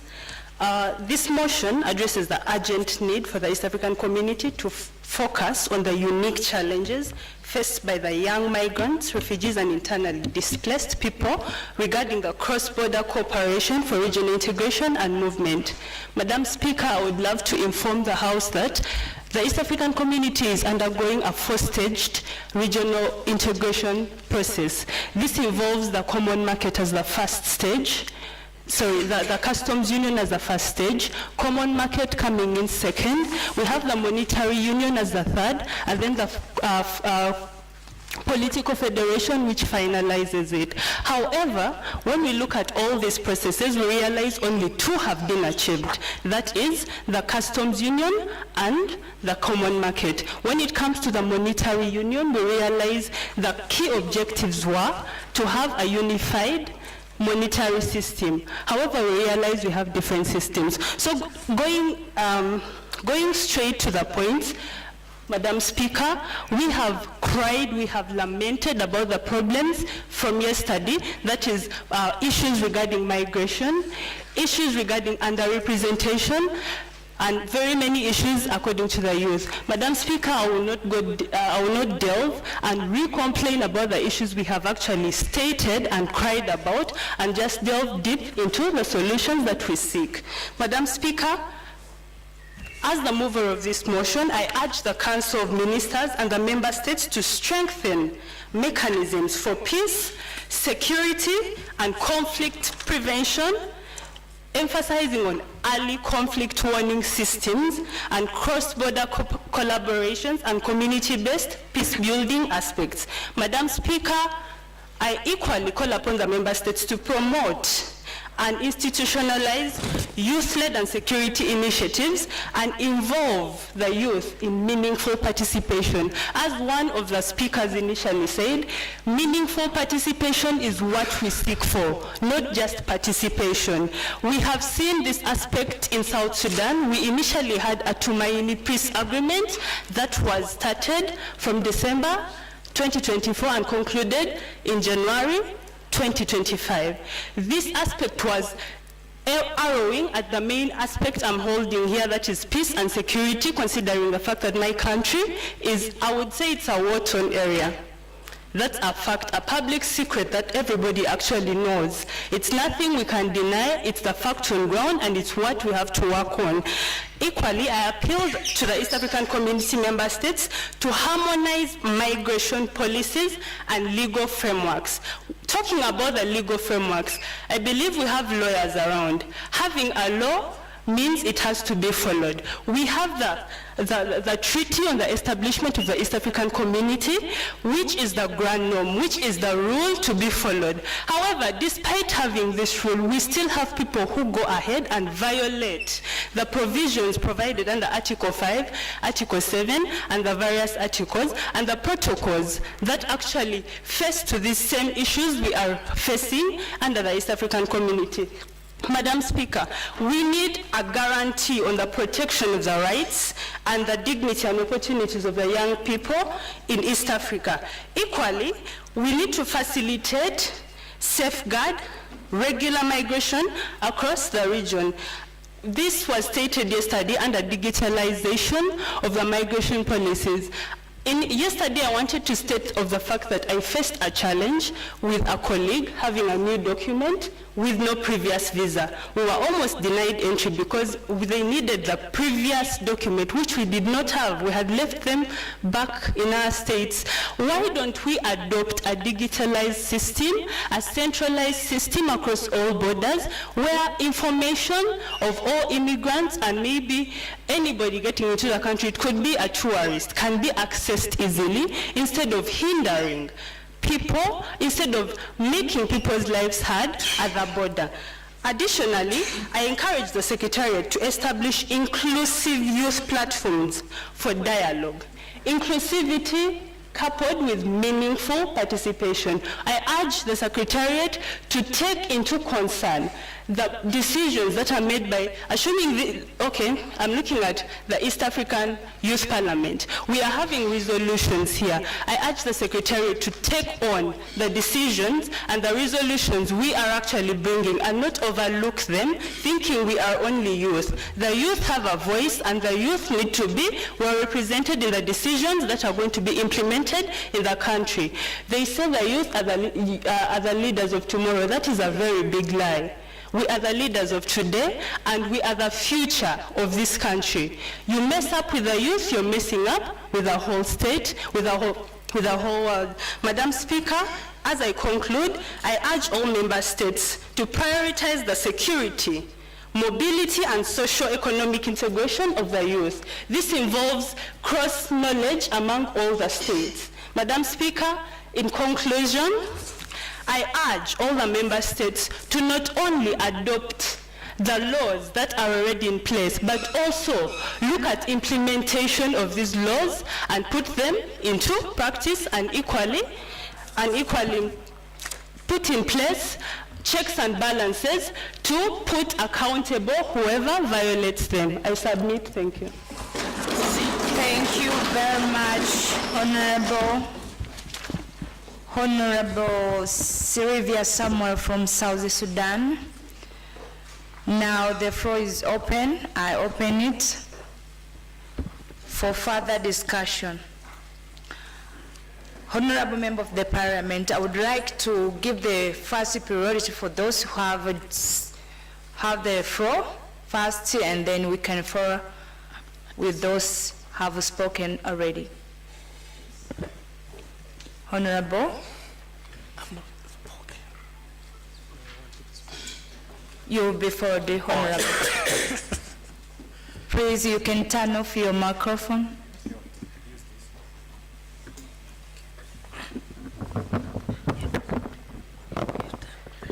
Thank you, Ms. Honorable Speaker. Actually, let me begin. By the way, my name is Eloja Wikunda from Burundi, and let me begin by thanking you for this good job we are doing. I know here we are many than 80, and if 30 of us raise a hand, everyone has only 5% of being picked. So we don't have to take it personal if we don't get picked. And my argument on this motion, I'm standing to support this motion. I'm going to say why. I have a personal experience which I'm going to share with you that happened to me on this free movement we are talking about, which is why I support fully this motion. In May, I was coming from Uganda, going in Kenya in some conference, and when I was at the border, it wasn't that easy to enter. Yet I'm a Burundian. It is a country which is a member in EAC, East Africa Community. And I had to pay some amount of money. I can say it 1,000 Kenyan shilling. And I asked why, and everyone was telling me, this is how it is on all borders. You have to pay something, it's normal. And I said, but why? We are in East Africa Community, I don't have to pay anything here. I understand how the rules work. And I stayed for 1 hour, and then they said, you enter. So what I'm trying to say, I support this motion to be moved on, and not just moved on, but to be taken care of, and I propose there will be a team which would go across borders and to check if what is truly in the papers are being followed, because it is not fair, and we are not raising a good, we are not giving a good example. We have to do what we have on papers to put it in reality. So that we need a supervising team, expert, to keep following this matter. Thank you. Thank you, Honorable, for your contribution. Thank you, Madam Speaker, for this opportunity. I'm glad to speak to an issue that is very close to my heart as a peace and security practitioner working across the region. When we talk about peace, and even when we talk about the East African Community Treaty, it's built on the pillars of peace, stability, and integration. And without peace, free movement and economic growth remain empty promises. And we see a lot of efforts that, young people and even these programs working in silos and not working in collaboration. And so it's very important that we also understand the UN Security Council Resolution 2022-50 on where it puts young people as partners and not just as participants on issues of peace and security. It's very important that we look into it, and because when you look at the conflicts that are happening across our region, there's caused a lot of disruption in terms of free movement, in terms of loss of livelihood, but also just young people being affected and a lot of displacement. And so I stand to strongly support this motion, because I believe when we have proper mechanism, not just in terms of trainings, because there are a lot of trainings. IGAD has trainings. We have trainings with the different institutions. We need to find a way to be able to support not just the capacity of young people in terms of training, but understanding how their livelihood, economic empowerment, and economic empowerment of young people comes when young people are allowed to move freely across our region. When they're able to trade, I can be able to trade in any country, I can be able to do business in any country without any restriction, without being stopped. This house is aware of our members who are, could not make it from Somalia. If we had free movement today, because these members were coming here not to discuss anything else, but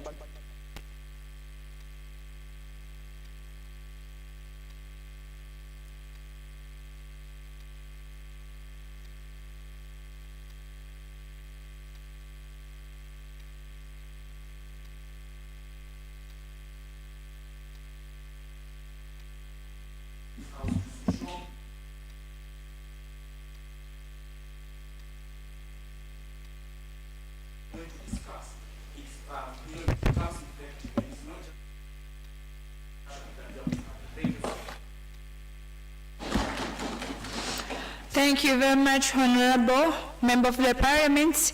I just want to remind you, when you stand up, please mention your full name, the country you represent, because it is very necessary. We have another majority who are watching us online, so we don't want to make them misunderstood. Who are you, where you came from, and the solution you are giving to the motion.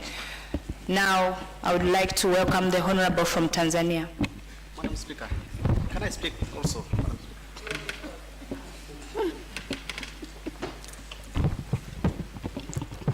Thank you, Madam Honorable Speaker. I beg pardon to the House. My voice is a bit sketchy, but I hope I will be able to deliver. And I hope also, Madam Speaker, will give me a little bit more time to, since I was unlucky since yesterday, I was not even be able to say anything for the whole day. Honorable Madam Speaker and honorable members of the House, my name is Al-Mutawakil Ahmed Mbwana. I'm a delegate from Tanzania. Allow me by beginning by congratulating the President and Commander-in-Chief of United Republic of Tanzania, Her Excellency, our President Samia Suluhu Hassan, the government and the people of Tanzania for maintaining peace, security, and stability. Tanzania continue to be the beacon of peace in our region and stability, proving that peace is possible and it is achievable. According to the 2024 Global Peace Index, Tanzania ranks 65th globally out of 163 countries, leading East Africa and improving by 11 points compared to the last year. This shows that Peace is not only national asset of Tanzania, but it's also a regional strength of East Africa. Honorable Member, I rise with you strong support of this motion, urging the East African community to increase peace, security, and youth-led cross-border cooperation for regional integration and the movement. Why this motion is important? This motion is very important for young people in the East African community, because without peace, security, and youth involvement, region integration remains a myth and an empty promise. The EAC vision of 2050 and African Union Agenda 2063, the Africa we want, both place peace and human capital at the center of our development. Yet insecurity, terrorism, and cross-border crime continue to undermine our progress. In January this year, Madam Speaker, the EAC itself warned that terrorism and transnational crime, organized crimes are threatening the freedom of movement of the people, of the goods, of the labor, and the capital in East Africa, the very pillar of integration of East African community. Honorable Speaker, we already see what regional cooperation can achieve. The IEAC project under the Interpol is strengthening policing capabilities to combat terrorism, trafficking, and illegal immigration. The fourth sectorial Council on Defense Cooperation met recently in Arusha to coordinate the security strategies of East African countries. These are good steps, Madam Speaker, and they must go further, and they must include young people. Youth are not just beneficiaries of peace. They are the powerful agent of peace, and through EAC Youth Ambassadors Program and partnership with DIZ, young people at the border communities have been promoting cross-border trust, sensitization, and innovation. During COVID-19, just a couple back of years, when borders closed, disrupted our livelihoods, it was youth who bridged the communities, communication gaps between communities and authority. This proved that when youth-led, peace and cooperation flourish. Honorable members, the numbers speak for themselves. By 2030, young people under 35 will be over 70% of East African population. If we do not involve them in peace building and cross-border cooperation, then we risk instability in the whole region. But if we empower them, we gain generations that will protect integration, drive innovation, drive cross-border trade, and ensure sustainable peace. Therefore, supporting this motion, it means reducing violence and crimes in border areas, ensuring trust among the neighboring countries in the East African community, making the safe movement of goods and trade, making movement free for all citizens in the East African community, and unlocking the economic potential and social potential of young people across our region. Honorable Speaker, region integration without peace is like building a house on the sand. It will go down sooner than later. By investing in peace, security, and youth-led cooperation, we are laying a strong foundation for the East African we want. I strongly urge this House to support the motion for the sake of our youth, for the sake of our stability and our shared prosperity. I thank you, Honorable Madam Speaker, and I beg to submit. Thank you so much for your contribution, Honorable. As I promised you, proceed. You will be followed by our Honorable Member of the Parliament, who is white. Thank you so much, Right Honorable Madam Speaker. First, I think I will say that I'm much privileged to be selected, because since yesterday I've been struggling. I was there, so I thought maybe the Right Honorable Speaker was not seeing me. Today I shifted, I came this side, although I struggled also the same way to at least get selected so that I can also give my remarks. Right Honorable Madam Speaker, I firmly rise in support of the motion. Before you proceed, Honorable Member, can you maintain our peace in this room? Because I can see some of you are talking while our Member of Parliament contribution is something very important. So I need you to pay attention, or rather you will be kicked out. Thank you so much, Madam Speaker. First, before I support the motion, I first want to tell you who my name is. I'm by the name Juma Tikol from South Sudan. I am a civil society activist and also human rights defender. At the same time, a peace building officer. So any of them is with me. So today, I think I rise and firmly support this motion, Madam Speaker, as it aligns with the fundamental objectives of the establishment of the East African Community, Madam Speaker. Allow me first, before proceeding, to give a legal framework within the East Africa supporting the motion. When we see the East African legal framework, Article 123, it talks on the promotion of free movement of persons, labor and services. Article 124 also calls for partner states to foster and maintain peace and security within the region.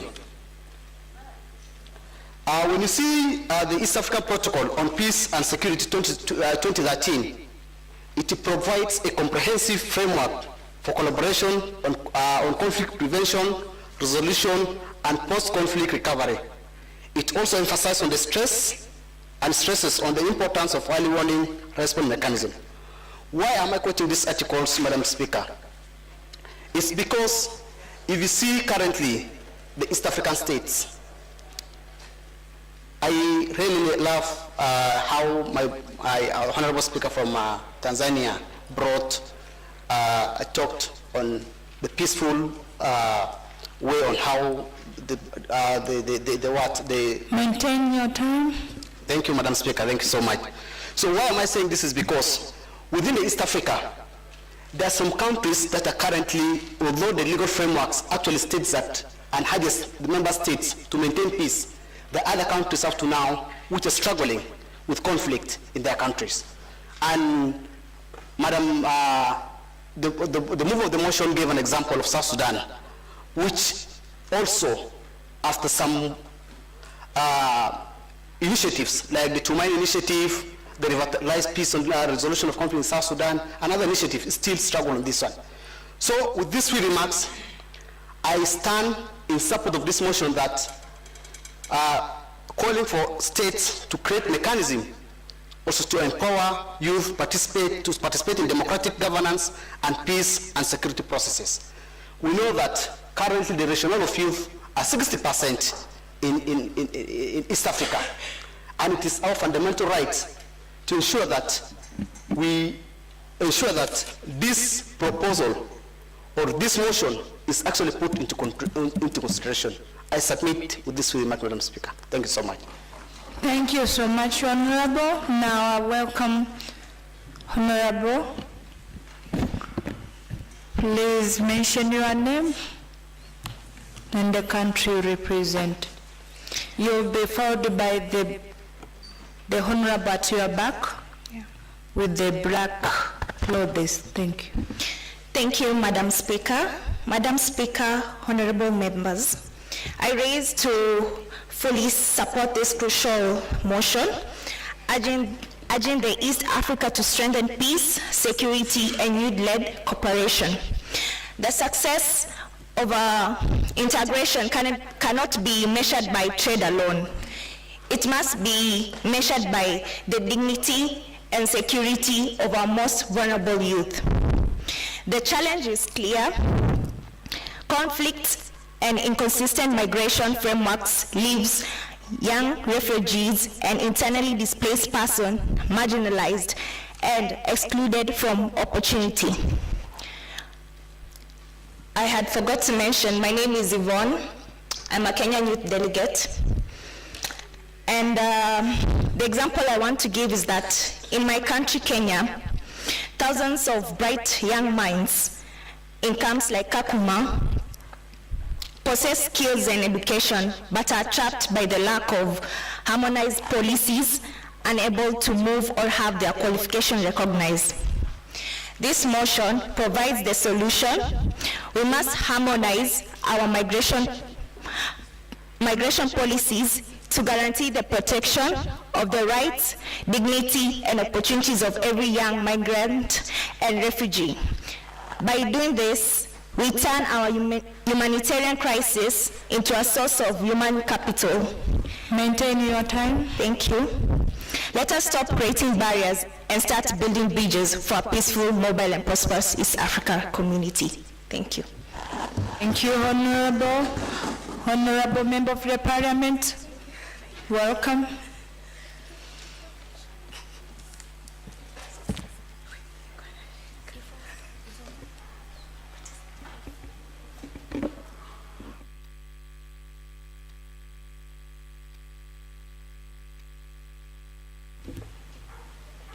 Can come and use this.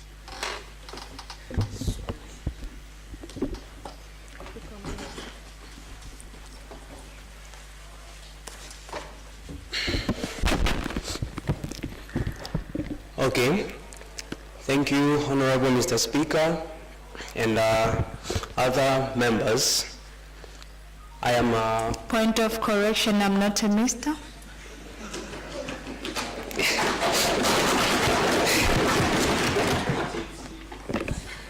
Okay, I'm sorry. Thank you, Honorable Speaker. My name is Faraja Rwanda from Tanzania, and I'm here to propose the motion, but I'm here in context of the free movement, and I would like to talk most to the students, all the young boys in Tanzania, young boys and girls in Tanzania. Free movement has been a big barrier to the students in Tanzania seeking for the opportunities, seminars, and other sittings which can be found outside the countries. Let's say we have a student in Tanzania who are not able to attend some seminars and trainings from other countries because of the several barriers.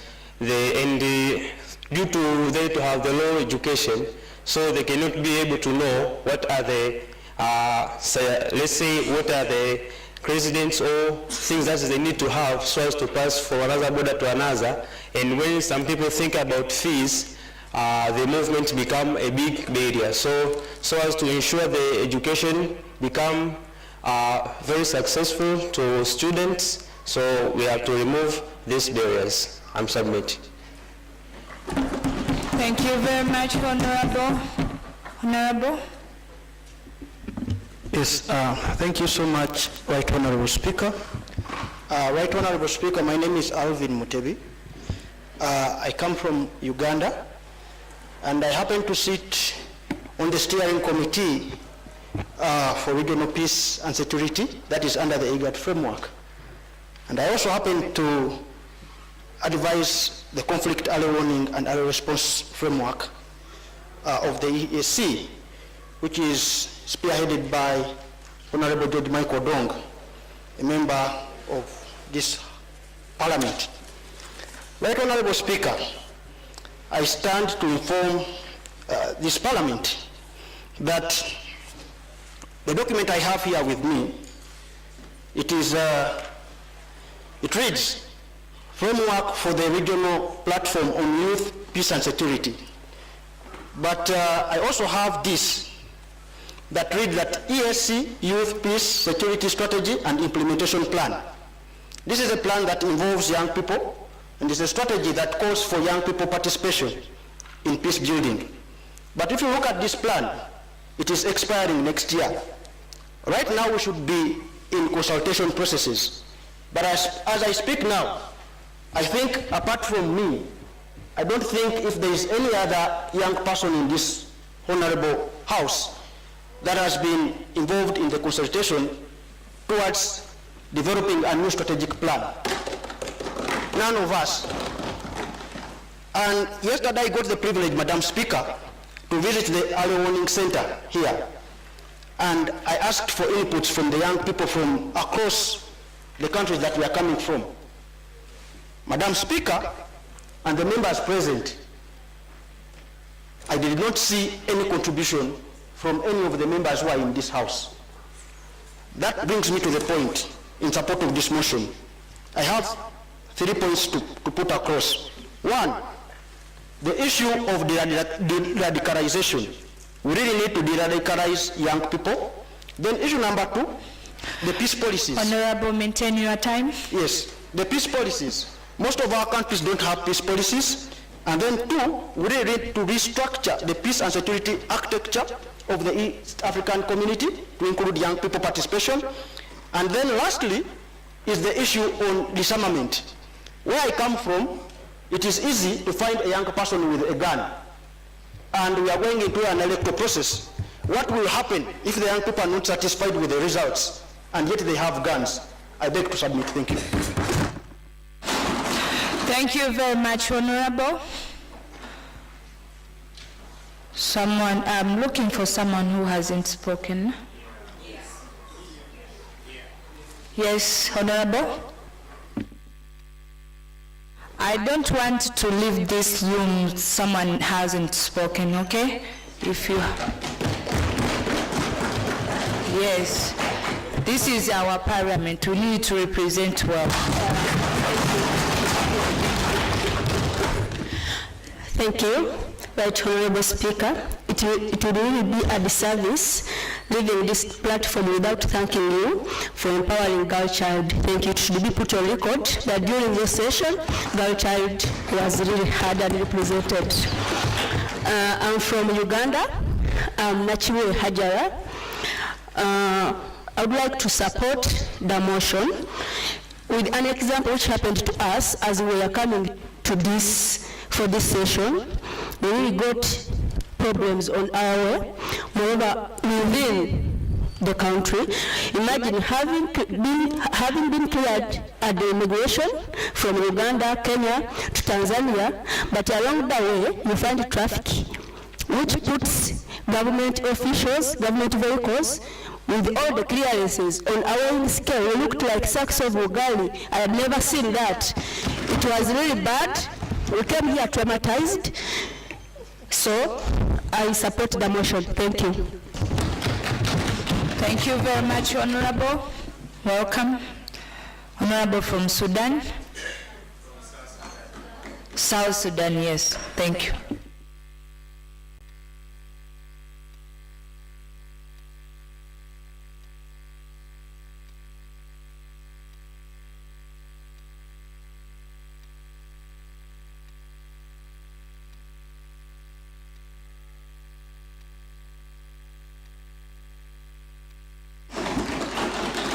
God love you.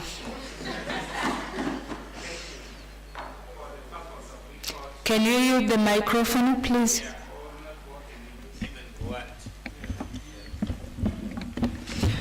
I insisted to use the microphone because there are some members of the parliament are watching online, so they need to... I can go there even.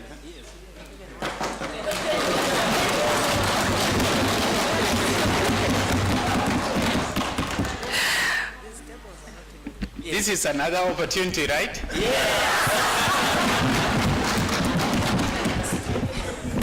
For the purpose of record, I'm called Bol Akej. That's my name. I'm a delegate from South Sudan.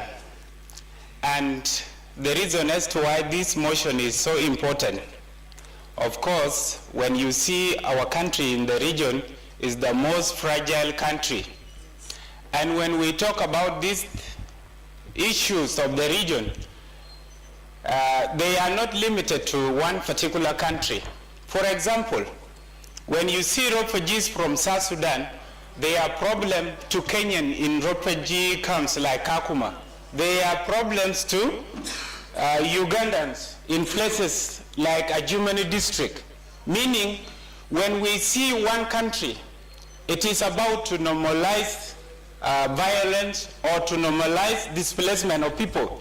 It is the obligation of the region to stand up so that those framework or those statutes that are in place, that they should not be seen as just document, but EAC through its various committees should be able to enforce, because there is no essence of East African community. Maintain your time. Okay, thank you. To summarize, East African community need to do 2 to 3 things. It is to help countries that are having violence to find a lasting peace so that they don't displace their people to the other regions. When you look at, there is what Americans call CNN effect. When you see almost all the medias of the world projecting East Africa is having violence in this region, that one is affecting investment, which can empower young people. Meaning we have to protect our region, not only that particular country where you are coming from, but we have to protect the region. And the president who happened to be from this country, the late Nelson Mandela, said that Thank you, Honorable from is South another name Sudan. of development. Meaning Thank when you. we have peace in East Africa, Thank you, Honorable. we are having Now you development. can Thank take you your so much. seat. Honorable? Yes.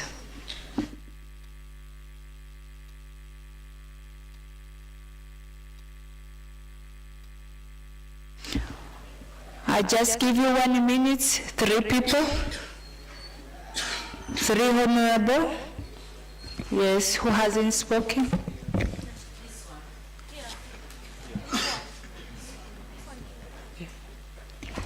Thank you, Honorable Speaker.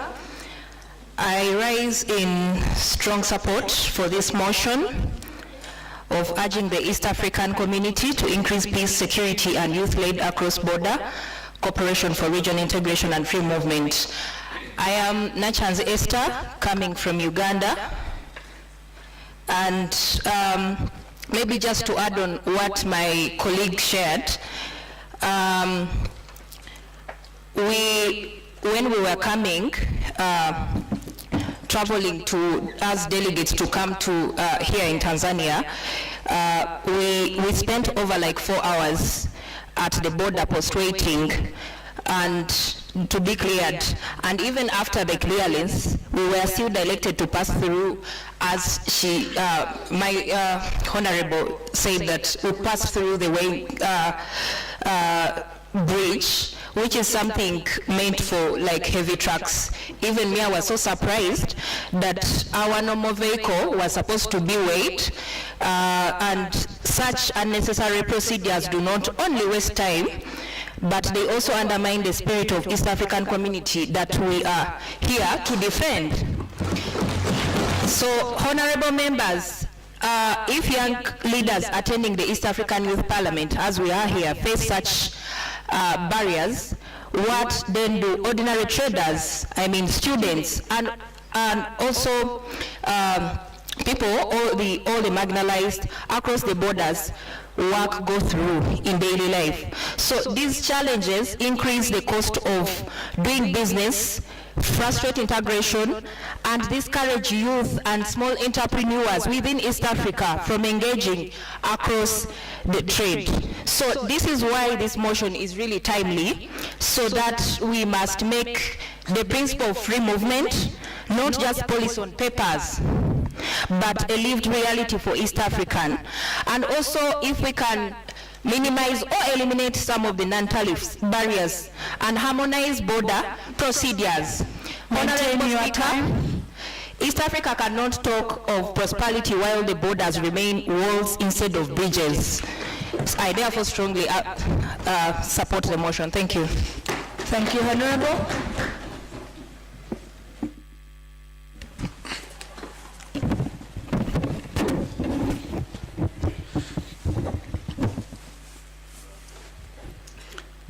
Dear member in this house, good morning. It's my first time to speak in this house. We are leaving a few minutes to say good morning. It's not about forgetting, but it's just to say I'm thankful for even for who have advocated for me. So thank you for giving me this opportunity to speak. I had something to submit from the first motion, but I didn't have opportunity. Now I think that God allowed me. I can thank Him because He's grateful, He's gracious. So about this motion, I am connecting all motions from the first one till the last one. What I see that education remains the weapon, as Mandela had said, to change the world. ESC, or it's our nation, it's our world. If we need to change it, we have to use that weapon, which are education. For example, I want to give you an example about peace and security. I think everyone knows that our president from Burundi, His Excellency General Evariste Ndayishimiye, is a champion of African Union on charity of peace and security. So, how did he do to be so? Firstly, he had considered youth. While he arrived on his chair, he considered youth. And then here, as ESC, as a parliament, who are here, we don't need other things, but we need to connect something that, by knowing that with youth are the pillars of development, and there is no development without peace. Without peace, to forget youth is to forget our goals or our vision. Will alive now well if youth are not considered, because we do or we achieve our goals if youth are considered, because youth are the pillars of development. Youth will help to build, will contribute, will participate to build the peace and to make peace and build it until the vision of ESC became the reality. Thank you for everyone. Thank you very much for your contribution. Honorable.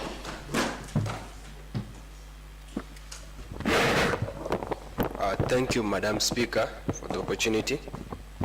My name is Byong Arop, and I'm a delegate from South Sudan.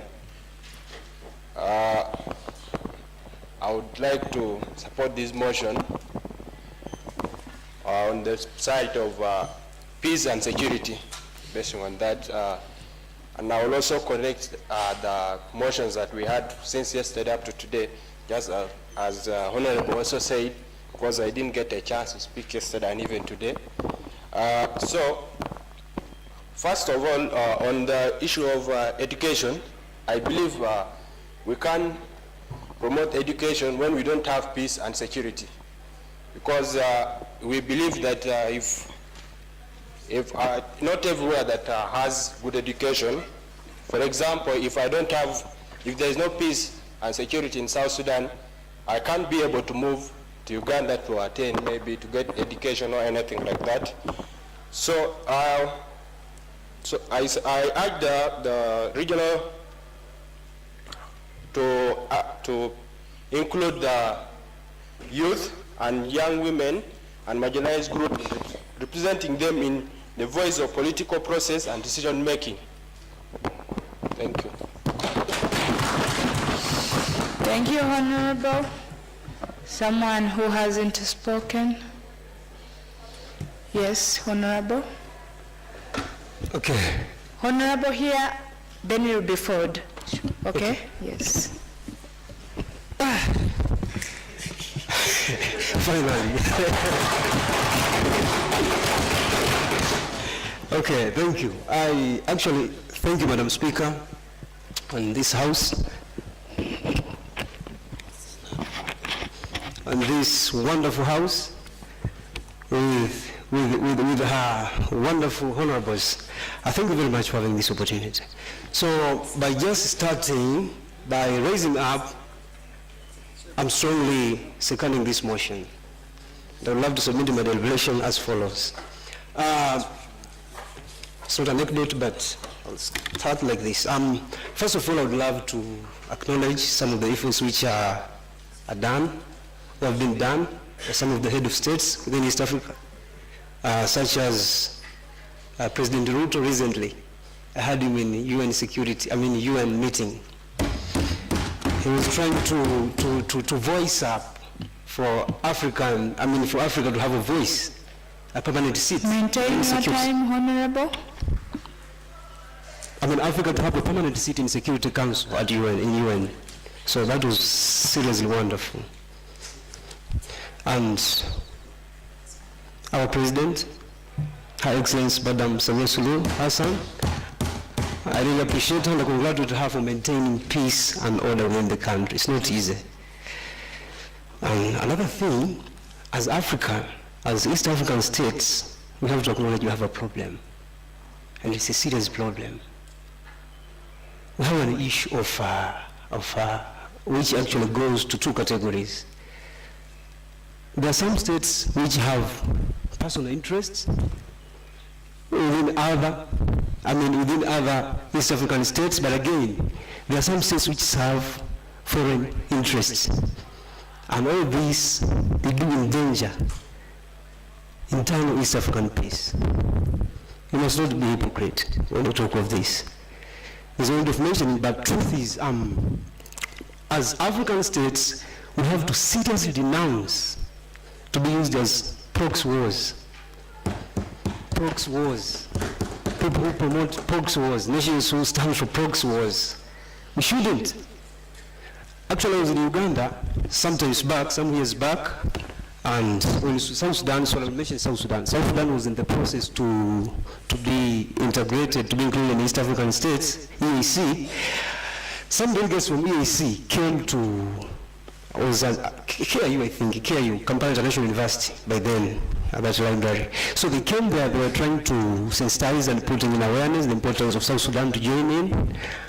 I asked a question, it was a good question actually, and out of goodwill, I asked them, Sudan is still having South Sudan is still having some serious issues with wars.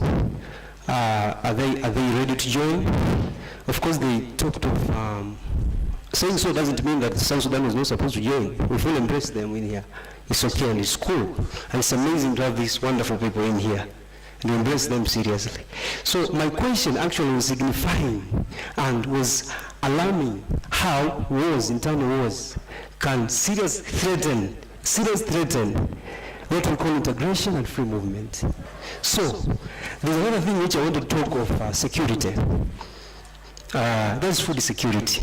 It's so interesting at how African states, its population, close to 80% depends on the agriculturalists.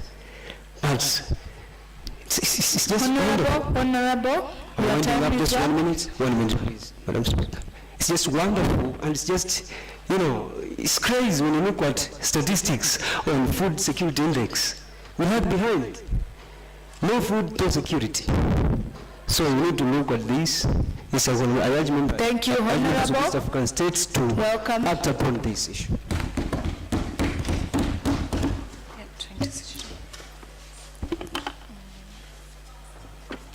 Please maintain your time, 1 minute. Right. Thank you, Madam Speaker, for this opportunity. My name is Rhoda Hashala. I come from Kenya. I rise to support this motion on urging the East African community to increase peace, security, and youth-led cross-border cooperation for regional integration and free movement. My focus on this will be on the issue of security.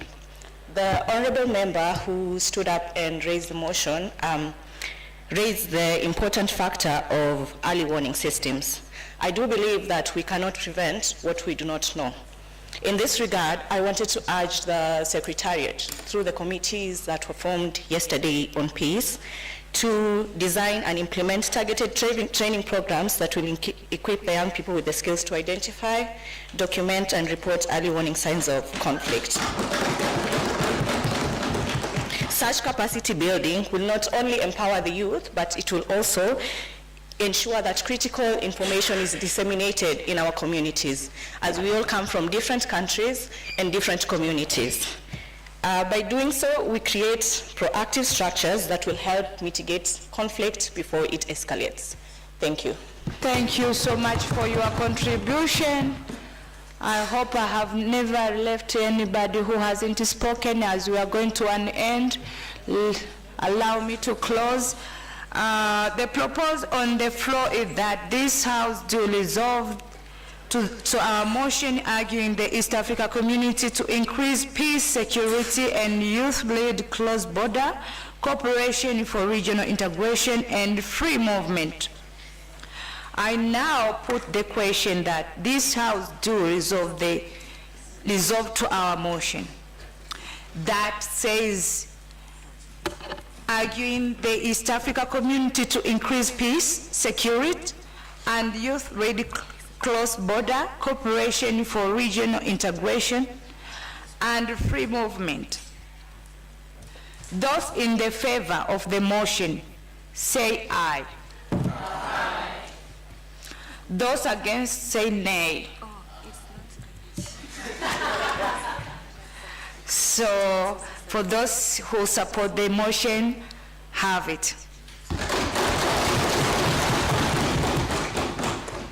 I now allow me to invite the clerk for resolution of the House.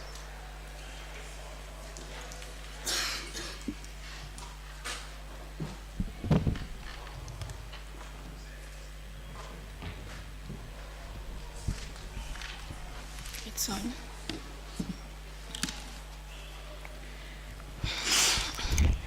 Resolutions from the first sitting of the East African Youth Parliament. On motion 1, youth inclusion in the African Continental Free Trade area. The East African Youth Parliament sitting in Arusha, recognizing the critical role of young people in driving innovation, trade, and economic growth within the East African community, concerned about the persistent barriers to youth participation in trade and decision processes, mindful of the opportunities presented by the African Continental Free Trade Area to strengthen regional integration and economic empowerment of youth, hereby do resolves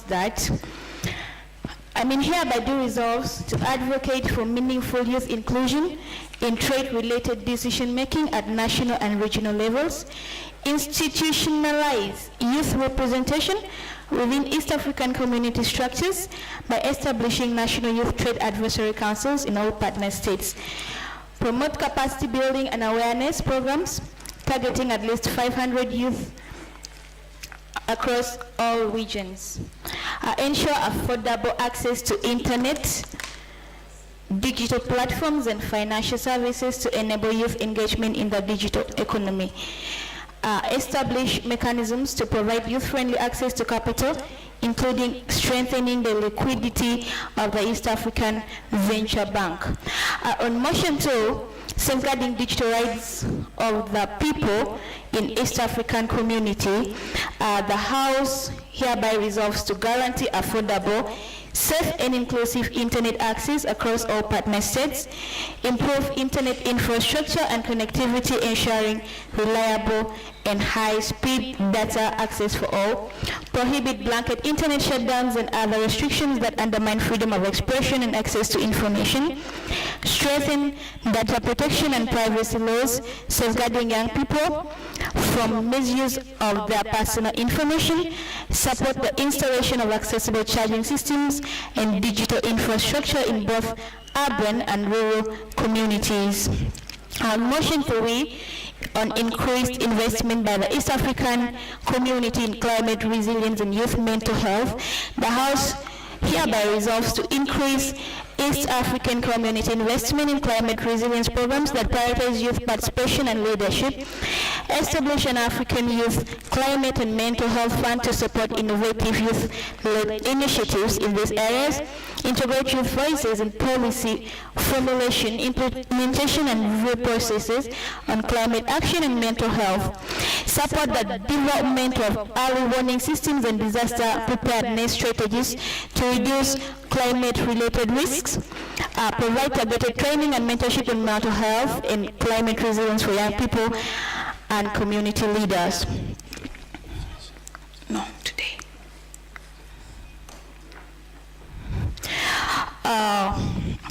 On the fourth motion, adoption of comprehensive and inclusive sexual and reproductive health and rights policies in the East African community, the House hereby resolves to adopt youth-led disability inclusive SRHR policies and service standards across all partner states, disaggregate SRHR data by age, gender, and disability to guide evidence-based planning and interventions, invest in disability-friendly health facilities and services to ensure equal access for young people with disabilities, promote community awareness programs to reduce stigma, discrimination, and harmful practices around SRHR, and finally prioritize financial protection measures to eliminate out-of-pocket costs for young people accessing SRHR services and products.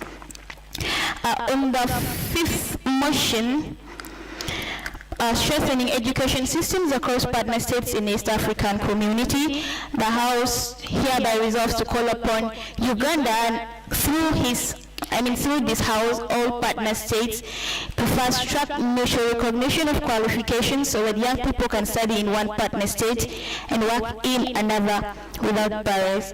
Adopt a regional curriculum convergence roadmap that guarantees core competencies in literacy, numeracy, and 21st century skills. Fully fund technical and vocational education and training, harmonization, and establish regional centers of excellence so that artisans and technicians are regionally recognized and competitive.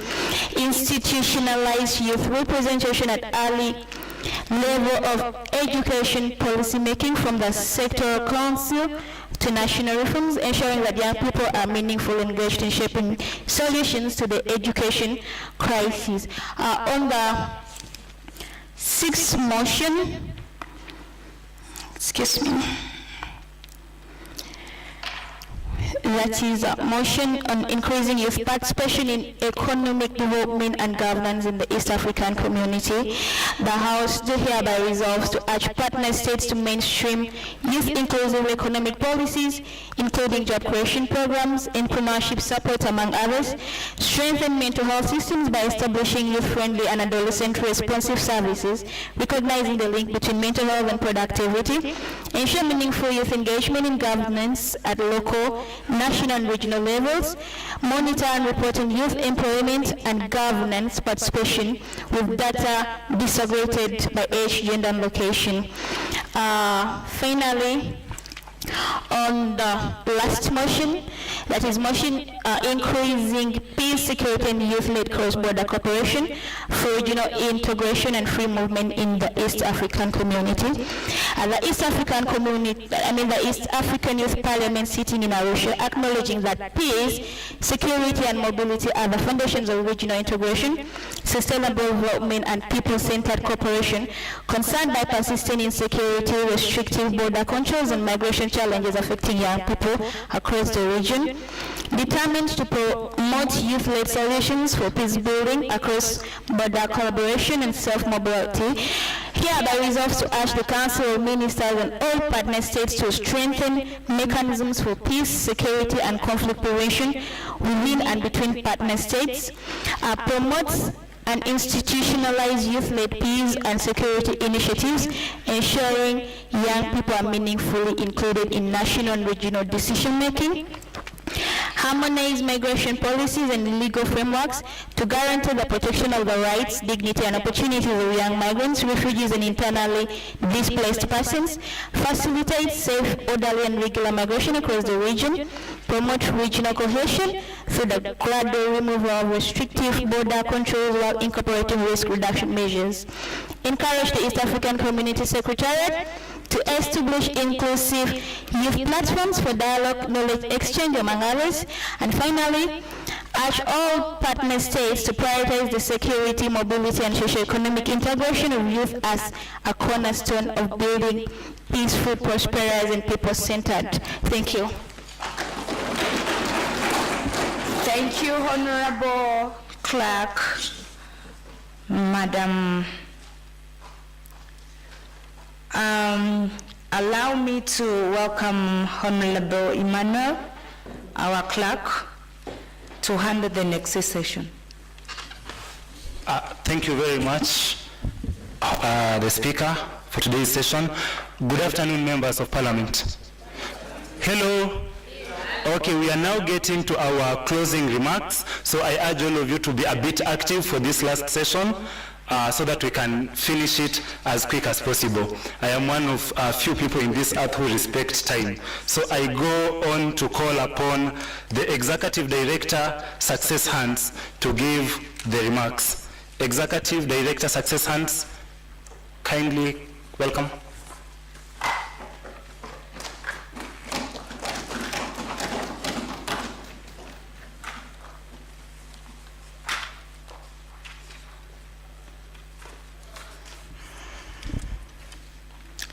Good afternoon, distinguished delegates, Honorable Speaker, fellow young leaders, ladies and gentlemen.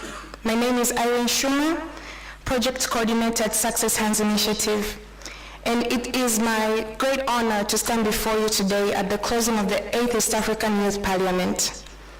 The East African Youth Parliament is not just an event, it is a platform that amplifies the voices of young people and prepares us to step into leadership roles with integrity, vision, and courage. Here, we learn to debate respectfully, to build sensors, and challenge ourselves to think beyond borders, which I think is something that we also. So I would love for us to give ourselves that accolade. True leadership is not just about titles, but about responsibility. Governance is not only for the few in office, but for all of us who believe in justice, fairness, and the common good. This parliament has shown us that young people are not just the leaders of tomorrow, we are the leaders of today. Therefore, I urge all of us to take upon the leadership role, beginning with ourselves and extending that to the community. Closing, as we adjourn the 8th East African Youth Parliament, I would like to thank every delegate who has participated. Let us carry forward the spirit of unity, courage, and vision. Let us be the leaders who do not only speak of change, but act on it every single day. Thank you. Thank you very much, Honorable Member, who is also an Executive Director. And next is the Programs Manager, Tunaweza. Programs Manager, Tunaweza, karibu.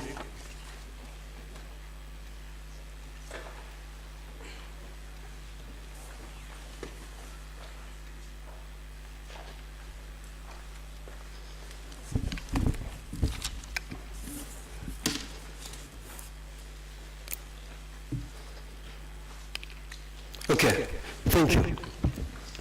Good afternoon, members of this House, Honorable Madam Speaker, and all stakeholders. Tunaweza coordinator, program coordinator. My name is Deliberations. I've been here with you today, and I'm standing here before you as Tunaweza representative to tell you one thing. As an organization focusing on nurturing youth participation and leadership, we want to tell you that there are those who will be mocking this little, few reps. You coming here all the way from Uganda, from Kenya, to sit in this house, from Rwanda, from DRC. But I want to tell you that there are benefits that we've already gotten. This sitting here, it's a strategic investment which adds to a leadership dream in practice portfolio. Don't look down at it. Don't take it lightly. Tunaweza says, take action. Be a leader now. Start today. Start this minute. Start this second. As Tunaweza, we will come again for future programs, which will be done still here by our enablers, Faraja, and the rest. Thank you so much, and have a wonderful. Thank you. And next is the Executive Director, Nuru Youth Development Foundation, Rwanda. Welcome.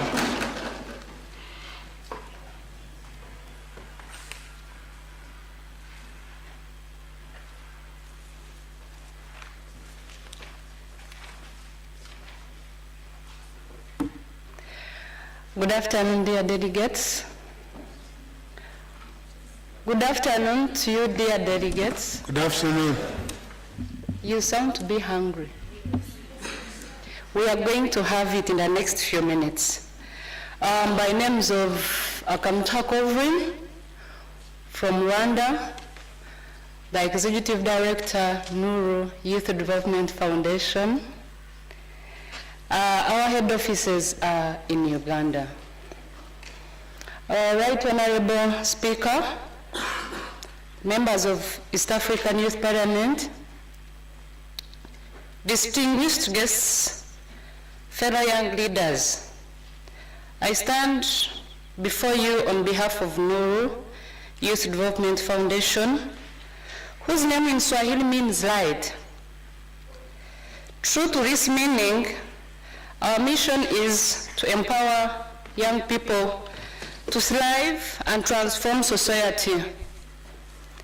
We exist to unlock the potential of East Africa's youth, especially the vulnerable, so they can overcome unemployment, poverty, and social challenges, and instead live with dignity, opportunity, and hope.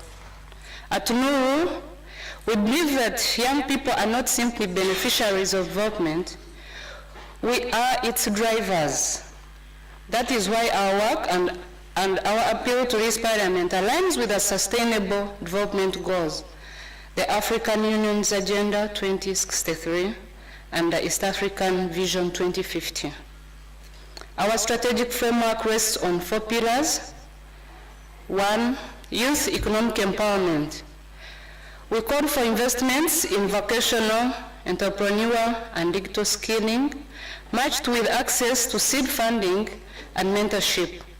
Skills without resources keep youth locked out of opportunity, as we earlier discussed. The solution is an integrated skilling model linked to real markets. Our second pillar, the social transformation and rights awareness. We must reduce child marriage, teenage pregnancy, and exploitation by scaling up civil education and sexual reproductive health services. Empowered youth make responsible and active citizens. Our third pillar, climate change and environmental stewardship. As our region faces droughts, floods, and job insecurity, we need to engage youth in green livelihoods, renewable energy, and sustainable agriculture, turning climate risk into climate opportunity. Our fourth pillar, youth leadership and advocacy. It is time to institutionalize youth voice in East African processes. We urge the creation of statutory youth caucus and dedicated youth impact assessments for all major policies, so young people are not an afterthought, but a central force in shaping integration. Nuru stands ready in partnership with Parliament. As you see, we are already partners, and I thank Faraja so much. We are ready to work with you. Governments, civil society, and the private sector to implement them. Let us seize this moment to ensure that the promise of the SDGs, the vision of Agenda 2063, and the integration goals of ESC translate into real opportunities for our young people. Together, we can light the path toward a future where every youth in East Africa can thrive. Thank you so much. I wish you the best. Thank you very much, Director. Next, we are having a representative from Kenya Young Parliamentarians Association for a minute, Honorable Ken Babu. Executive Director Sankara Peace Foundation should be preparing. Thank you, Bwana Clerk, and honorable members, through the speaker. Good afternoon. Like you mentioned, my name is Ken Babu. Apart from many other things that I do, I also work with the Kenyan Parliamentarians Association. It's an association of young members of parliament elected below the age of 40. And in Kenya, there are about 60. I just want to say that the 8th East African Youth Parliament gave us a platform to interact with young people. But in Kenya, we also conduct such a program. We call it Kenya Youth Parliament Association or National Youth Bunge, where I also sit as the speaker. I want to say on behalf of the CEO that we've agreed to partner with Burundi to bring to you the next Youth Parliament, which will happen in Burundi and later on will be co-opted in Kenya. Sasa vijana mko tayari kuja Kenya jamani? Are you guys ready to come to Kenya? You guys are ready to come to Kenya, right? At least we'll have a platform to interact and engage and share more. Allow me to say that we do not gather here today just to make stories and know each other. Apart from networking, we are also putting a question to the leaders in the positions. What is your agenda for the young people? What is your plan for the young people? What do you want to do for these young people upon taking over the offices? If you guys follow social media, recently we had the Gen Z protests in Kenya, which to some extent has been a benchmarking protest for young people across the world. Following that, we saw what happened in Nepal, and recently I was in Germany, and they were saying that they cannot allow a Kenyan who is below the age of 30 to stay in Germany for at least 6 months. So you see those kind of stuffs. But what I'm saying is we have a responsibility to ask questions to the leaders who are there, just as Thomas Sankara would put it. He said you cannot carry out fundamental change without a certain amount of madness. And that is what happened in Kenya. There was some level of madness that brought the change that we have today. And he was also right to say it comes from nonconformity and the courage to invent the future. Young people, if we are not comfortable, if you don't get uncomfortable, I mean, with wherever you are right now, we are not going to experience change. So I want to finish by saying that we have a responsibility as a generation to propagate intergenerational conversation and do away with the aged if we are sure and serious that we can take the countries from where we come and put a better question and better representation in terms of governance, policies, and peace building. Thank you so much, and God bless you. Thank you, Honorable Ken. Honorable members, I think this is a nice exposure. Probably you will get your next partner from these speeches, or your next financer in your campaigns back home. Anyways, next we are going to have Executive Director Sankara Peace Foundation. Karibu.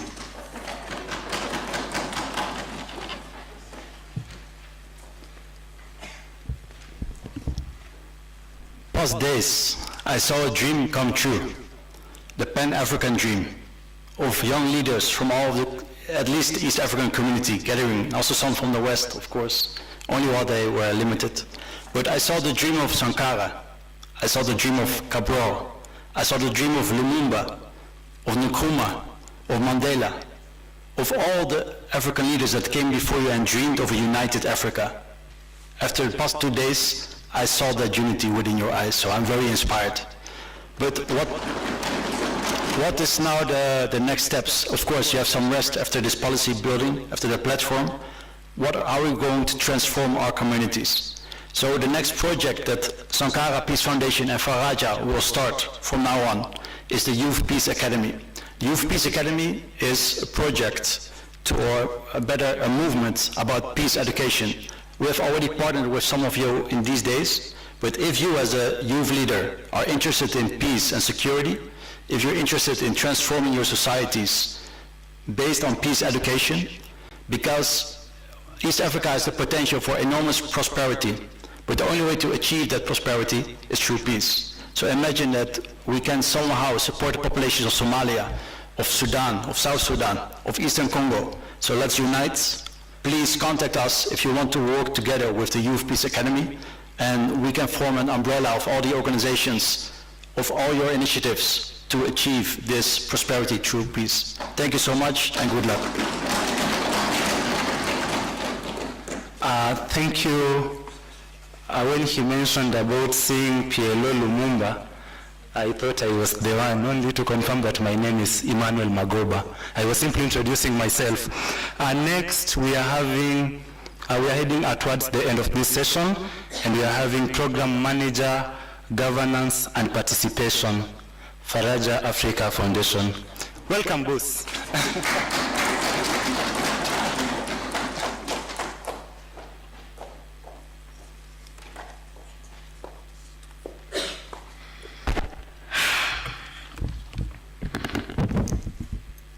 Speaker.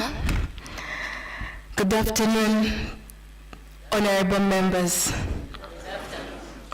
Good afternoon, honorable members. Good afternoon. Once again, my name is Nara Shalom Chantal. I am the Programs Manager in charge of Governance and Participation at Faraja Africa Foundation. So I'm here. Please, my speech is not going to come off as a motivational person, but I would love to motivate you for the next engagements and for more time to come. So please bear with me for 3 minutes. My fellow young dreamers, I stand before you not as a superior, but as a mirror to reflect back your strength, your passion, your potential. For what are you, if not the pulse of these nations today and tomorrow? Let me begin with a truth, simple but weighty. You matter, not in some vague idealistic sense. You matter in the way rivers shape valleys, in the way the stars remind night that it has meaning, in the way your voice, your long, quivering, passionate voice might just be the one that rewrites the policies that have silenced others for far too long.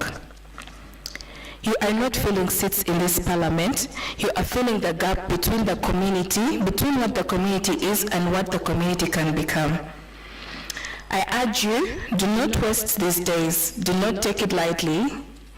History does not always announce itself before it arrives.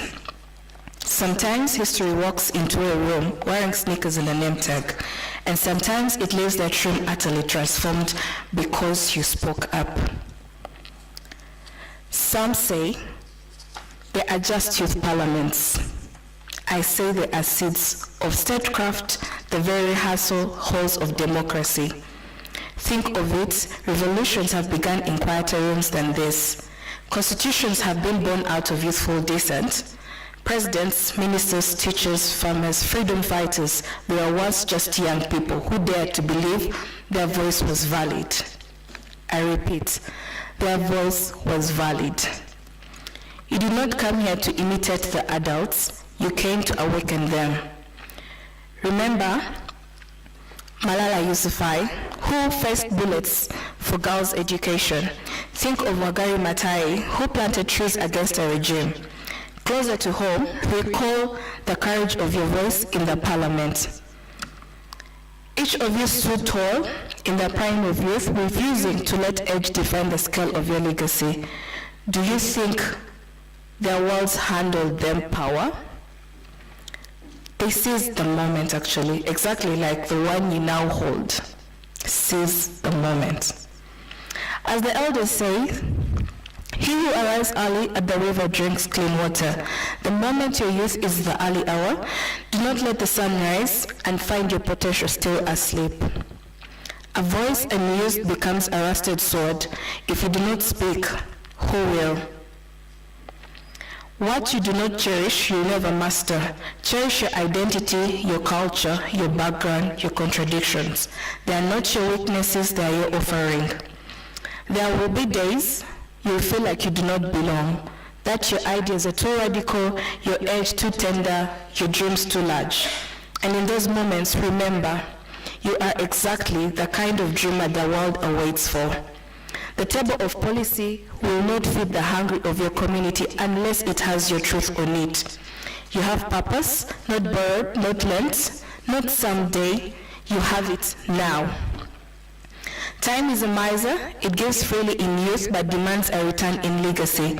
So I urge you, save your time not by hoarding it but by spending it boldly, in service, in truth, telling, in daring to be the one who asks the uncomfortable questions.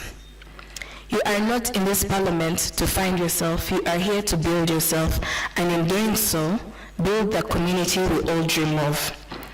So thank you for rising up to speak. Thank you for debating. Thank you for leading. Your future depends on this, because it does. Thank you once again. My name is Shalom.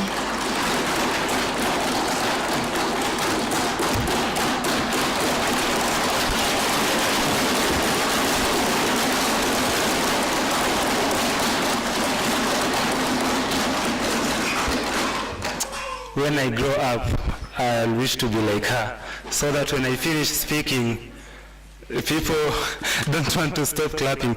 Anyway, we are having one more person who will be giving the remarks, but before I invite this person, because I believe they will then give the directions from this chamber, allow me invite our speaker who joined us in the middle of the session to also give his final remarks, and then the chair will adjourn after the country liaison. So allow me invite the speaker to give his remarks and probably congratulate you.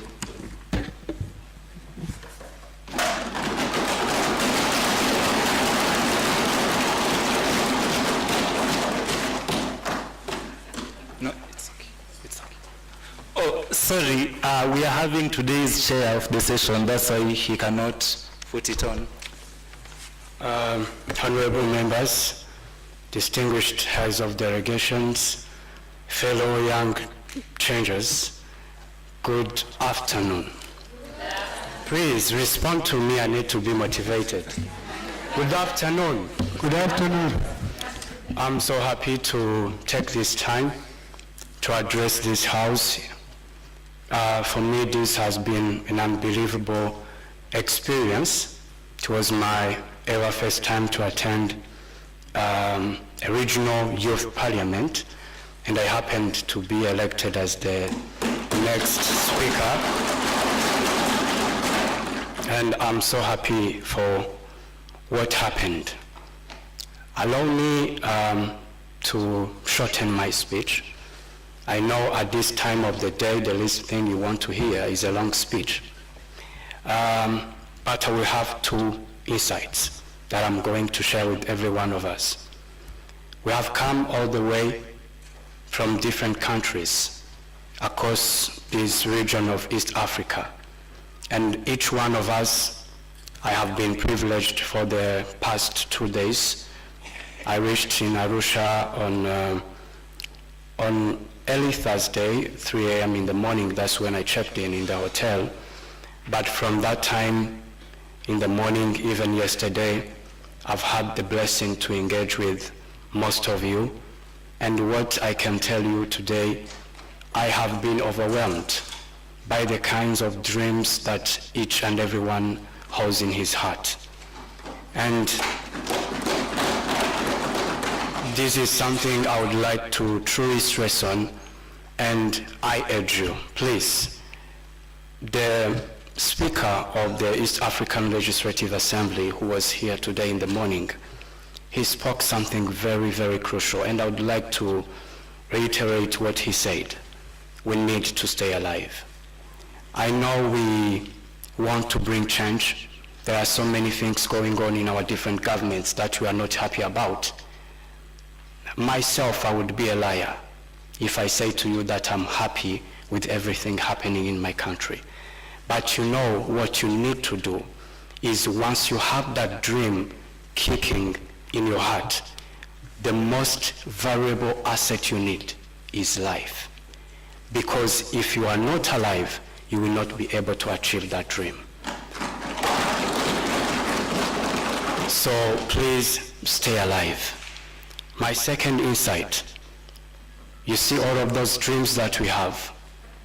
Please, let's accept the reality that there has never ever been in the world any outbreaking truth, reality, and some kind of medical achievement if there was no efforts at the grassroots level. Everything must have a foundation. I know you dream big, and I urge you to continue to dream even bigger, but come to the terms of this reality that you will never ever be able to build anything sustainable if the foundation was not strong enough. So work on yourselves, work on the foundation. The issues we have been raising over and over again, there are some crucial, essential grassroots points we need to address. And within your power, you have something you can start doing right away. Don't expect that your government is going to look for you and actually give you that seat that you think you need for you to be able to address those issues. But within the same capacity of intellectual, capacities that you have, within the same means, financial means that you have. I know we might not be as rich as we want to be right away, but within the same amount of money, you should be having this at this time, in this season. Please make sure you start addressing the issues of the young people of your country. As the previous speaker has said, we are part of this change we want to see in Africa. Thank you very much. And finishing my remarks, I thank everyone who has voted me in, and my commitment continues to make sure that our resolutions do not stay symbolic. But I am going to make sure, with the cooperation of Faraja Foundation, that whatever has been said in this house is going to be followed through. Thank you very much. That's my boss. Thank you, boss. Unfortunately, I cannot invite myself to say a word, but I'll just say, Veni, Vidi, Vici. Veni, Vidi, Vici. I came, I saw, I conquered.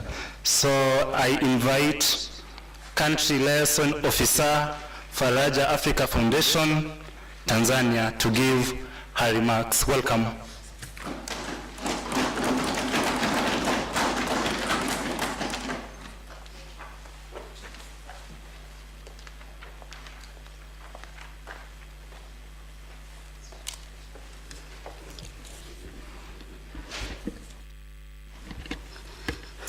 Honorable Speaker, dear friends and fellow youth leaders, the trailblazers of East Africa, good evening. Good evening once again. Okay.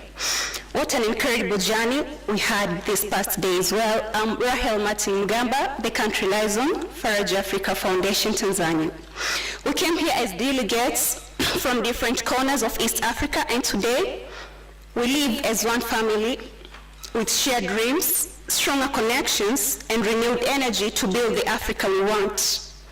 So you have proven that young people are not just the leaders of tomorrow, but we are leading today, shaping policies, influencing ideas, and building bridges across borders. Before we close, allow me to make some few and simple reminders. If you haven't registered for the committee papers, please, you have to register. We had 5 committees, we were told yesterday, so we have to register. And also, kindly, I'm reminding you again to sign the attendance sheets and the accommodation sheets. Yes, and at night, we're going to celebrate our unity in diversity.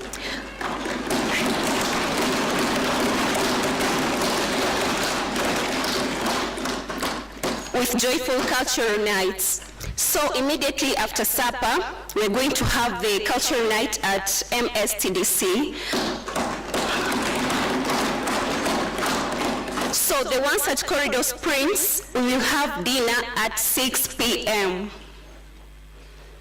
That means at 7 we'll have to leave for MSTDC, so please don't be late because you'll be left with the bus. On behalf of Faraja Africa Foundation, Tanzania, I sincerely apologize for any inconveniences you may have experienced along the way, and I truly thank you for your patience and understanding. As some of us prepare to travel back, I want to wish you a very, very safe journey. May you carry with you not just the resolutions and motions we debated here, but also the friendship, the laughter, and the spirit of togetherness that make East Africa shine. Can you please repeat after me? Each one, each one, reach one, teach one. Each one, reach one, teach one. So I believe everything that we've been taught here and we've learned here, we are going to teach one another. Thank you, and see you again in the spirit of one people, one destiny. Asanteni.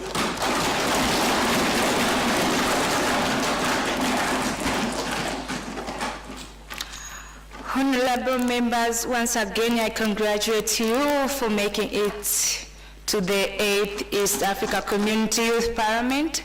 Congratulations. I now end this sitting. The date for the next sitting shall be communicated.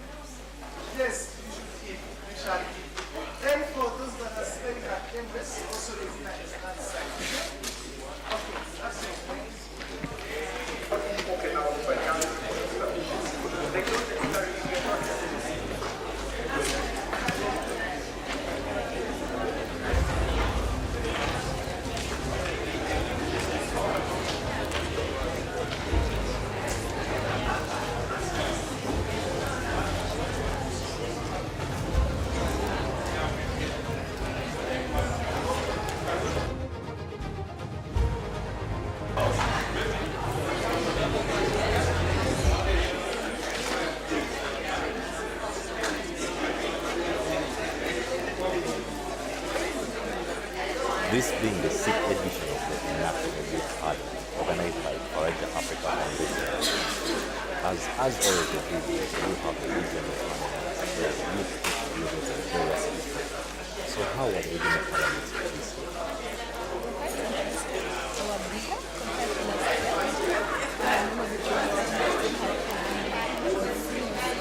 This time around we had bigger numbers and we had a wider participation.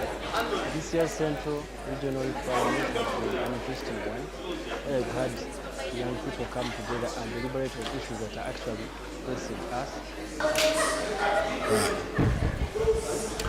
Just here.